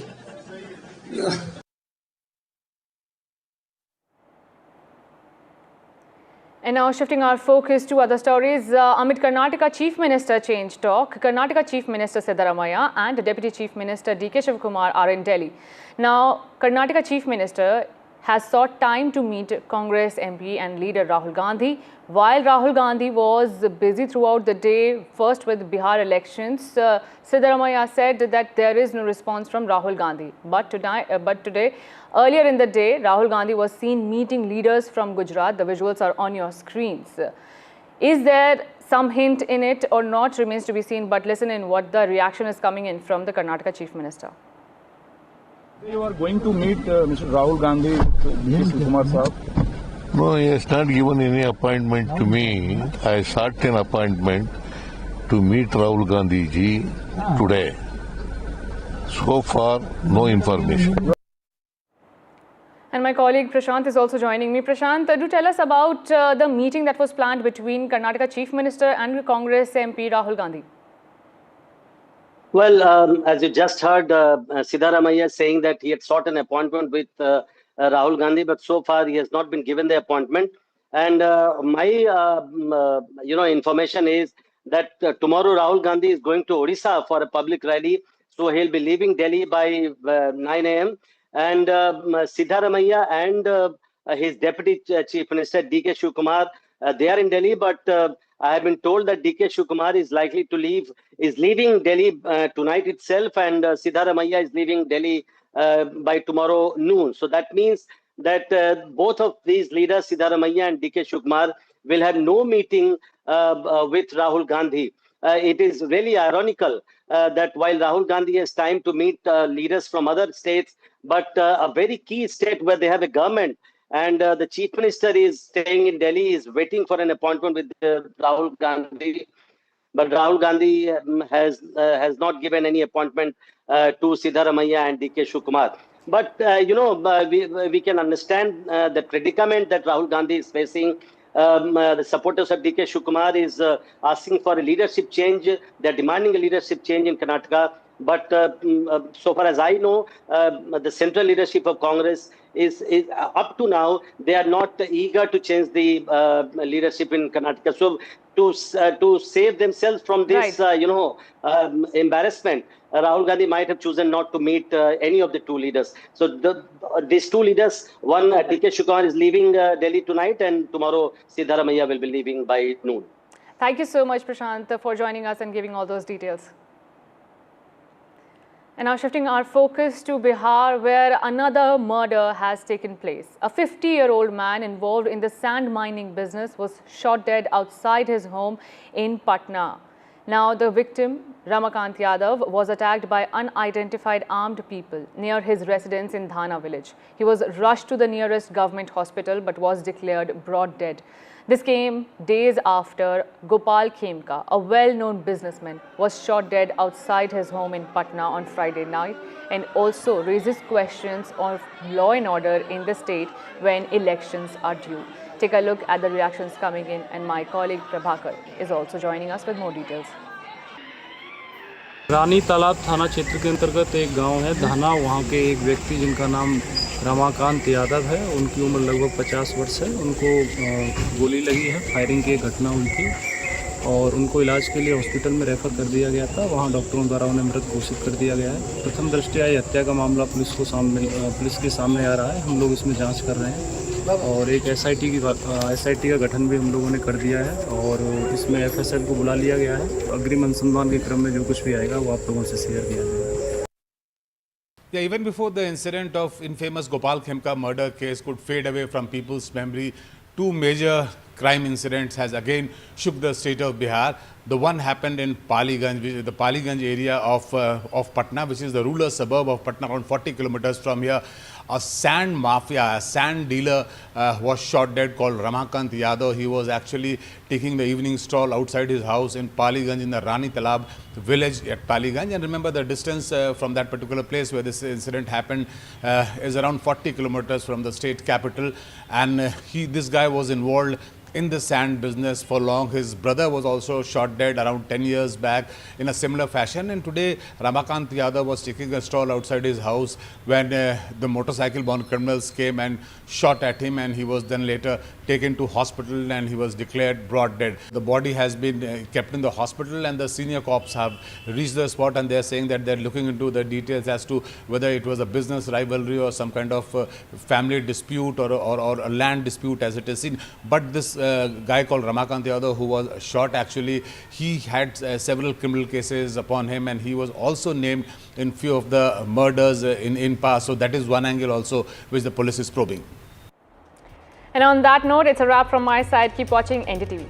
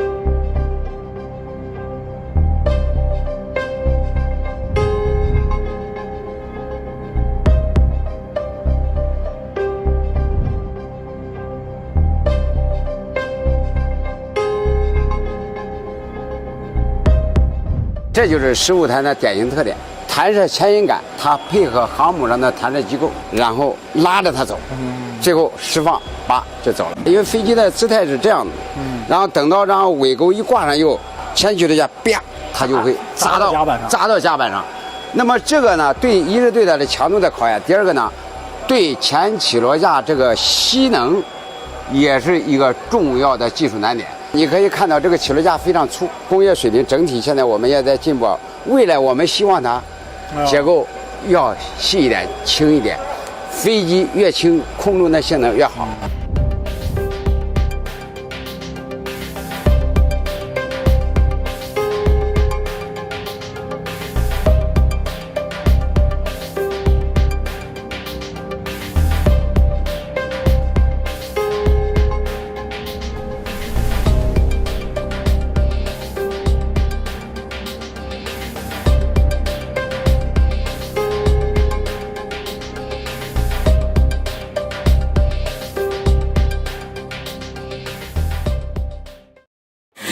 कहना इस दीवार पे इतने इश्तहार चिपके हैं कि कोई दरार नजर नहीं आती।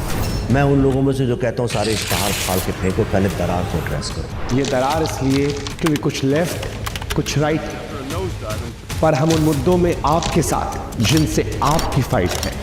डिजिटल से देश समझा, अब टीवी पर समाधान लाना है। आइए मेरे साथ।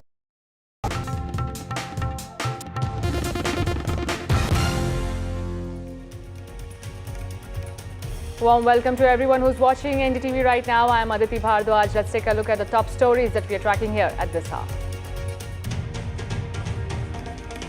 Karnataka Chief Minister Siddaramaiah and Deputy Chief Minister D.K. Shivakumar are in Delhi amid Karnataka CM change talk. CM Siddaramaiah has sought time to meet Rahul Gandhi, but Rahul Gandhi hasn't met the leaders yet. Meanwhile, Rahul Gandhi was seen meeting Gujarat Congress leaders this evening. NDTV confronts Shinde's MLA Sanjay Gaikwad. Sanjay Gaikwad runs away from the interview midway when asked tough questions by my colleague Shiv on the slap case that he was involved in during a brawl in canteen. Gujarat bridge collapse. 4 engineers have now been suspended, where 16 people died after the bridge collapsed in Vadodara.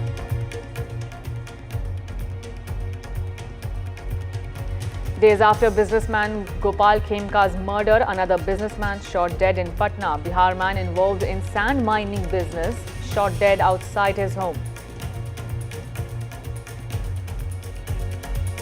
Tamil Nadu Chief Minister M.K. Stalin takes a swipe at rival AIA-DMK chief. CM Stalin says EPS is now the official BJP spokesperson after forming alliance with the Bharatiya Janata Party ahead of state elections.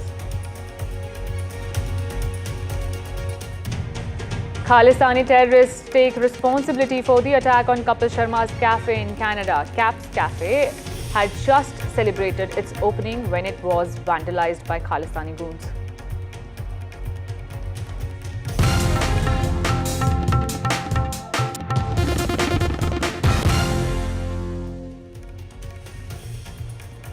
And the top focus here tonight is the restaurant recently launched by comedian Kapil Sharma in Columbia in Canada came under fire on Wednesday night with multiple bullets hitting the cafe and neighboring buildings. While no injuries were reported, the attack has triggered concern among local residents and the Indian diaspora in the area. Owned by Sharma and named Cap Cafe, the restaurant was opened last weekend in the heart of the country and had quickly become a popular spot for the Indian community. According to the cops, several rounds were fired at the property. Bullet marks were found on the cafe's wall as well as other areas in the nearby residential buildings. The area was sealed off. CCTV footage is being scanned and spent bullet casings have been recovered. A forensic investigation is also underway. Meanwhile, Khalistani terrorists have taken responsibility for the attack. My colleague Maha Siddiqui is also joining me with more details. Kapil Sharma's latest venture, the Cap Cafe in Canada, was witness to an unsavory and a shocking incident of 8 rounds being fired at the establishment. The Surrey police that is investigating the matter confirmed that they got a call at 1:50 a.m. on the 10th of July and that the firing was aimed at this establishment while there were staff still inside. No one has been injured in the firing incident, but there has been damage to property. The Surrey police say that they have canvassed the area, they have spoken to the staff as well as they are looking out for witnesses and surveillance camera footage that could help them piece together this incident. Meanwhile, the Surrey Police's frontline investigation support team will now take this investigation further by looking at whether this incident could be connected to any other incident in the past and what the possible motive could be. The Surrey Police say that so far they have not zeroed in on any suspect. But reports from India suggest that a banned terror outfit, Babbar Khalsa International, could be involved in this shooting.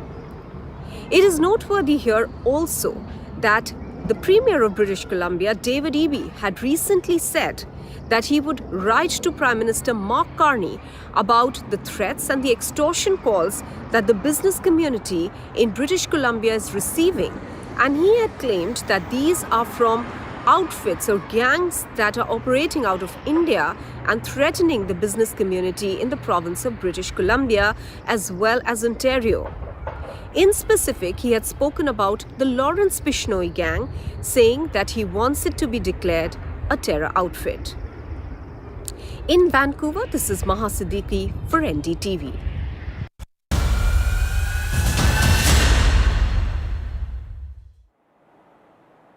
And now to the top political story that has reached the court. The Supreme Court today made it clear that it will not stay the ongoing special intensive revision of electoral rolls in Bihar, but raised serious concerns about its timing, intent and safeguards.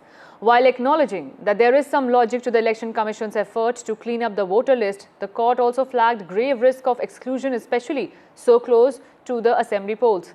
It reminded the Election Commission of India that citizenship verification is the domain of the Union Home Ministry and cautioned against using the revision process as a proxy for deciding citizenship. Take a look at the reactions coming in. समझता हूं कि सबसे पहले तो माननीय सर्वोच्च न्यायालय का शुक्रिया। हाहाकार मचा हुआ था पूरे बिहार में, जिंदगियां उथल पुथल में थी।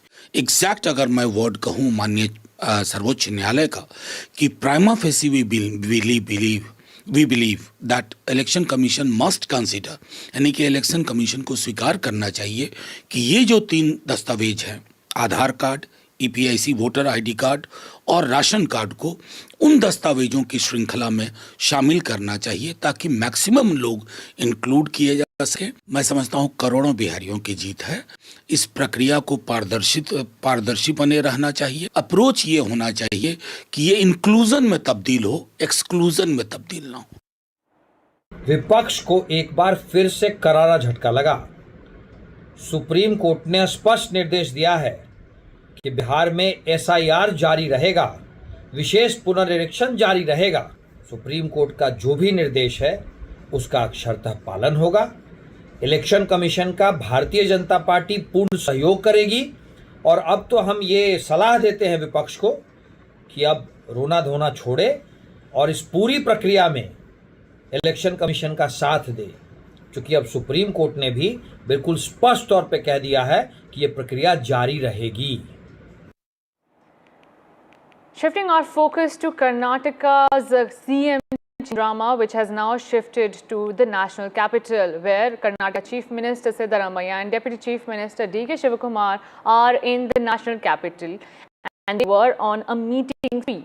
While the Karnataka Chief Minister Siddaramaiah said that he has sought time from Congress MP Rahul Gandhi to meet, it also highlighted one thing, that all is not well between the Congress, as Congress MP Rahul Gandhi was seen meeting leaders from Gujarat but skipped this meeting, where he has given no time to the duo who are there in the national capital amid all the Karnataka CM change buzz.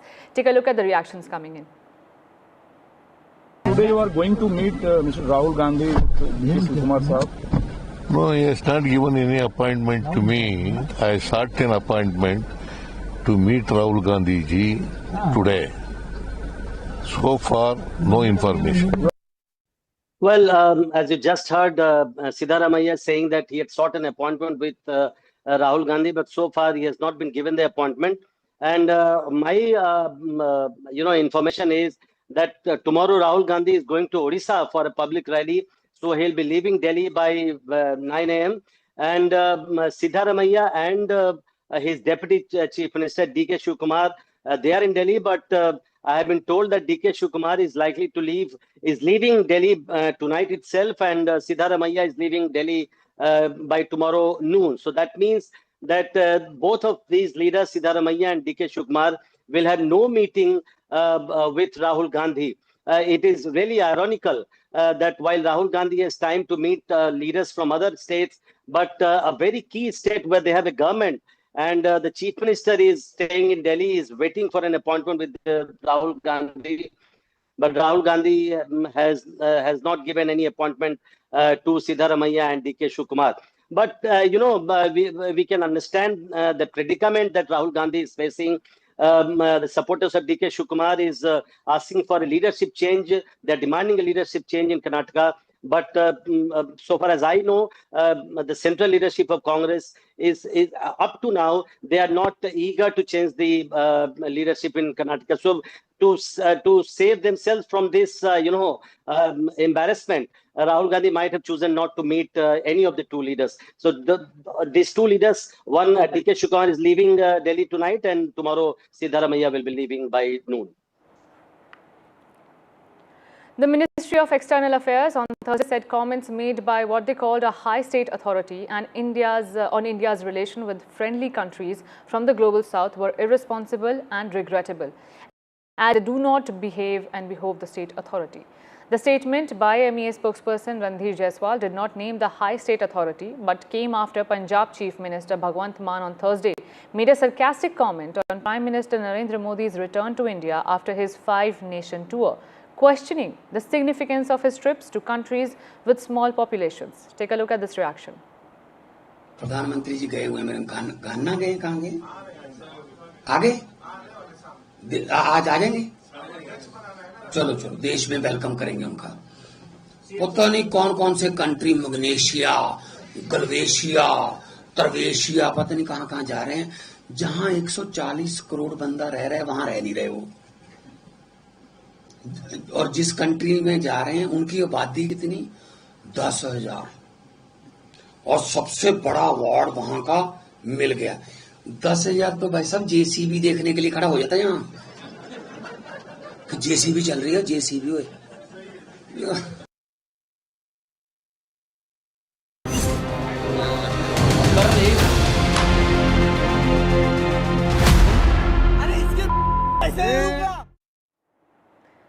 Far from showing remorse after he slapped and punched the manager of MLA hostel's canteen in Mumbai, Sanjay Gaikwad has said he would repeat his actions if the same thing happened again.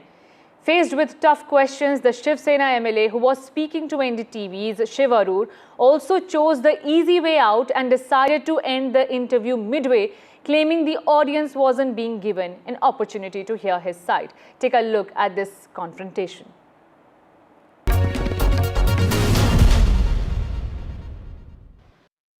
जी आपका स्वागत है NDTV पर। सबने देखा है कि उस canteen में उस दिन क्या हुआ था। आपने एक कैंटीन स्टाफर को बेरहमी से मारा। उस दिन क्या हुआ था, किस लिए मारा आपने?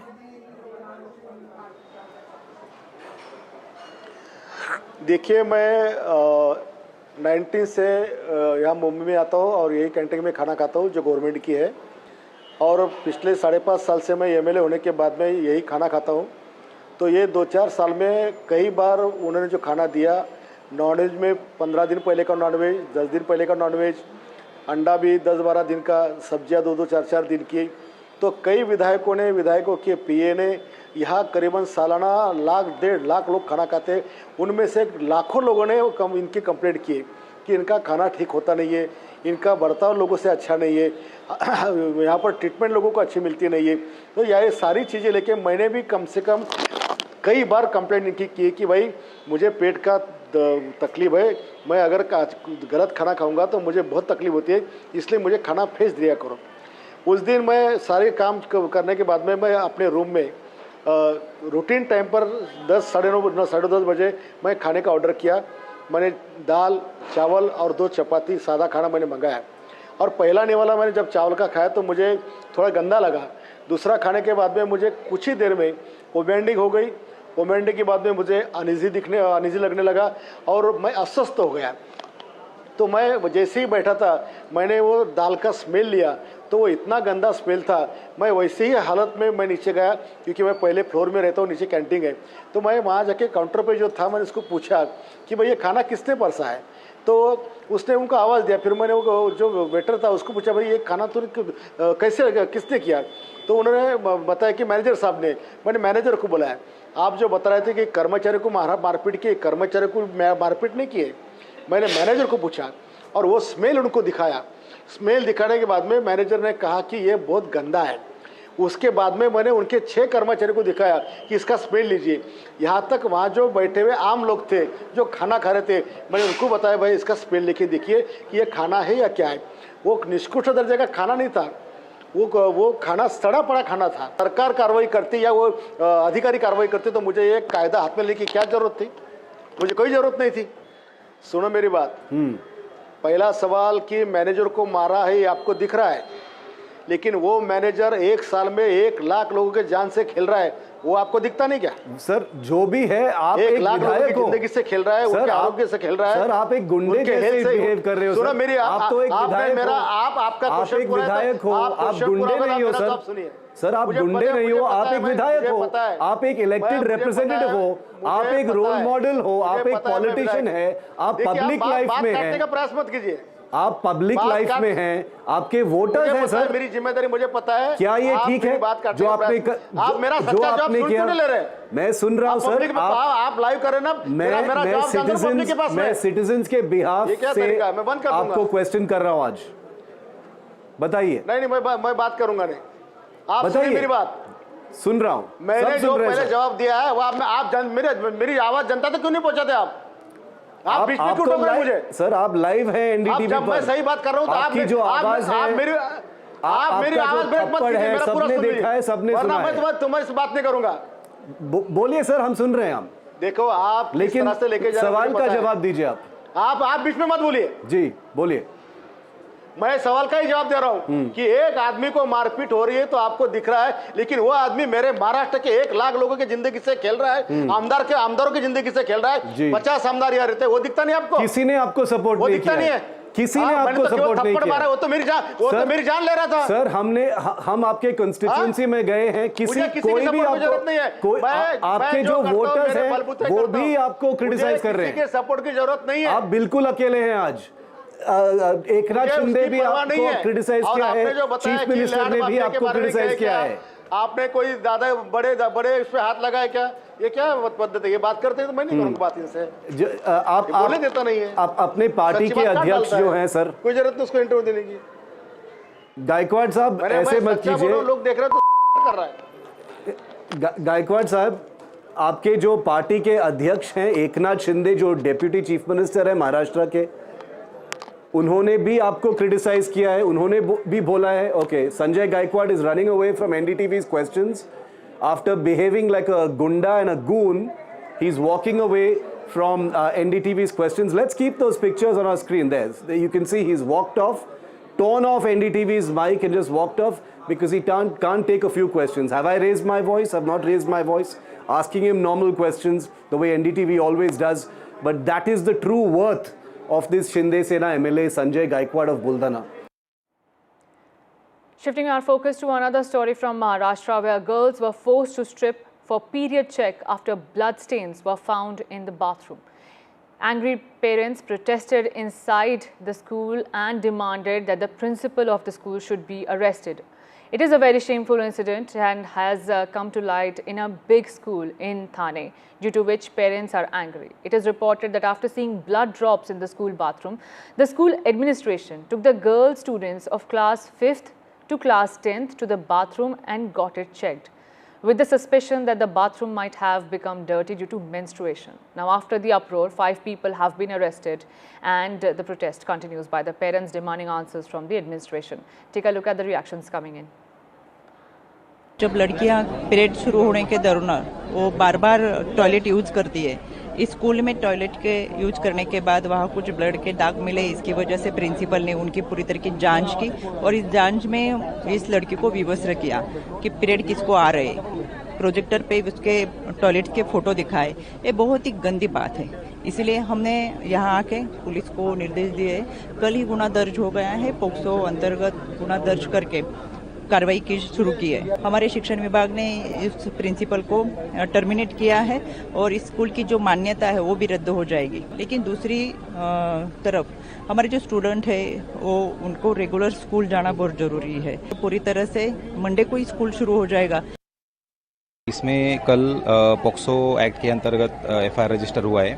टोटल 8 लोगों के अगेंस्ट FIR रजिस्टर हुआ है, उसमें से 5 लोगों को अरेस्ट किया है, उनको अभी कोर्ट में पेश किया है, बाकी लोगों को भी अरेस्ट करेंगे। Now, shifting our focus to Gujarat, where 4 engineers have now been suspended in the Vadodara bridge collapse case, where at least 16 people have died and search is on for missing persons. What could have gone wrong? Where were the lapses and where does the buck stop? These are the questions that NDTV is asking, and my colleague Ankit is joining me with more details. Take a look. This Vadodara bridge collapse, warning signs were ignored. In 2022, this was declared unfit for use by the R&B department. Imagine in 2022 itself. And it's not that it's a very old structure. Warnings were issued by local leaders since 2021. Panchayat level leaders wrote letters after letters. Locals flagged down the run-down state of the bridge where cracks had emerged. The locals also, in fact, said that the damage result of administration owing to unchecked vehicles. They said that, heavy vehicles should not be allowed on this bridge. That went absolutely unheard. MLA Yogesh Patel wrote to the government in 2022 and 2023 warning that this bridge at this moment is unstable. The letter flagged strong vibrations, visible cracks in the bridge, all across the surface of this bridge, but nothing was done. In fact, the letter also said that, it called it a suicide point owing to such tragedies. They were warned, the government was warned that, this could have happened. And despite that, zero action was taken. Shifting our focus to Bihar, where elections are due, a 50-year-old man involved in the sand mining business was shot dead outside his home in Patna on Thursday. The victim, Ramakant Yadav, was attacked by unidentified armed people near his residence in Dhana village. He was then rushed to the nearest government hospital but was declared brought dead. This comes days after Gopal Khemka, a well-known BJP leader and businessman, was shot dead outside his home in Patna on Friday night. This also sparked a major political showdown with many questioning the law and order situation under Bihar Chief Minister Nitish Kumar. Take a look at the reactions coming in. रानी तालाब थाना क्षेत्र के अंतर्गत एक गांव है धाना, वहां के एक व्यक्ति जिनका नाम रमाकांत यादव है, उनकी उम्र लगभग 50 वर्ष है। उनको गोली लगी है, फायरिंग की एक घटना हुई थी और उनको इलाज के लिए हॉस्पिटल में रेफर कर दिया गया था। वहां डॉक्टरों द्वारा उन्हें मृत घोषित कर दिया गया है। प्रथम दृष्टया हत्या का मामला पुलिस के सामने आ रहा है। हम लोग इसमें जाँच कर रहे हैं और एक एसआईटी का गठन भी हम लोगों ने कर दिया है और इसमें एफएसएल को बुला लिया गया है।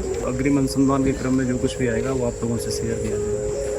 Yeah, even before the incident of infamous Gopal Khemka murder case could fade away from people's memory, two major crime incidents has again shook the state of Bihar. The one happened in Paliganj, the Paliganj area of Patna, which is the rural suburb of Patna, around 40 kilometers from here. A sand mafia, a sand dealer was shot dead called Ramakant Yadav. He was actually taking the evening stroll outside his house in Paliganj, in the Rani Talab village at Paliganj. And remember, the distance from that particular place where this incident happened is around 40 kilometers from the state capital. And this guy was involved in the sand business for long. His brother was also shot dead around 10 years back in a similar fashion. And today, Ramakant Yadav was taking a stroll outside his house when the motorcycle-bound criminals came and shot at him, and he was then later taken to hospital and he was declared brought dead. The body has been kept in the hospital, and the senior cops have reached the spot, and they're saying that they're looking into the details as to whether it was a business rivalry or some kind of family dispute or a land dispute as it is seen. But this guy called Ramakant Yadav, who was shot, actually he had several criminal cases upon him, and he was also named in few of the murders in past. So that is one angle also which the police is probing.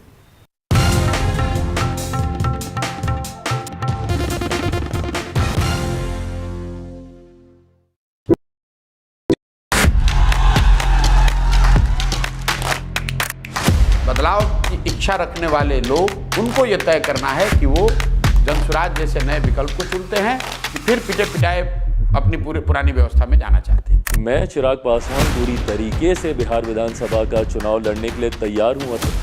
Tejashwi ji मुख्यमंत्री बने हैं, हमारी पूरी support है उनको। हम king maker की भूमिका में रहना चाहते हैं कि लोग घर से बाहर नहीं निकल पाते थे। प्रधानमंत्री जी को बताना चाहिए कि इनका जो बिहार में जो सरकार है, 50% जो नीतीश जी की मंत्रिमंडल में जो लोग बैठे वो परिवारवादी लोग हैं। वो अपने आप को भी परिवारवादी बोले। जंगल राज लाने वाले मौका देख रहे हैं, अपने पुराने कारनामे करने का मौका ढूंढ रहे हैं।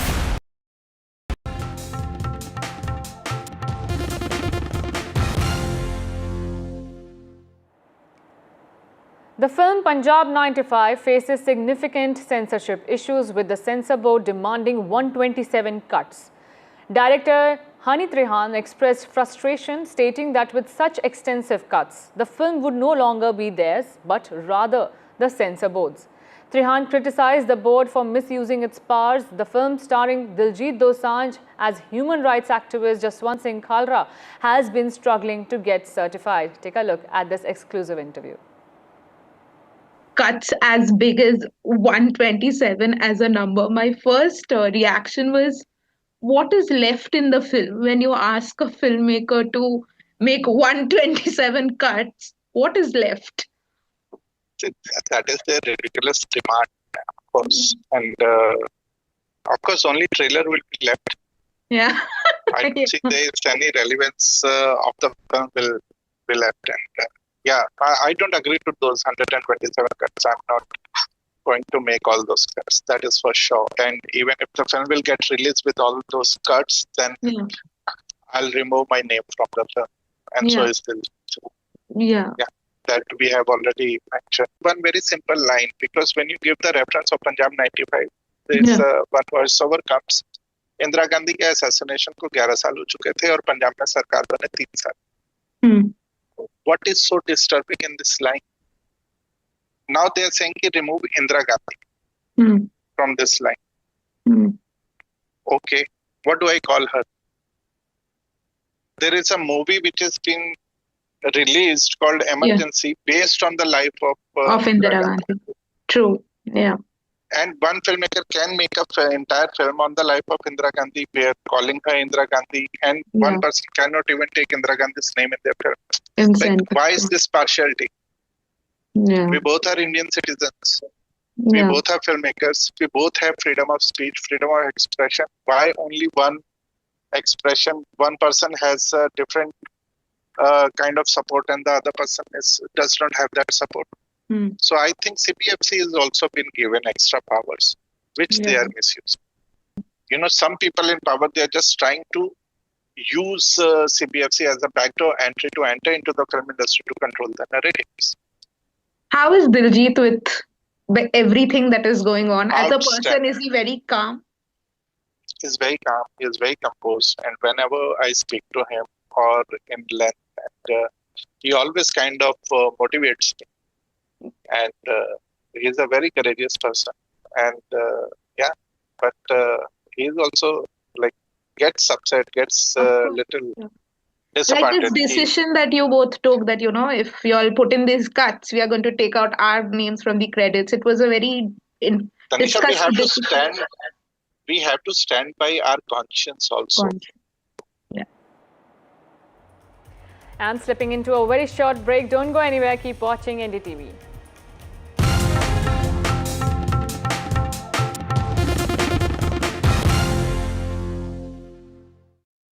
कोई जरूरत तो उसको इंटरव्यू देने की. गायकवाड़ साहब ऐसे मत कीजिए. लोग देख रहे तो कर रहा है. लोग देख रहे तो कर रहा है.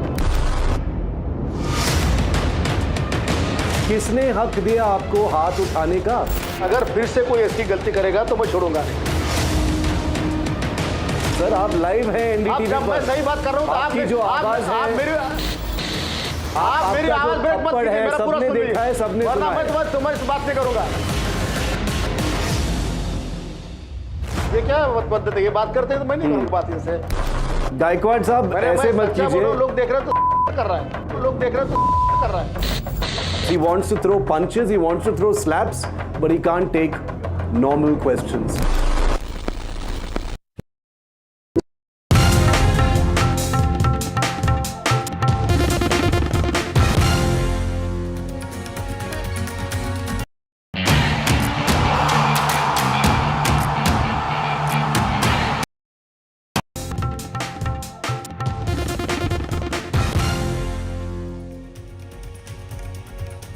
Warm welcome to everyone who's watching NDTV right now. I am Aditi Bhardwaj. Let's take a look at the top stories that we are tracking here at this hour.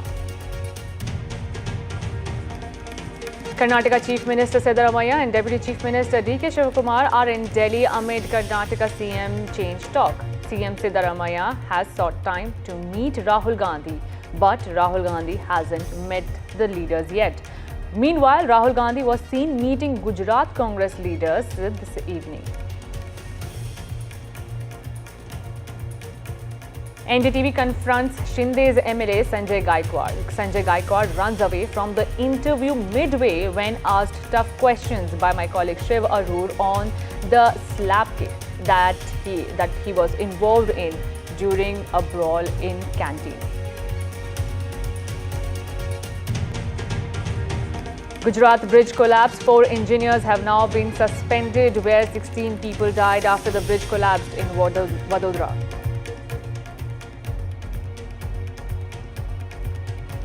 Days after businessman Gopal Khemka's murder, another businessman shot dead in Patna. Bihar man involved in sand mining business shot dead outside his home.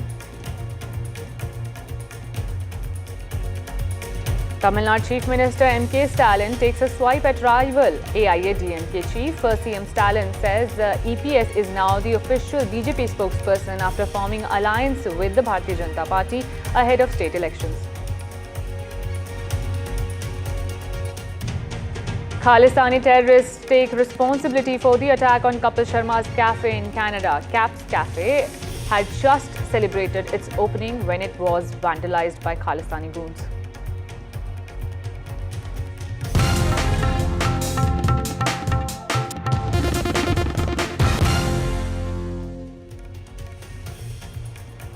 And the top focus here tonight is the restaurant recently launched by comedian Kapil Sharma in Columbia in Canada came under fire on Wednesday night with multiple bullets hitting the cafe and neighboring buildings. While no injuries were reported, the attack has triggered concern among local residents and the Indian diaspora in the area. Owned by Sharma and named Cap Cafe, the restaurant was opened last weekend in the heart of the country and had quickly become a popular spot for the Indian community. According to the cops, several rounds were fired at the property. Bullet marks were found on the cafe's wall as well as other areas in the nearby residential buildings. The area was sealed off. CCTV footage is being scanned and spent bullet casings have been recovered. A forensic investigation is also underway. Meanwhile, Khalistani terrorists have taken responsibility for the attack. My colleague Maha Siddiqui is also joining me with more details. Kapil Sharma's latest venture, the Cap Cafe in Canada, was witness to an unsavory and a shocking incident of 8 rounds being fired at the establishment. The Surrey police that is investigating the matter confirmed that they got a call at 1:50 a.m. on the 10th of July and that the firing was aimed at this establishment while there were staff still inside. No one has been injured in the firing incident, but there has been damage to property. The Surrey police say that they have canvassed the area, they have spoken to the staff as well as they are looking out for witnesses and surveillance camera footage that could help them piece together this incident. Meanwhile, the Surrey Police's frontline investigation support team will now take this investigation further by looking at whether this incident could be connected to any other incident in the past and what the possible motive could be. The Surrey Police say that so far they have not zeroed in on any suspect. But reports from India suggest that a banned terror outfit, Babbar Khalsa International, could be involved in this shooting. It is noteworthy here also that the Premier of British Columbia, David Eby, had recently said that he would write to Prime Minister Mark Carney about the threats and the extortion calls that the business community in British Columbia is receiving. And he had claimed that these are from outfits or gangs that are operating out of India and threatening the business community in the province of British Columbia as well as Ontario. In specific, he had spoken about the Lawrence Bishnoi gang, saying that he wants it to be declared a terror outfit. In Vancouver, this is Maha Siddiqui for NDTV.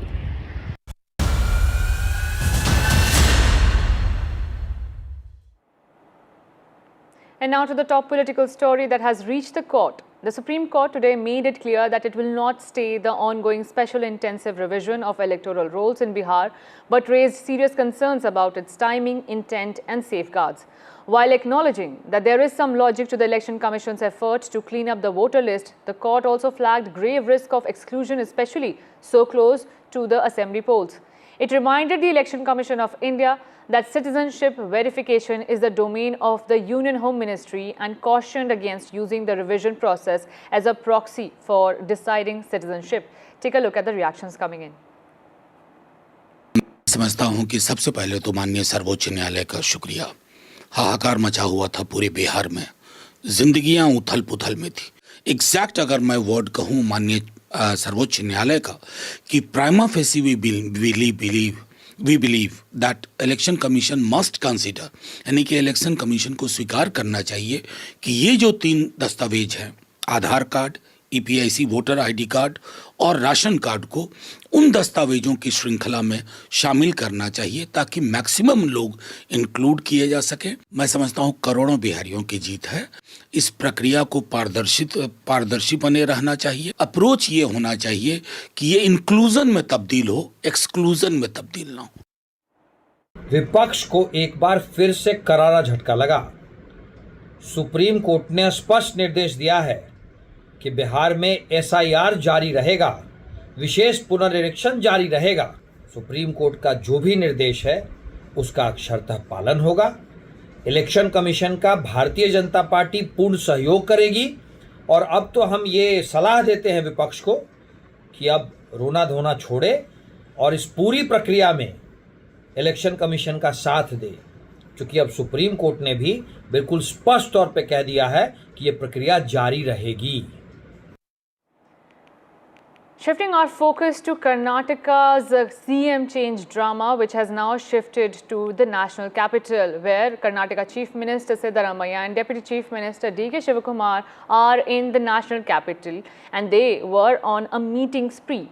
While the Karnataka Chief Minister Siddaramaiah said that he has sought time from Congress MP Rahul Gandhi to meet, it also highlighted one thing, that all is not well between the Congress, as Congress MP Rahul Gandhi was seen meeting leaders from Gujarat but skipped this meeting, where he has given no time to the duo who are there in the national capital amid all the Karnataka CM change buzz. Take a look at the reactions coming in. Today you are going to meet Mr. Rahul Gandhi with D.K. Kumar Saab. No, he has not given any appointment to me. I sought an appointment to meet Rahul Gandhi ji today. So far, no information. Well, as you just heard, Siddaramaiah saying that he had sought an appointment with Rahul Gandhi, but so far he has not been given the appointment. And my information is that tomorrow Rahul Gandhi is going to Odisha for a public rally. So he'll be leaving Delhi by 9 a.m. And Siddaramaiah and his Deputy Chief Minister D.K. Shivakumar, they are in Delhi. But I have been told that D.K. Shivakumar is likely to leaving Delhi tonight itself, and Siddaramaiah is leaving Delhi by tomorrow noon. So that means that both of these leaders, Siddaramaiah and D.K. Shivakumar, will have no meeting with Rahul Gandhi. It is really ironical that while Rahul Gandhi has time to meet leaders from other states, but a very key state where they have a government, and the Chief Minister is staying in Delhi, is waiting for an appointment with Rahul Gandhi. But Rahul Gandhi has not given any appointment to Siddaramaiah and D.K. Shivakumar. But, we can understand the predicament that Rahul Gandhi is facing. The supporters of D.K. Shivakumar is asking for a leadership change. They're demanding a leadership change in Karnataka. But so far as I know, the central leadership of Congress is up to now, they are not eager to change the leadership in Karnataka. So to save themselves from this, embarrassment, Rahul Gandhi might have chosen not to meet any of the two leaders. So these two leaders, one D.K. Shivakumar is leaving Delhi tonight, and tomorrow Siddaramaiah will be leaving by noon. The Ministry of External Affairs on Thursday said comments made by what they called a high state authority and on India's relation with friendly countries from the global south were irresponsible and regrettable, adding that they do not behave and behoove the state authority. The statement by MEA spokesperson Randhir Jaiswal did not name the high state authority, but came after Punjab Chief Minister Bhagwant Mann on Thursday made a sarcastic comment on Prime Minister Narendra Modi's return to India after his 5-nation tour, questioning the significance of his trips to countries with small populations. Take a look at this reaction. प्रधानमंत्री जी गए हुए मेरे गाना गए कहाँ गए आगे आज आ जाएंगे चलो देश में वेलकम करेंगे उनका पता नहीं कौन कौन से कंट्री मग्नेशिया गलवेशिया तरवेशिया पता नहीं कहाँ जा रहे हैं जहां 140 करोड़ बंदा रह रहा है वहां रह नहीं रहे वो और जिस कंट्री में जा रहे हैं उनकी आबादी कितनी 10,000 और सबसे बड़ा अवार्ड वहां का मिल गया। 10,000 तो भाई साहब जेसीबी देखने के लिए खड़ा हो जाता है यहाँ, जेसीबी चल रही है, जेसीबी हुए।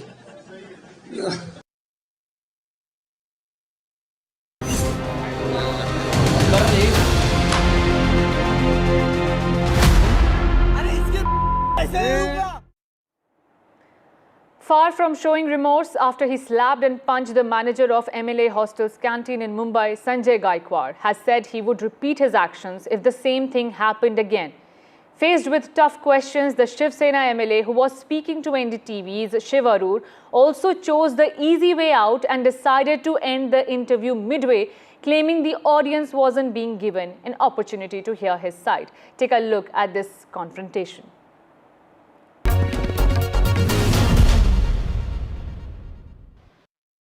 जी, आपका स्वागत है एनडीटीवी पर। सबने देखा है कि उस कैंटीन में उस दिन क्या हुआ था। आपने एक कैंटीन स्टाफर को बेरहमी से मारा। उस दिन क्या हुआ था, किस लिए मारा आपने?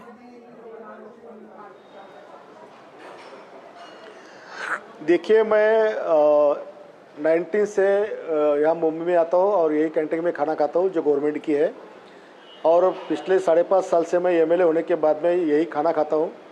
तो ये 2-4 साल में कई बार उन्होंने जो खाना दिया, नॉनवेज में 15 दिन पहले का नॉनवेज, 10 दिन पहले का नॉनवेज, अंडा भी 10-12 दिन का, सब्जियां 2-2, 4-4 दिन की। तो कई विधायकों के पीए ने यहाँ करीबन सालाना 1.5 लाख लोग खाना खाते। उनमें से लाखों लोगों ने इनकी कंप्लेंट की कि इनका खाना ठीक होता नहीं है, इनका बर्ताव लोगों से अच्छा नहीं है, यहाँ पर ट्रीटमेंट लोगों को अच्छी मिलती नहीं है। तो ये सारी चीज़ें लेके मैंने भी कम से कम कई बार कंप्लेंट इनकी की कि भाई मुझे पेट का तकलीफ है, मैं अगर गलत खाना खाऊंगा तो मुझे बहुत तकलीफ होती है, इसलिए मुझे खाना भेज दिया करो। उस दिन मैं सारे काम करने के बाद में मैं अपने रूम में रूटीन टाइम पर 10, साढ़े 10 बजे मैं खाने का ऑर्डर किया। मैंने दाल, चावल और 2 चपाती सादा खाना मैंने मंगाया, और पहला निवाला मैंने जब चावल का खाया तो मुझे थोड़ा गंदा लगा। दूसरा खाने के बाद में मुझे कुछ ही देर में वोमिटिंग हो गई। वोमिटिंग के बाद में मुझे अनईजी लगने लगा और मैं अस्वस्थ हो गया। तो मैं जैसे ही बैठा था, मैंने वो दाल का स्मेल लिया तो वो इतना गंदा स्मेल था। मैं वैसे ही हालत में मैं नीचे गया, क्योंकि मैं पहले फ्लोर में रहता हूँ, नीचे कैंटीन है। तो मैं वहाँ जाके काउंटर पे जो था, मैंने उसको पूछा कि भाई ये खाना किसने परसा है। तो उसने उनको आवाज़ दिया। फिर मैंने वो जो वेटर था उसको पूछा, भाई ये खाना तो कैसे किसने किया। तो उन्होंने बताया कि मैनेजर साहब ने। मैंने मैनेजर को बुलाया। आप जो बता रहे थे कि कर्मचारी को मारपीट की, कर्मचारी को मारपीट नहीं किए। मैंने मैनेजर को पूछा और वो स्मेल उनको दिखाया। स्मेल दिखाने के बाद में मैनेजर ने कहा कि ये बहुत गंदा है। उसके बाद में मैंने उनके 6 कर्मचारी को दिखाया कि इसका स्मेल लीजिए। यहाँ तक वहाँ जो बैठे हुए आम लोग थे जो खाना खा रहे थे, मैंने उनको बताया भाई इसका स्मेल लेके देखिए कि ये खाना है या क्या है। वो निष्कृष्ट दर्जे का खाना नहीं था, वो खाना सड़ा पड़ा खाना था। सरकार कार्रवाई करती या वो अधिकारी कार्रवाई करते तो मुझे ये कायदा हाथ में लेके क्या जरूरत थी, मुझे कोई जरूरत नहीं थी। सुनो मेरी बात। पहला सवाल कि मैनेजर को मारा है ये आपको दिख रहा है, लेकिन वो मैनेजर 1 साल में 1 लाख लोगों के जान से खेल रहा है, वो आपको दिखता नहीं क्या? सर जो भी है, आप 1 लाख लोगों की जिंदगी से खेल रहा है, उनके आरोग्य से खेल रहा है। सर आप एक गुंडे जैसे बिहेव कर रहे हो। सुनो मेरी, आप तो एक विधायक हो, आपका क्वेश्चन पूरा है, आप गुंडे नहीं हो सर। सुनिए सर आप गुंडे नहीं हो, आप एक विधायक हो, आप एक इलेक्टेड रिप्रेजेंटेटिव हो, आप एक रोल मॉडल हो, आप एक पॉलिटिशियन है, आप पब्लिक लाइफ में हैं। प्रयास मत कीजिए, आप पब्लिक लाइफ में हैं, आपके वोटर्स हैं सर। मेरी जिम्मेदारी मुझे पता है। क्या ये ठीक है जो आपने आप मेरा सच्चा जवाब किया? ले रहे? मैं सुन रहा हूं सर, आप लाइव कर रहे ना। मैं सिटीजन्स के बिहाफ से आपको क्वेश्चन कर रहा हूं आज, बताइए। नहीं मैं बात करूंगा नहीं, आप बताइए मेरी बात। सुन रहा हूं। मैंने जो पहले जवाब दिया है वो आप मेरी आवाज जनता तक क्यों नहीं पहुंचाते? आप बीच में क्यों टोक रहे हैं मुझे? सर आप लाइव हैं एनडीटीवी पर। मैं सही बात कर रहा हूं तो आपकी जो आवाज है, आप मेरी आवाज ब्रेक मत कीजिए, मेरा पूरा सुन लीजिए, सबने सुना है। मैं तुम्हारी बात नहीं करूंगा। बोलिए सर, हम सुन रहे हैं। हम देखो आप लेकिन से लेके सवाल का जवाब दीजिए। आप बीच में मत बोलिए। जी बोलिए। मैं सवाल का ही जवाब दे रहा हूँ कि एक आदमी को मारपीट हो रही है तो आपको दिख रहा है, लेकिन वो आदमी मेरे महाराष्ट्र के 1 लाख लोगों की जिंदगी से खेल रहा है, आमदारों की जिंदगी से खेल रहा है। 50 आमदार यहाँ रहते हैं, वो दिखता नहीं आपको? किसी ने आपको सपोर्ट नहीं किया? नहीं है, किसी ने आपको सपोर्ट नहीं किया? वो तो मेरी जान ले रहा था सर। हम आपके कंस्टिट्यूएंसी में गए हैं, कोई भी आपको, आपके जो वोटर्स हैं वो भी आपको क्रिटिसाइज कर रहे हैं। सपोर्ट की जरूरत नहीं है, आप बिल्कुल अकेले हैं। आज एकनाथ शिंदे भी आपको क्रिटिसाइज किया है, चीफ मिनिस्टर ने भी आपको क्रिटिसाइज किया है। आपने कोई ज्यादा बड़े इस पे हाथ लगाया क्या? ये क्या पद्धति है? ये बात करते हैं तो मैं नहीं करूंगा बात इनसे।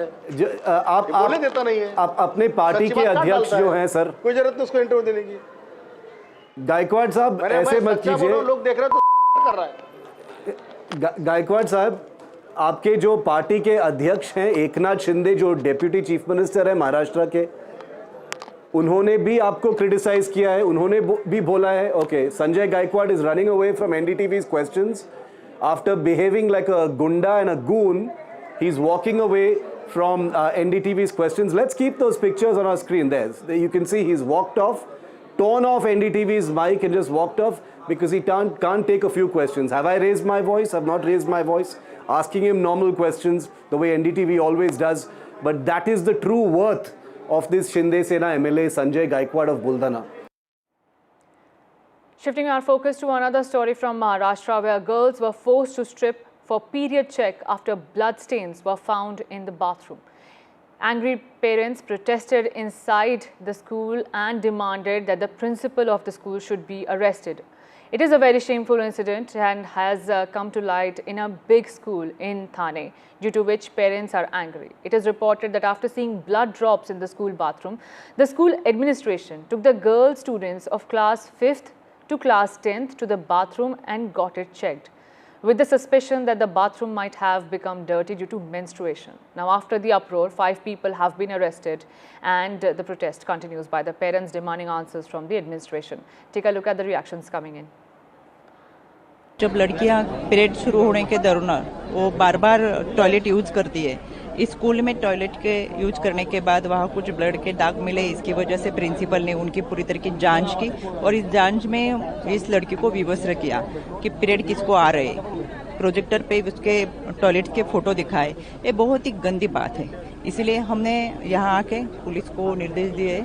कल ही गुना दर्ज हो गया है, पोक्सो अंतर्गत गुना दर्ज करके कार्रवाई की शुरू की है। हमारे शिक्षण विभाग ने इस प्रिंसिपल को टर्मिनेट किया है और इस स्कूल की जो मान्यता है वो भी रद्द हो जाएगी। लेकिन दूसरी तरफ हमारे जो स्टूडेंट है वो उनको रेगुलर स्कूल जाना बहुत जरूरी है। तो पूरी तरह से मंडे को ही स्कूल शुरू हो जाएगा। इसमें कल पोक्सो एक्ट के अंतर्गत एफआईआर रजिस्टर हुआ है। टोटल 8 लोगों के अगेंस्ट एफआईआर रजिस्टर हुआ है। उसमें से 5 लोगों को अरेस्ट किया है, उनको अभी कोर्ट में पेश किया है। बाकी लोगों को भी अरेस्ट करेंगे। Now, shifting our focus to Gujarat, where 4 engineers have now been suspended in the Vadodara bridge collapse case, where at least 16 people have died and search is on for missing persons.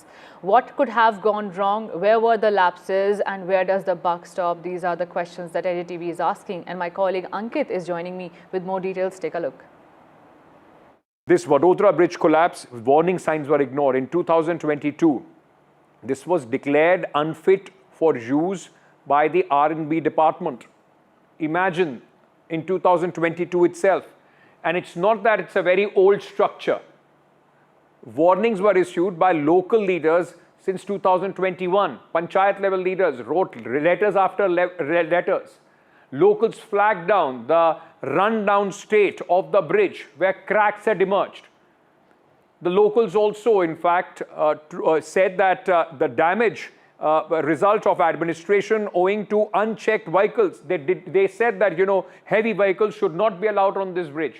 That went absolutely unheard. MLA Yogesh Patel wrote to the government in 2022 and 2023 warning that this bridge at this moment is unstable. The letter flagged strong vibrations, visible cracks in the bridge, all across the surface of this bridge, but nothing was done. In fact, the letter also said that, it called it a suicide point. owing to such tragedies. They were warned, the government was warned that this could have happened, and despite that, zero action was taken. Shifting our focus to Bihar, where elections are due, a 50-year-old man involved in the sand mining business was shot dead outside his home in Patna on Thursday. The victim, Ramakant Yadav, was attacked by unidentified armed people near his residence in Dhana village. He was then rushed to the nearest government hospital but was declared brought dead. This comes days after Gopal Khemka, a well-known BJP leader and businessman, was shot dead outside his home in Patna on Friday night. This also sparked a major political showdown, with many questioning the law and order situation under Bihar Chief Minister Nitish Kumar. Take a look at the reactions coming in. रानी तालाब थाना क्षेत्र के अंतर्गत एक गांव है धाना, वहां के एक व्यक्ति जिनका नाम रमाकांत यादव है, उनकी उम्र लगभग 50 वर्ष है, उनको गोली लगी है, फायरिंग की घटना हुई थी और उनको इलाज के लिए हॉस्पिटल में रेफर कर दिया गया था। वहां डॉक्टरों द्वारा उन्हें मृत घोषित कर दिया गया है। प्रथम दृष्टया ये हत्या का मामला पुलिस के सामने आ रहा है। हम लोग इसमें जांच कर रहे हैं और एक एसआईटी का गठन भी हम लोगों ने कर दिया है और इसमें एफएसएल को बुला लिया गया है। अग्रिम अनुसंधान के क्रम में जो कुछ भी आएगा वो आप लोगों से शेयर किया जाएगा। Yeah, even before the incident of infamous Gopal Khemka murder case could fade away from people's memory, two major crime incidents has again shook the state of Bihar. The one happened in Paliganj, the Paliganj area of Patna, which is the rural suburb of Patna, around 40 kilometers from here. A sand mafia, a sand dealer was shot dead called Ramakant Yadav. He was actually taking the evening stroll outside his house in Paliganj, in the Rani Talab village at Paliganj. And remember, the distance from that particular place where this incident happened is around 40 kilometers from the state capital. And this guy was involved in the sand business for long. His brother was also shot dead around 10 years back in a similar fashion. And today, Ramakant Yadav was taking a stroll outside his house when the motorcycle-bound criminals came and shot at him, and he was then later taken to hospital and he was declared brought dead. The body has been kept in the hospital, and the senior cops have reached the spot, and they are saying that they're looking into the details as to whether it was a business rivalry or some kind of family dispute or a land dispute as it is seen. But this guy called Ramakant Yadav, who was shot, actually he had several criminal cases upon him, and he was also named in few of the murders in past. So that is one angle also which the police is probing.